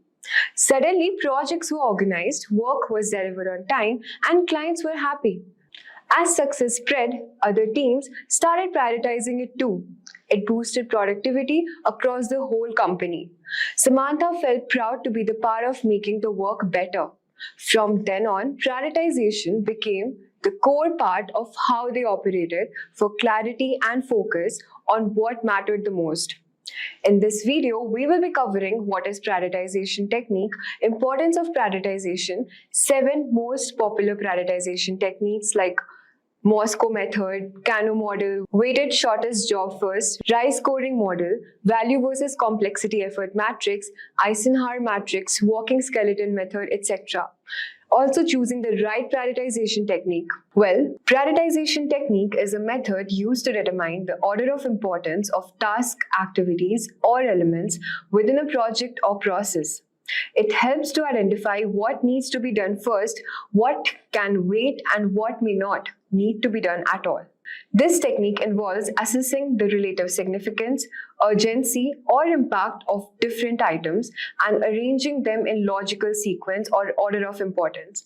By prioritizing effectively, you can allocate resources, time, and effort more efficiently, ensuring that you address the most crucial aspects first to achieve your goals effectively.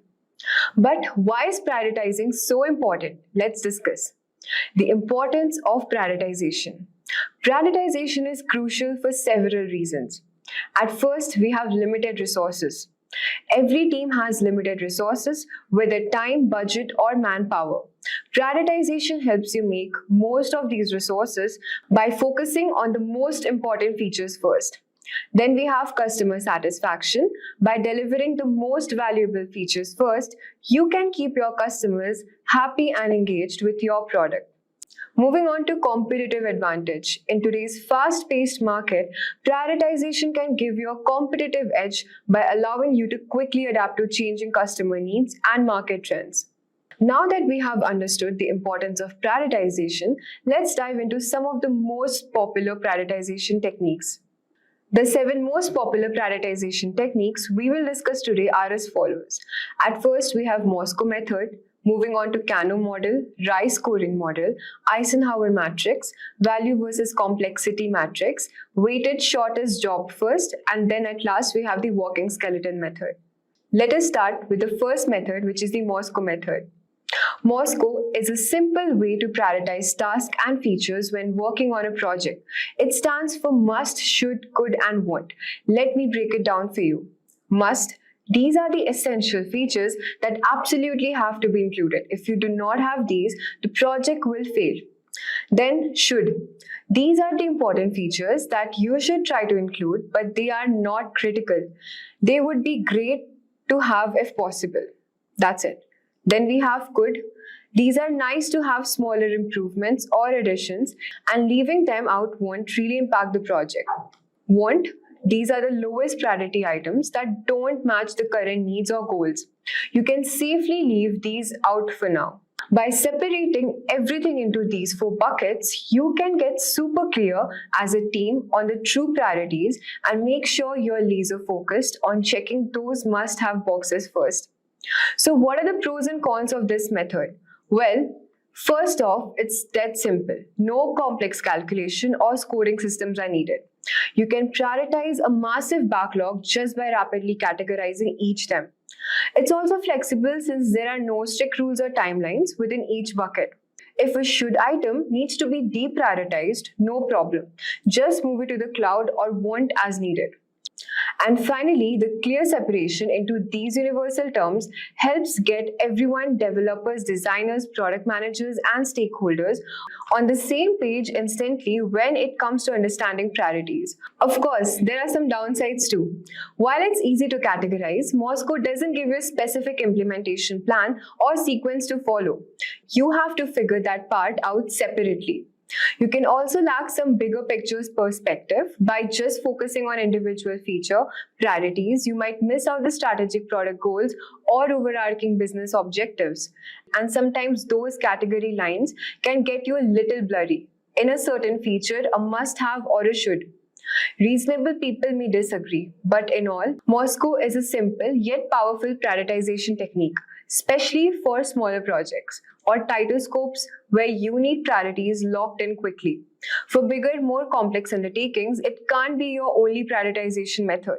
You likely want to pair it up with something more robust. Let me give you an example of a product.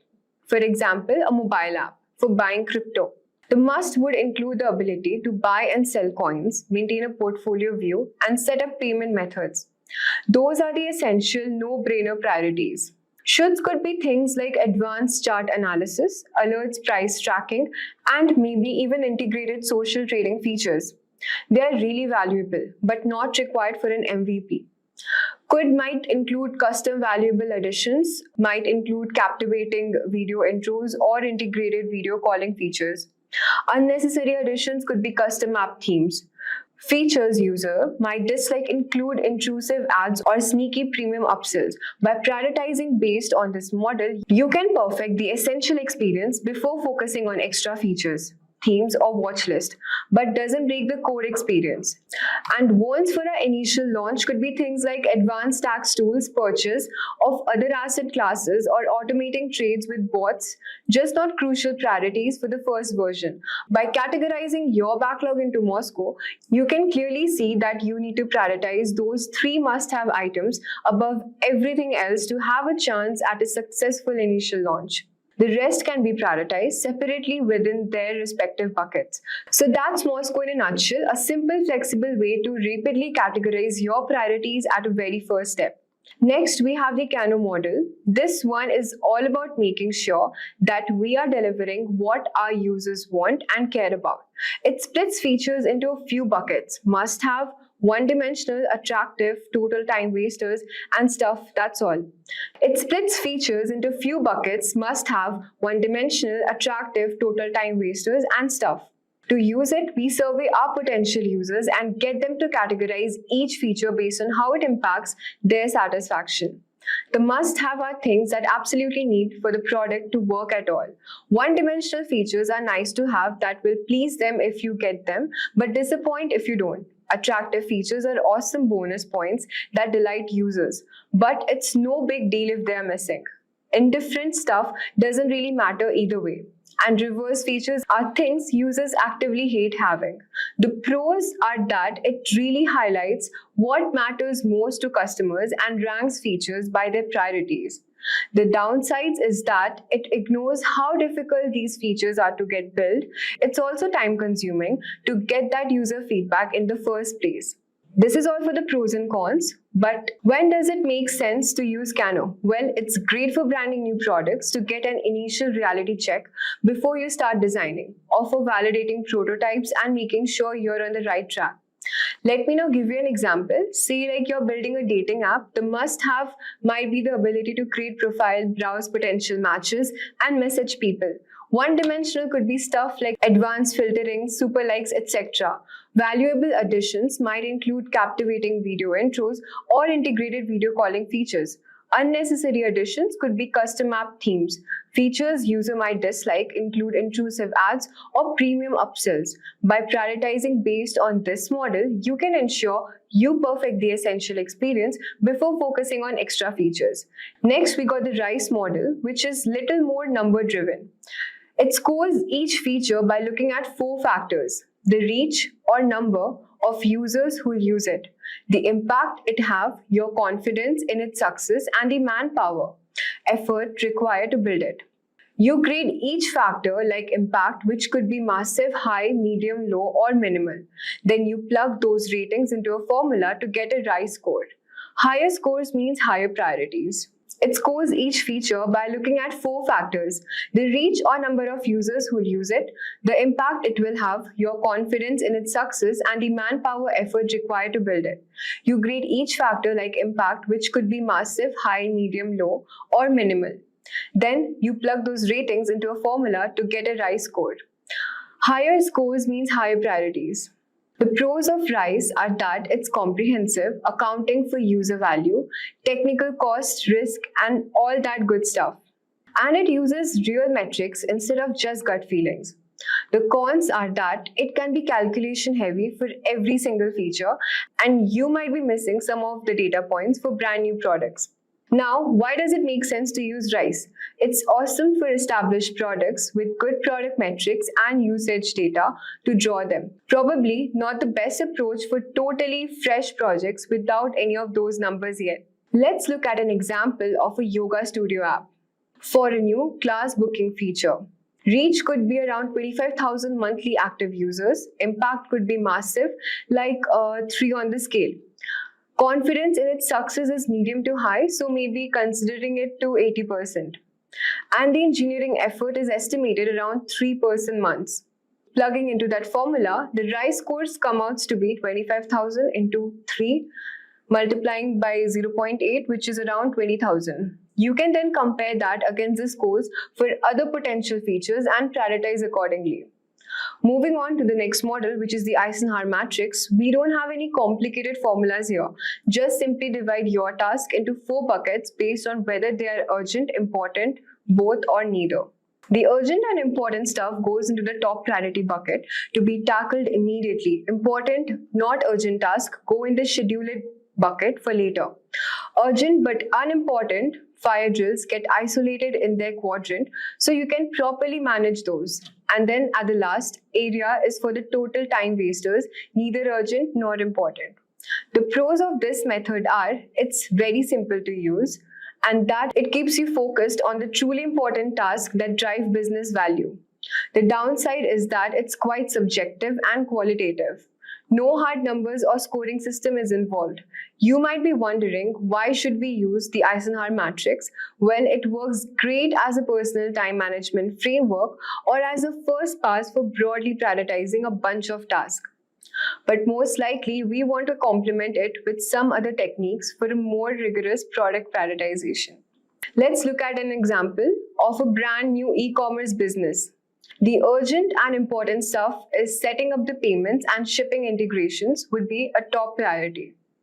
Important but not urgently needed tasks are implementing product filters or recommendations would go in the scheduled section. Redesigning the logo just cause would be urgent but unimportant busy work.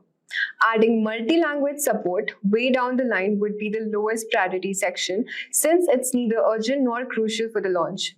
Next, we've got the value versus complexity matrix. This one is similar to the Eisenhower matrix as it works with the quadrants and dimensions, but instead of urgent and important, it accesses value and complexity.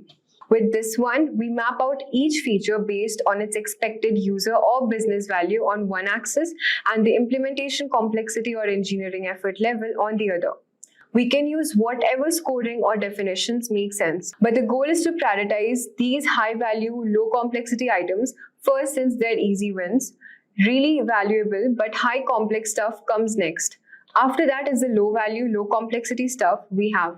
The pros are that it balances business user demands with what's feasible to build, looking at the value and effort, and then we can tweak the scoring criteria according to our needs. The cons are that it can still be pretty subjective and may not be ideal for massive code bases and products. But when does value versus complexity work well? It's perfect for smaller teams and products early in the life cycle when you need to ruthlessly prioritize. Not the greatest for large, complex, established products with crazy requirements. Let me give you an example of a productivity app. A high-value, low-complexity features might be the core ability to create and assign tasks super useful and not too hard to build. A high-value, high-complexity one could be integrated with all other major productivity tools. Low-value, high-complexity might be some insane reporting dashboard with a zillion visualizations. And the low-value, low-complexity stuff could be like smaller tweaks, custom emoji support, etc. By mapping those out, you can prioritize the top left quadrant of a major value adds with minimal effort first. Alright, we are getting into some of the heavyweights. Weighted shortest job first, or WSJF. It uses some heavy duty calculations, but for a good reason. For each feature, you estimate the cost delay and how much you're losing by not having that feature. Then you look at the job durations or how long it will take to implement. You score the cost of delay based on factors like user business value, how time sensitive it is, whether it reduces risk, and so on. Higher scores means higher cost of delays. Then you divide the cost of delay by the job duration to get WSJF score for each feature. The pros of WSJF are that it's detailed, consistent calculation approach and it optimizes for faster ROI with limited resources. The cons are that it gets calculation heavy quickly and may unintentionally deprioritize bigger long-term projects. Use WSJF when you need to double down on those minimum marketable features and quick, high-impact wins. Don't rely on it too much for full-blown product roadmaps though. Let me show you an example. Adding an offline mode to the Notes app. Take a look at the cost of delay factors. The user business value is high, maybe 4 out of 5, since it's frequently requested feature. The time criticality is also high, 5 by 5, since it's the pain point for the users. And it reduces the risk of potential data loss, so say 4 by 5 for risk reduction. Adding those up, the total cost of delay is 30. If we calculate the job duration to be around 2 months, then the WSJF score comes out to be 13 divided by 2, which is 6.5. You would calculate scores that weigh out for potential features too.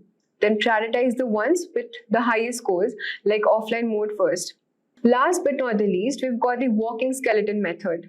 This one is all about identifying and prioritizing only the bare minimum core features needed to ship an initial MVP, which means minimum viable product, that basic walking version of your product. The idea is to map out the skeletal requirements that are critical for the product to function and show its core value proposition to users. The pros are that it enables fast prioritization and MVP delivery. We can get the market quickly, test our scores, idea, user feedback, and iterate rapidly from there, instead of over-engineering an overstuffed version. The cons are that it will be shipping a pretty basic product initially by cutting out tons of extra features. And there's a risk of taking it too far and crippling the product if you're not careful. Use the walking skeleton method when we are focused on delivering an MVP as soon as humanly possible to validate your idea and get moving. Don't use it as your sole prioritization technique for full product roadmaps though. Let me give you an example of a brand new video streaming service. Using the walking skeleton approach, the top priorities would be ability to browse a video catalog, playing those videos back smoothly, user login and subscription functionality. That's the core skeleton. Everything else like recommendation, watch list, parental controls would all be delayed for future iterations after getting the MVP out.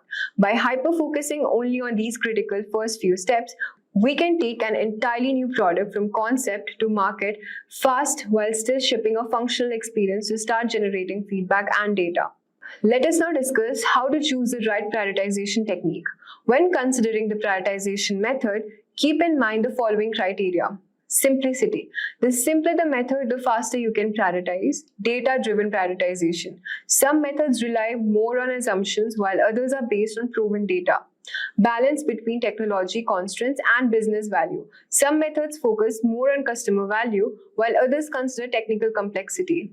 Best use case, prioritizing for an MVP might require different techniques than prioritizing for a mature product.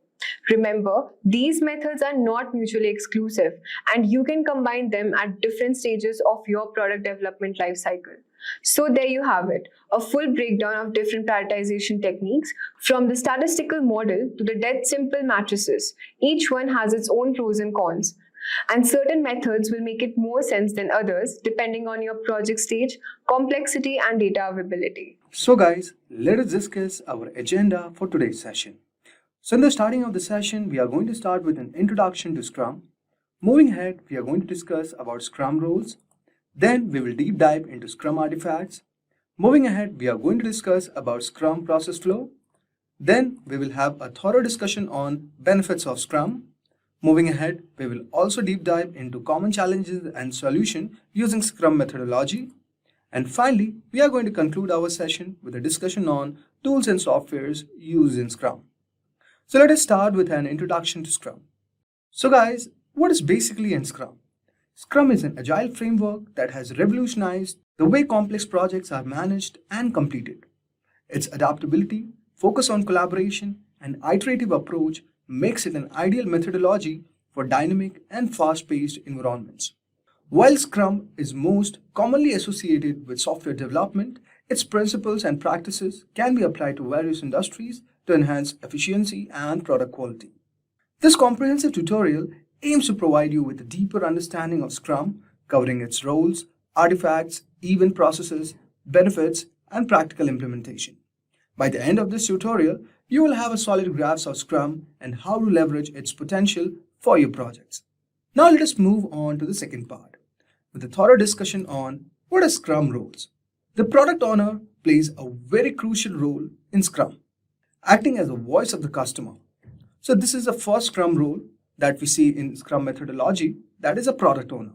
This individual is basically responsible for defining and prioritizing the product backlog, ensuring that the team focuses on the most valuable tasks. The product owner works closely with stakeholders to gather requirements, set clear goals, and make informed decisions about the product direction. The key responsibilities of the product owner includes defining the product vision and roadmap, creating and managing the product backlog, prioritizing backlog items based on value, risk and urgency, ensuring that the team understands the backlog items and their importance, and also accepting or rejecting completed work based on predefined criteria. Next role we have is Scrum Master. The Scrum Master is a facilitator and coach who ensures that Scrum framework is followed effectively. This role involves removing obstacles that hinder the team's progress, promoting a culture of continuous improvement, and fostering collaboration. The Scrum Master acts as a servant leader, supporting the team in achieving their goals without dictating how they should work.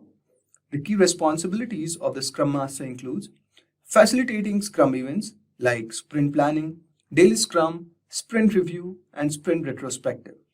Then comes removing impediments that block the team's progress.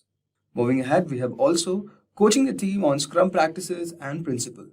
Then we have a thorough discussion on protecting the team from external distractions and interruptions.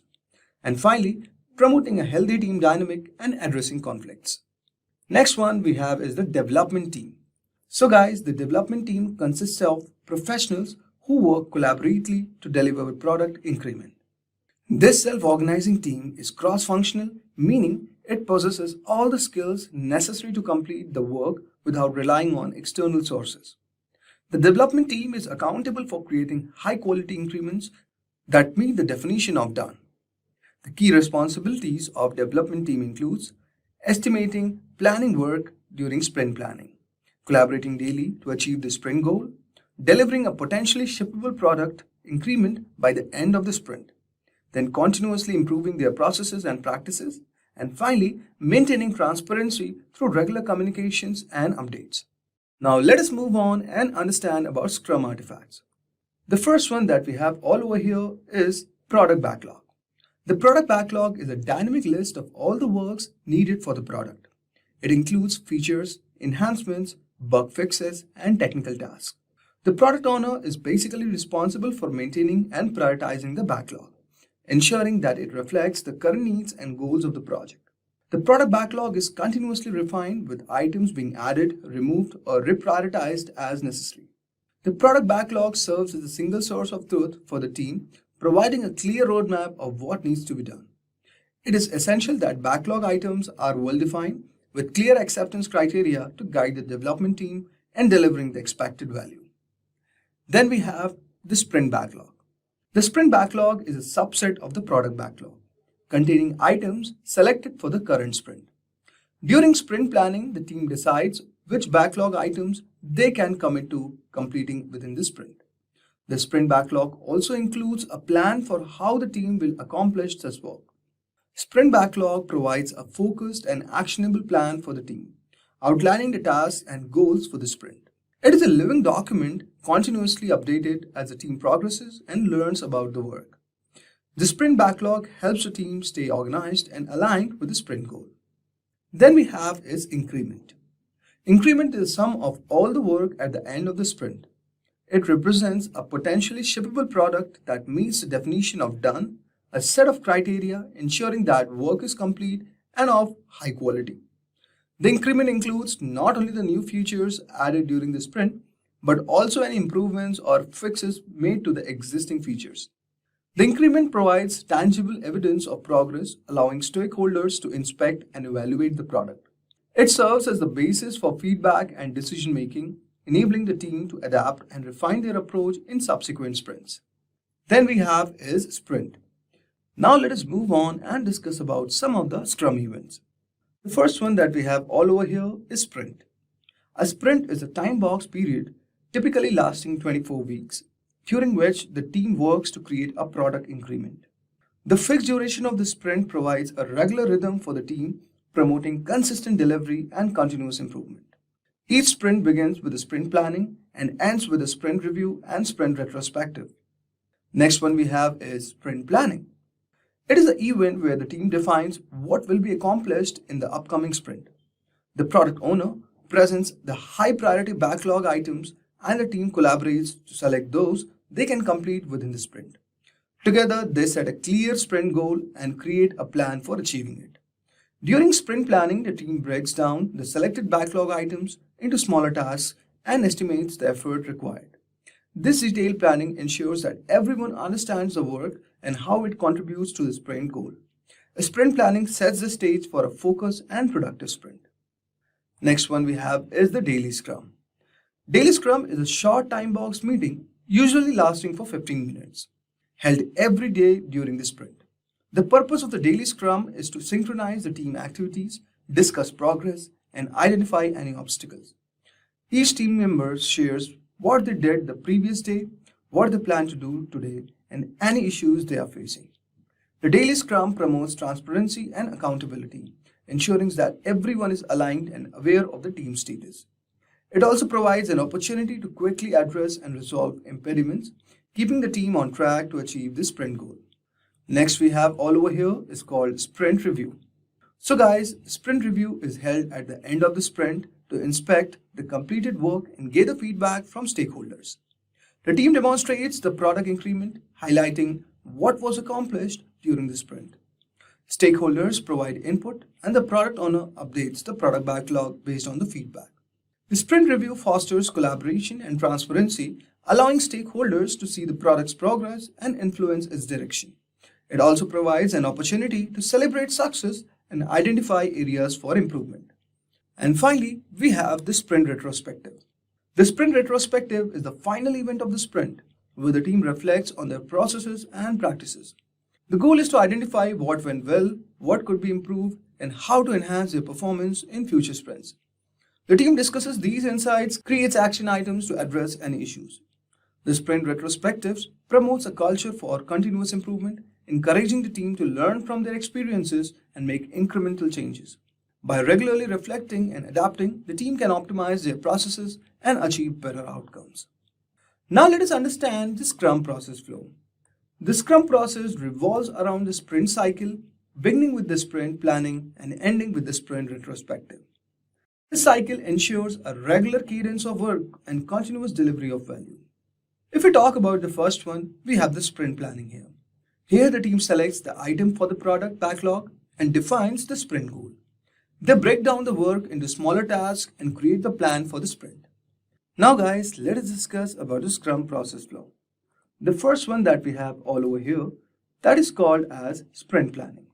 Here, the team selects the items from the product backlog, defines the sprint goal. They break down the work into smaller tasks and create a plan for the sprint.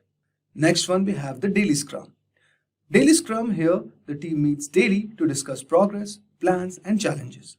This meeting keeps everyone aligned and allows for quick adjustments.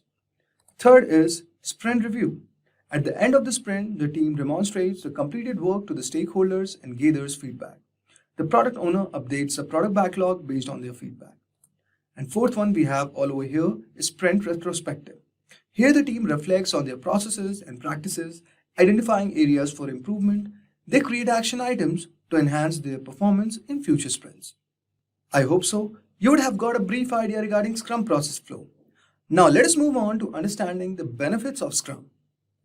So guys, Scrum offers several significant benefits that can transform how teams work and deliver value. Here are some of the key advantages. The first one that we have all over here is increased transparency. Scrum promotes transparency through its regular events and clear artifacts. The daily Scrum, sprint review, sprint retrospective ensures that everyone is aware of the team's progress, challenges, and successes. This transparency helps build trust among the team member and stakeholders, fostering a collaborative and open working environment. Next one we have all over here is improved team collaboration. The collaborative nature of the Scrum encourages team members to work closely together, leveraging their diverse skills and expertise. The Scrum Master facilitates this collaboration, helping the team communicate effectively and resolve conflicts. This teamwork leads to better problem solving, innovation, and overall productivity. Next one we have enhanced ability to adapt to changes. Scrum's iterative approach allows teams to quickly adapt to changes in requirements, market conditions, or customer feedback. By delivering small functional increments regularly, the team can gather feedback and make necessary adjustments. This flexibility ensures that product remains aligned with the stakeholders' needs and expectations. And finally, it provides faster delivery of valuable products increments. Scrum's time-boxed sprints drive the regular delivery of product increments, enabling faster time to market. This rapid delivery cycle allows stakeholders to see tangible progress and realize value sooner. It also reduces the risk of project delays and enhances the team ability to meet deadlines. Now let us discuss some of the common challenges of following Scrum methodology. We all know that Scrum offers many benefits, but it also comes with its own set of challenges. Here are some of the common issues teams may face. The first one that we have all over here is resistance to change. Introducing Scrum can be met with resistance, especially in organizations accustomed to traditional project management methods. To overcome this resistance, it's important to provide education and training on Scrum principles and practices. Involving team members and stakeholders in transition progress and highlighting the benefits of the Scrum can also help build support. Next, we have handling distributed teams. Distributed teams can face communication and collaboration challenges. To address these issues, it's crucial to leverage technology tools such as video conferencing, instant messaging, and collaborative software. Establishing clear communication protocols and regular virtual meetings can also help maintain alignment and cohesion among team members. Then we have managing large projects with Scrum. Scaling Scrum for large projects can be complex. One approach is to adopt frameworks like Scrums of Scrums, Nexus, or SAFe, which is Scaled Agile Framework. It provides guidelines for coordinating multiple Scrum teams, ensuring that teams are cross-functional and self-organizing with clear communication channels, which are very essential for managing large projects effectively. Now let us dive into the most interesting part, That is, what are the tools and softwares which are used for Scrum? So guys, several tools and softwares can support Scrum practices, enhancing productivity and collaboration. Here are some of the most popular options. The first one I would recommend is Jira. Jira is a widely used project management tool that offers robust support for Scrum.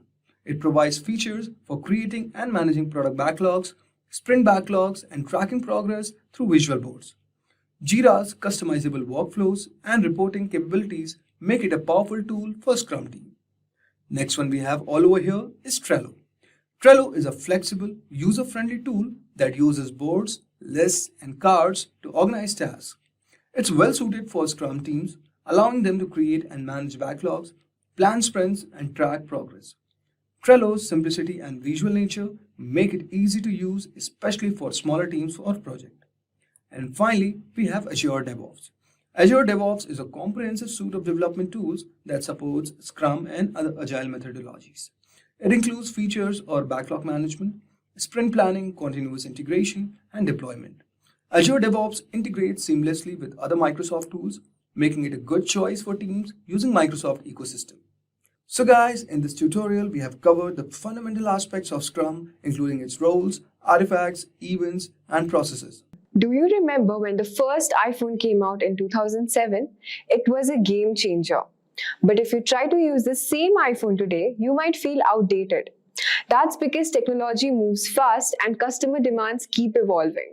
So tech giants like Apple must keep innovating and investing heavily in research and development to stay ahead.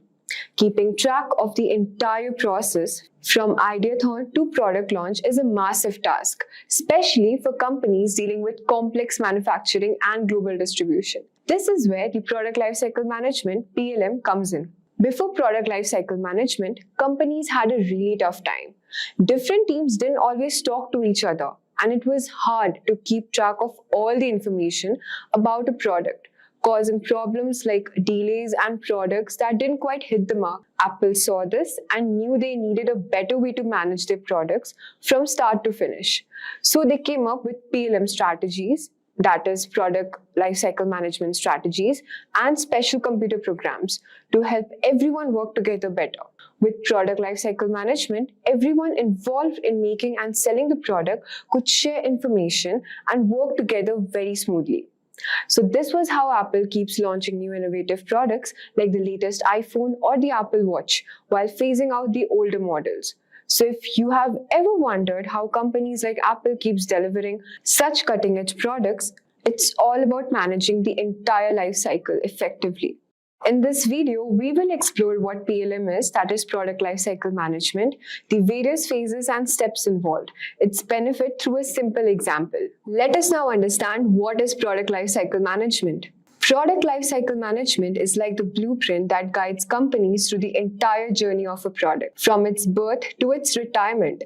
Take, for instance, the evolution of smartphones. In the development stage, companies like Apple or Samsung spend months designing and perfecting the new phones, deciding on features like camera quality, battery life, and screen size. Once the design is locked in, they move on to the introduction stage, where the new phone is launched with much fanfare and marketing buzz. As people start buying the new phone, it enters into the growth stage. Sales skyrocket, and the company may even release updated versions with a better features like enhanced cameras or faster processors to keep up with the demand and stay ahead of the competition. But eventually, every phone reaches to the maturity stage. Competitors catch up and sales starts to level off. That's when companies might offer discounts or bundle deals to keep customers interested, but inevitably sales begin to decline as newer models hit the mark. And that's where the PLM shines. Throughout the entire process, it helps companies to make critical decisions like when to release updates, how much inventory to keep, and when to discontinue the product altogether.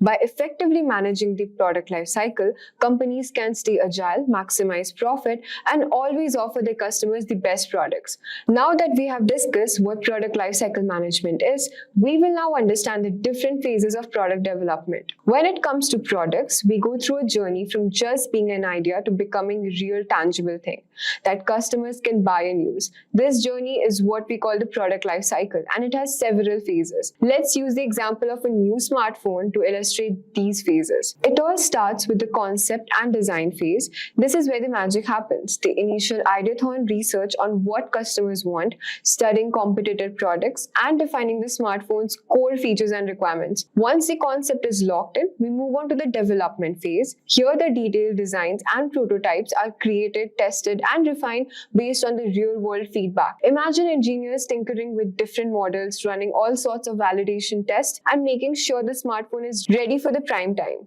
With all that hard work done, it's time for the production and the launch phase.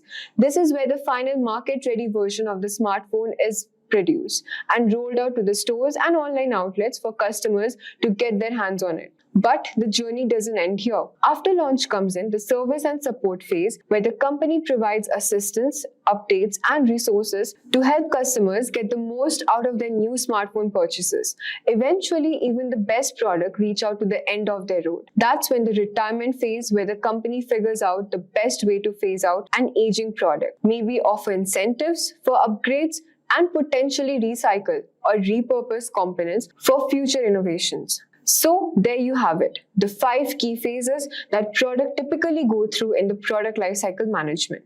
Let me walk you through the stages of product lifecycle management. Every product goes through different stages during the lifetime, known as the product lifecycle. This cycle starts when the product hits the mark after development and ends when it's taken off the shelves or discontinued. Learning the product lifecycle management can help improve your chances of success in product management. While it's just a model and not perfect, it provides a useful approximation to understand the stages what a product goes through. The 4 main stages are introduction, growth, maturity, decline. We will now learn about the different stages in detail. So let's talk about the stage 1, which is introduction. In this stage, a new product is launched into the market after development. Companies typically spend a lot on promotional efforts like advertising and getting the product onto shelves and in front of the customers. Example, when Apple launches a new iPhone model, they heavily market and advertise it across the channel. They also work to get it stocked at mobile carriers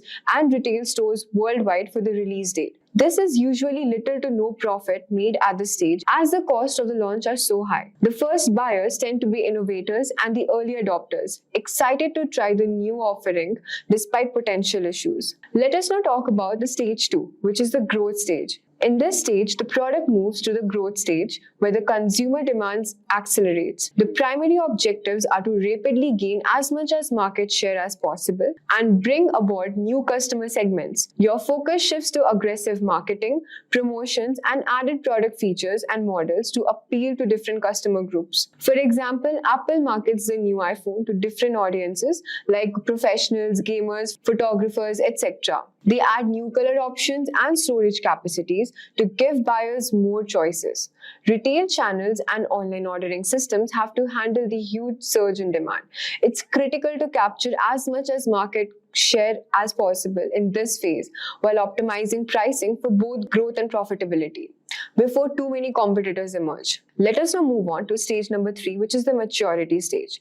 After an initial growth spurt, the product life cycle reaches to its maturity stage, where the market becomes saturated and sales growth starts flattening. The main goals transition to maximizing profitability, defending market share, and differentiating the product from increasing competition. Companies may introduce product variations and new models while leveraging lower prices, promotions, and revamped marketing, we can say. For example, Apple continues releasing updated iPhone models like 11, 12, 13, etc. every year, with adding new designs, features like better camera, and prices spanning different segments. Older models get discounted.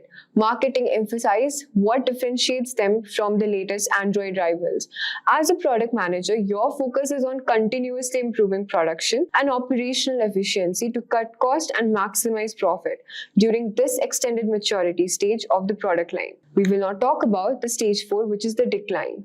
Eventually, even the most successful products enter an inevitable decline stage as the market becomes saturated and innovations start making the product obsolete, or you can say unappealing. Companies may try to resegment the market with new models or versions, promote different usage occasions, cut prices dramatically to flush out remaining inventory, or ultimately discontinue the product. For example, Apple could release an ultra-affordable iPhone for emerging markets or focus on just core basic functions, or they could use transition customers to a new generation of foldable AR-enabled devices once smartphone sales bottoms out.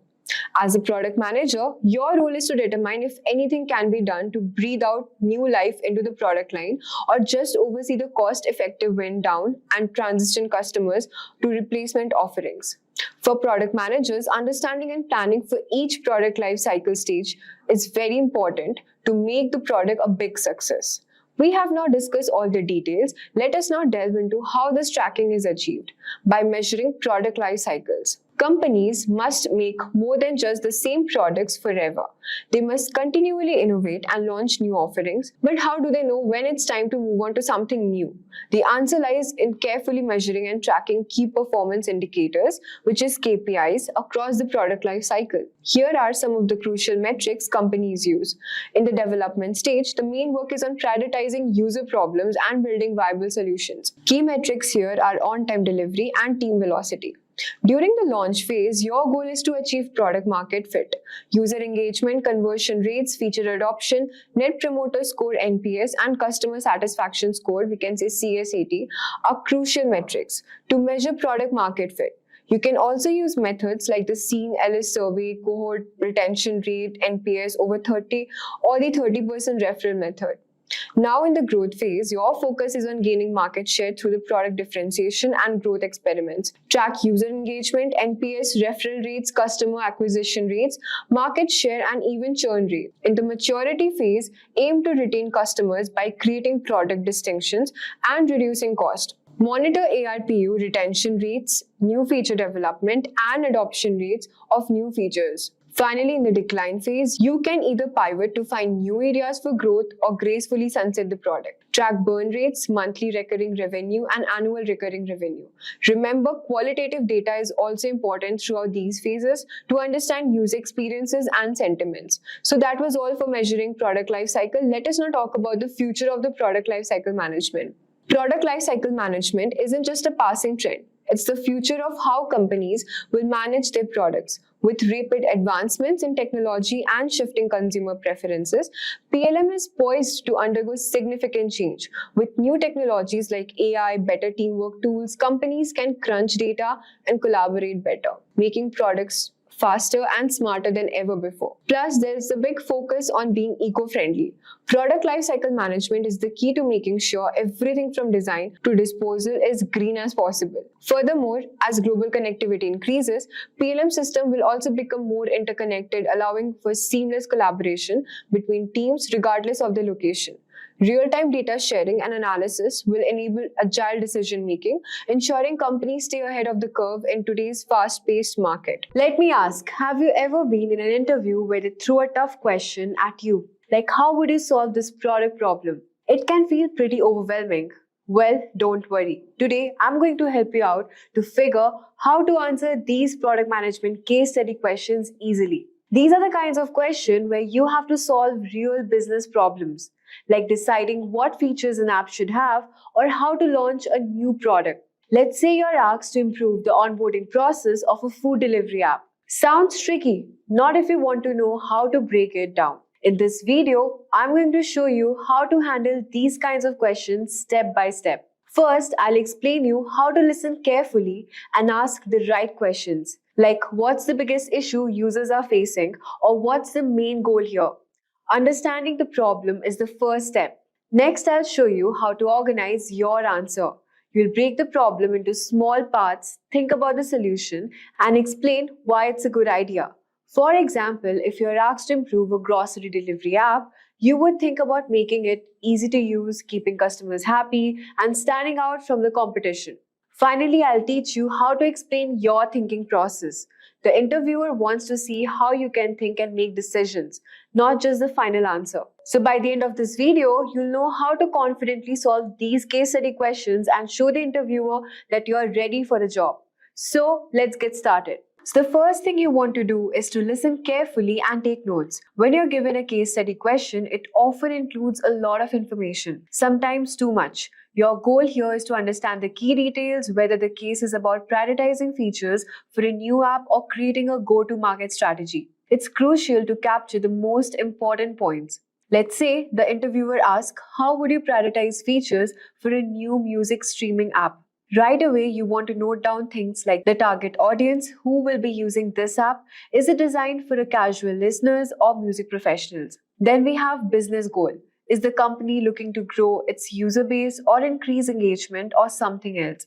You'll also look into the challenges, what are the key problems, what they are facing. Maybe users are dropping off after the first month or aren't spending much time in the app. So writing these points will help you break down the problem and make sure you don't miss anything when you're ready to give your answer. Remember, case studies can have multiple layers of information, so taking good notes help you organize your thoughts and approach the question logically. The second step is to ask clarifying questions. Don't hesitate to ask clarifying questions. Interviewers want to see how well you dig into the problem. If something is unclear, ask. It shows how you're thinking critically and want to fully understand the challenge before you jump into solving it. For example, let's say you are asked to improve a product features for a food delivery app. You could ask questions like, what are the main points for users during the delivery process? Is it related to the speed, user interface, or something else? What's the company goal with this feature improvement? Are we focusing on reducing order time, increasing customer satisfaction, or something else? Asking questions like these will not only help you gather more details, but also demonstrate the interviewer that you have a thoughtful and precise in your approach. It's not just about solving the problem, it's about solving the right problem. The next step is to pause and think. Now, take a moment to pause and think. Don't rush your answer. It's tempting to jump right in, but giving yourself time to process everything will help you approach the case study with a clear mind. Reflect on the problem and consider how it ties into the broader goals of the company. For example, if you're tasked with designing a feature for a food delivery app, think beyond the feature itself. Consider the user experience, market positioning, and the long-term impact on the business. Let's say you're asked to improve the sign-up process for a food delivery app. You don't want to just think about making the process shorter. You also want to consider how the sign-up flows into the overall experience. Is it simple and intuitive for the users? Does it create a seamless transition into the rest of the app or not? Also encouraging users to place an order right away.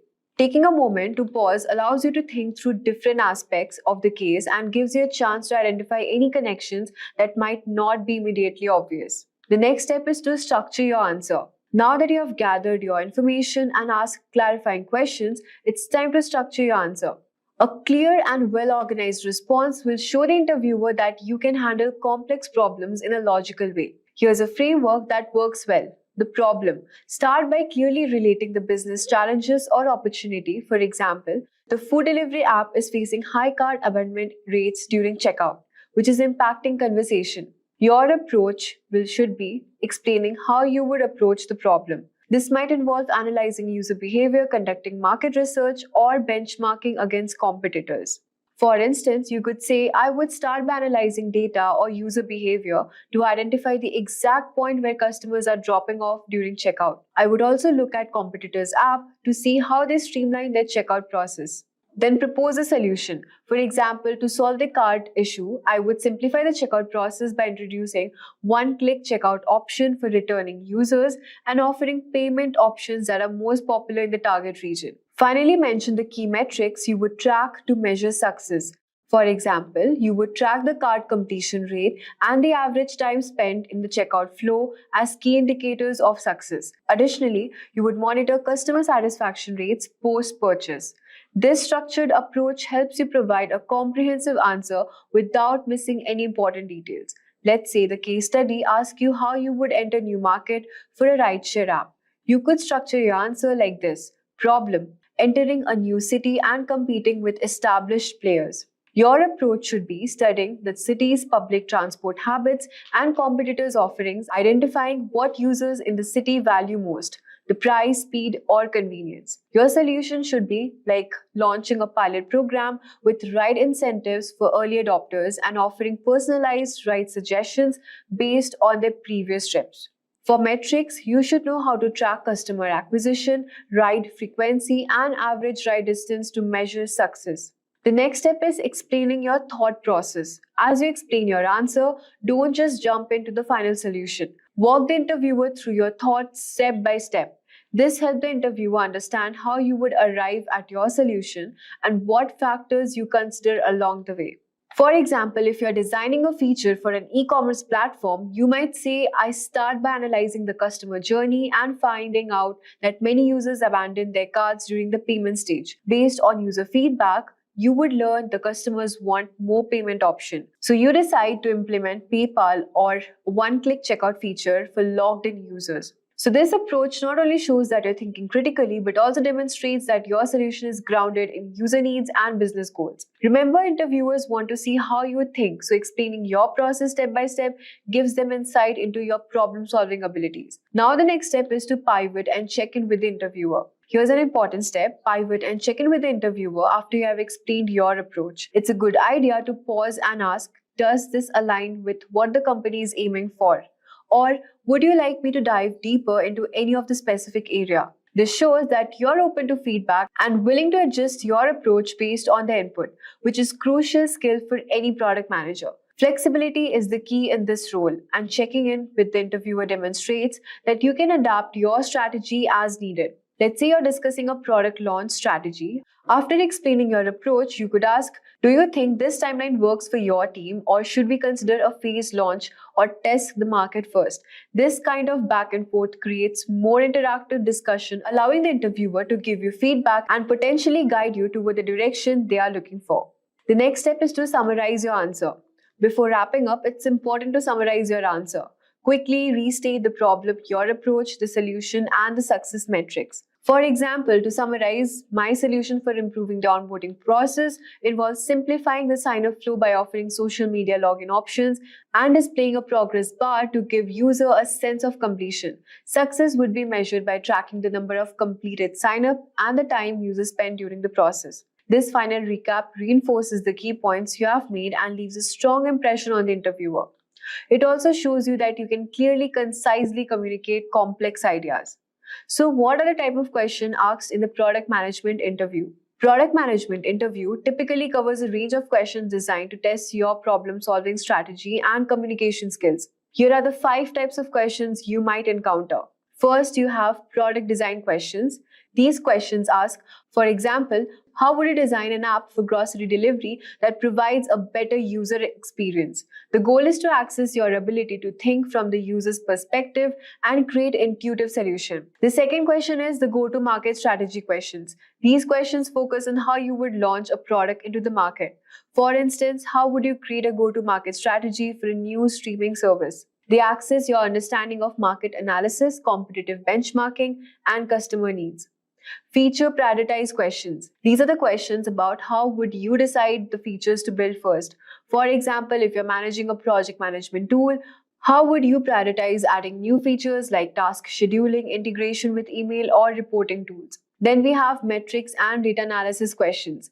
These questions ask you to define which metrics matters the most and how would you use user data to guide your decisions. For example, what metrics would you track to measure the success of a new product launch? Then we have behavioral questions. These assess you how to handle certain situations, just conflict resolution or leadership. For instance, tell me about a time when you disagreed with a team member about a product decision. How did you resolve it? So understanding these type of questions help you to prepare for a variety of challenges in product management interview and shows the interviewer that you're equipped to tackle the diverse responsibilities of the role. There's no right answer. What matters is showing your thought process and decision-making skills. So thanks for taking the Product Management Full Course by Simplilearn. By completing this course, you have gained valuable insights into the world of product management, learning how to make data-driven decisions, collaborate with cross-functional teams, and deliver successful products that meet both customer needs and business objectives. Thanks for watching, and don't forget to check out more advanced courses from Simplilearn. Hi there, if you like this video, subscribe to the Simplilearn YouTube channel and click here to watch similar videos. To nerd up and get certified, click here.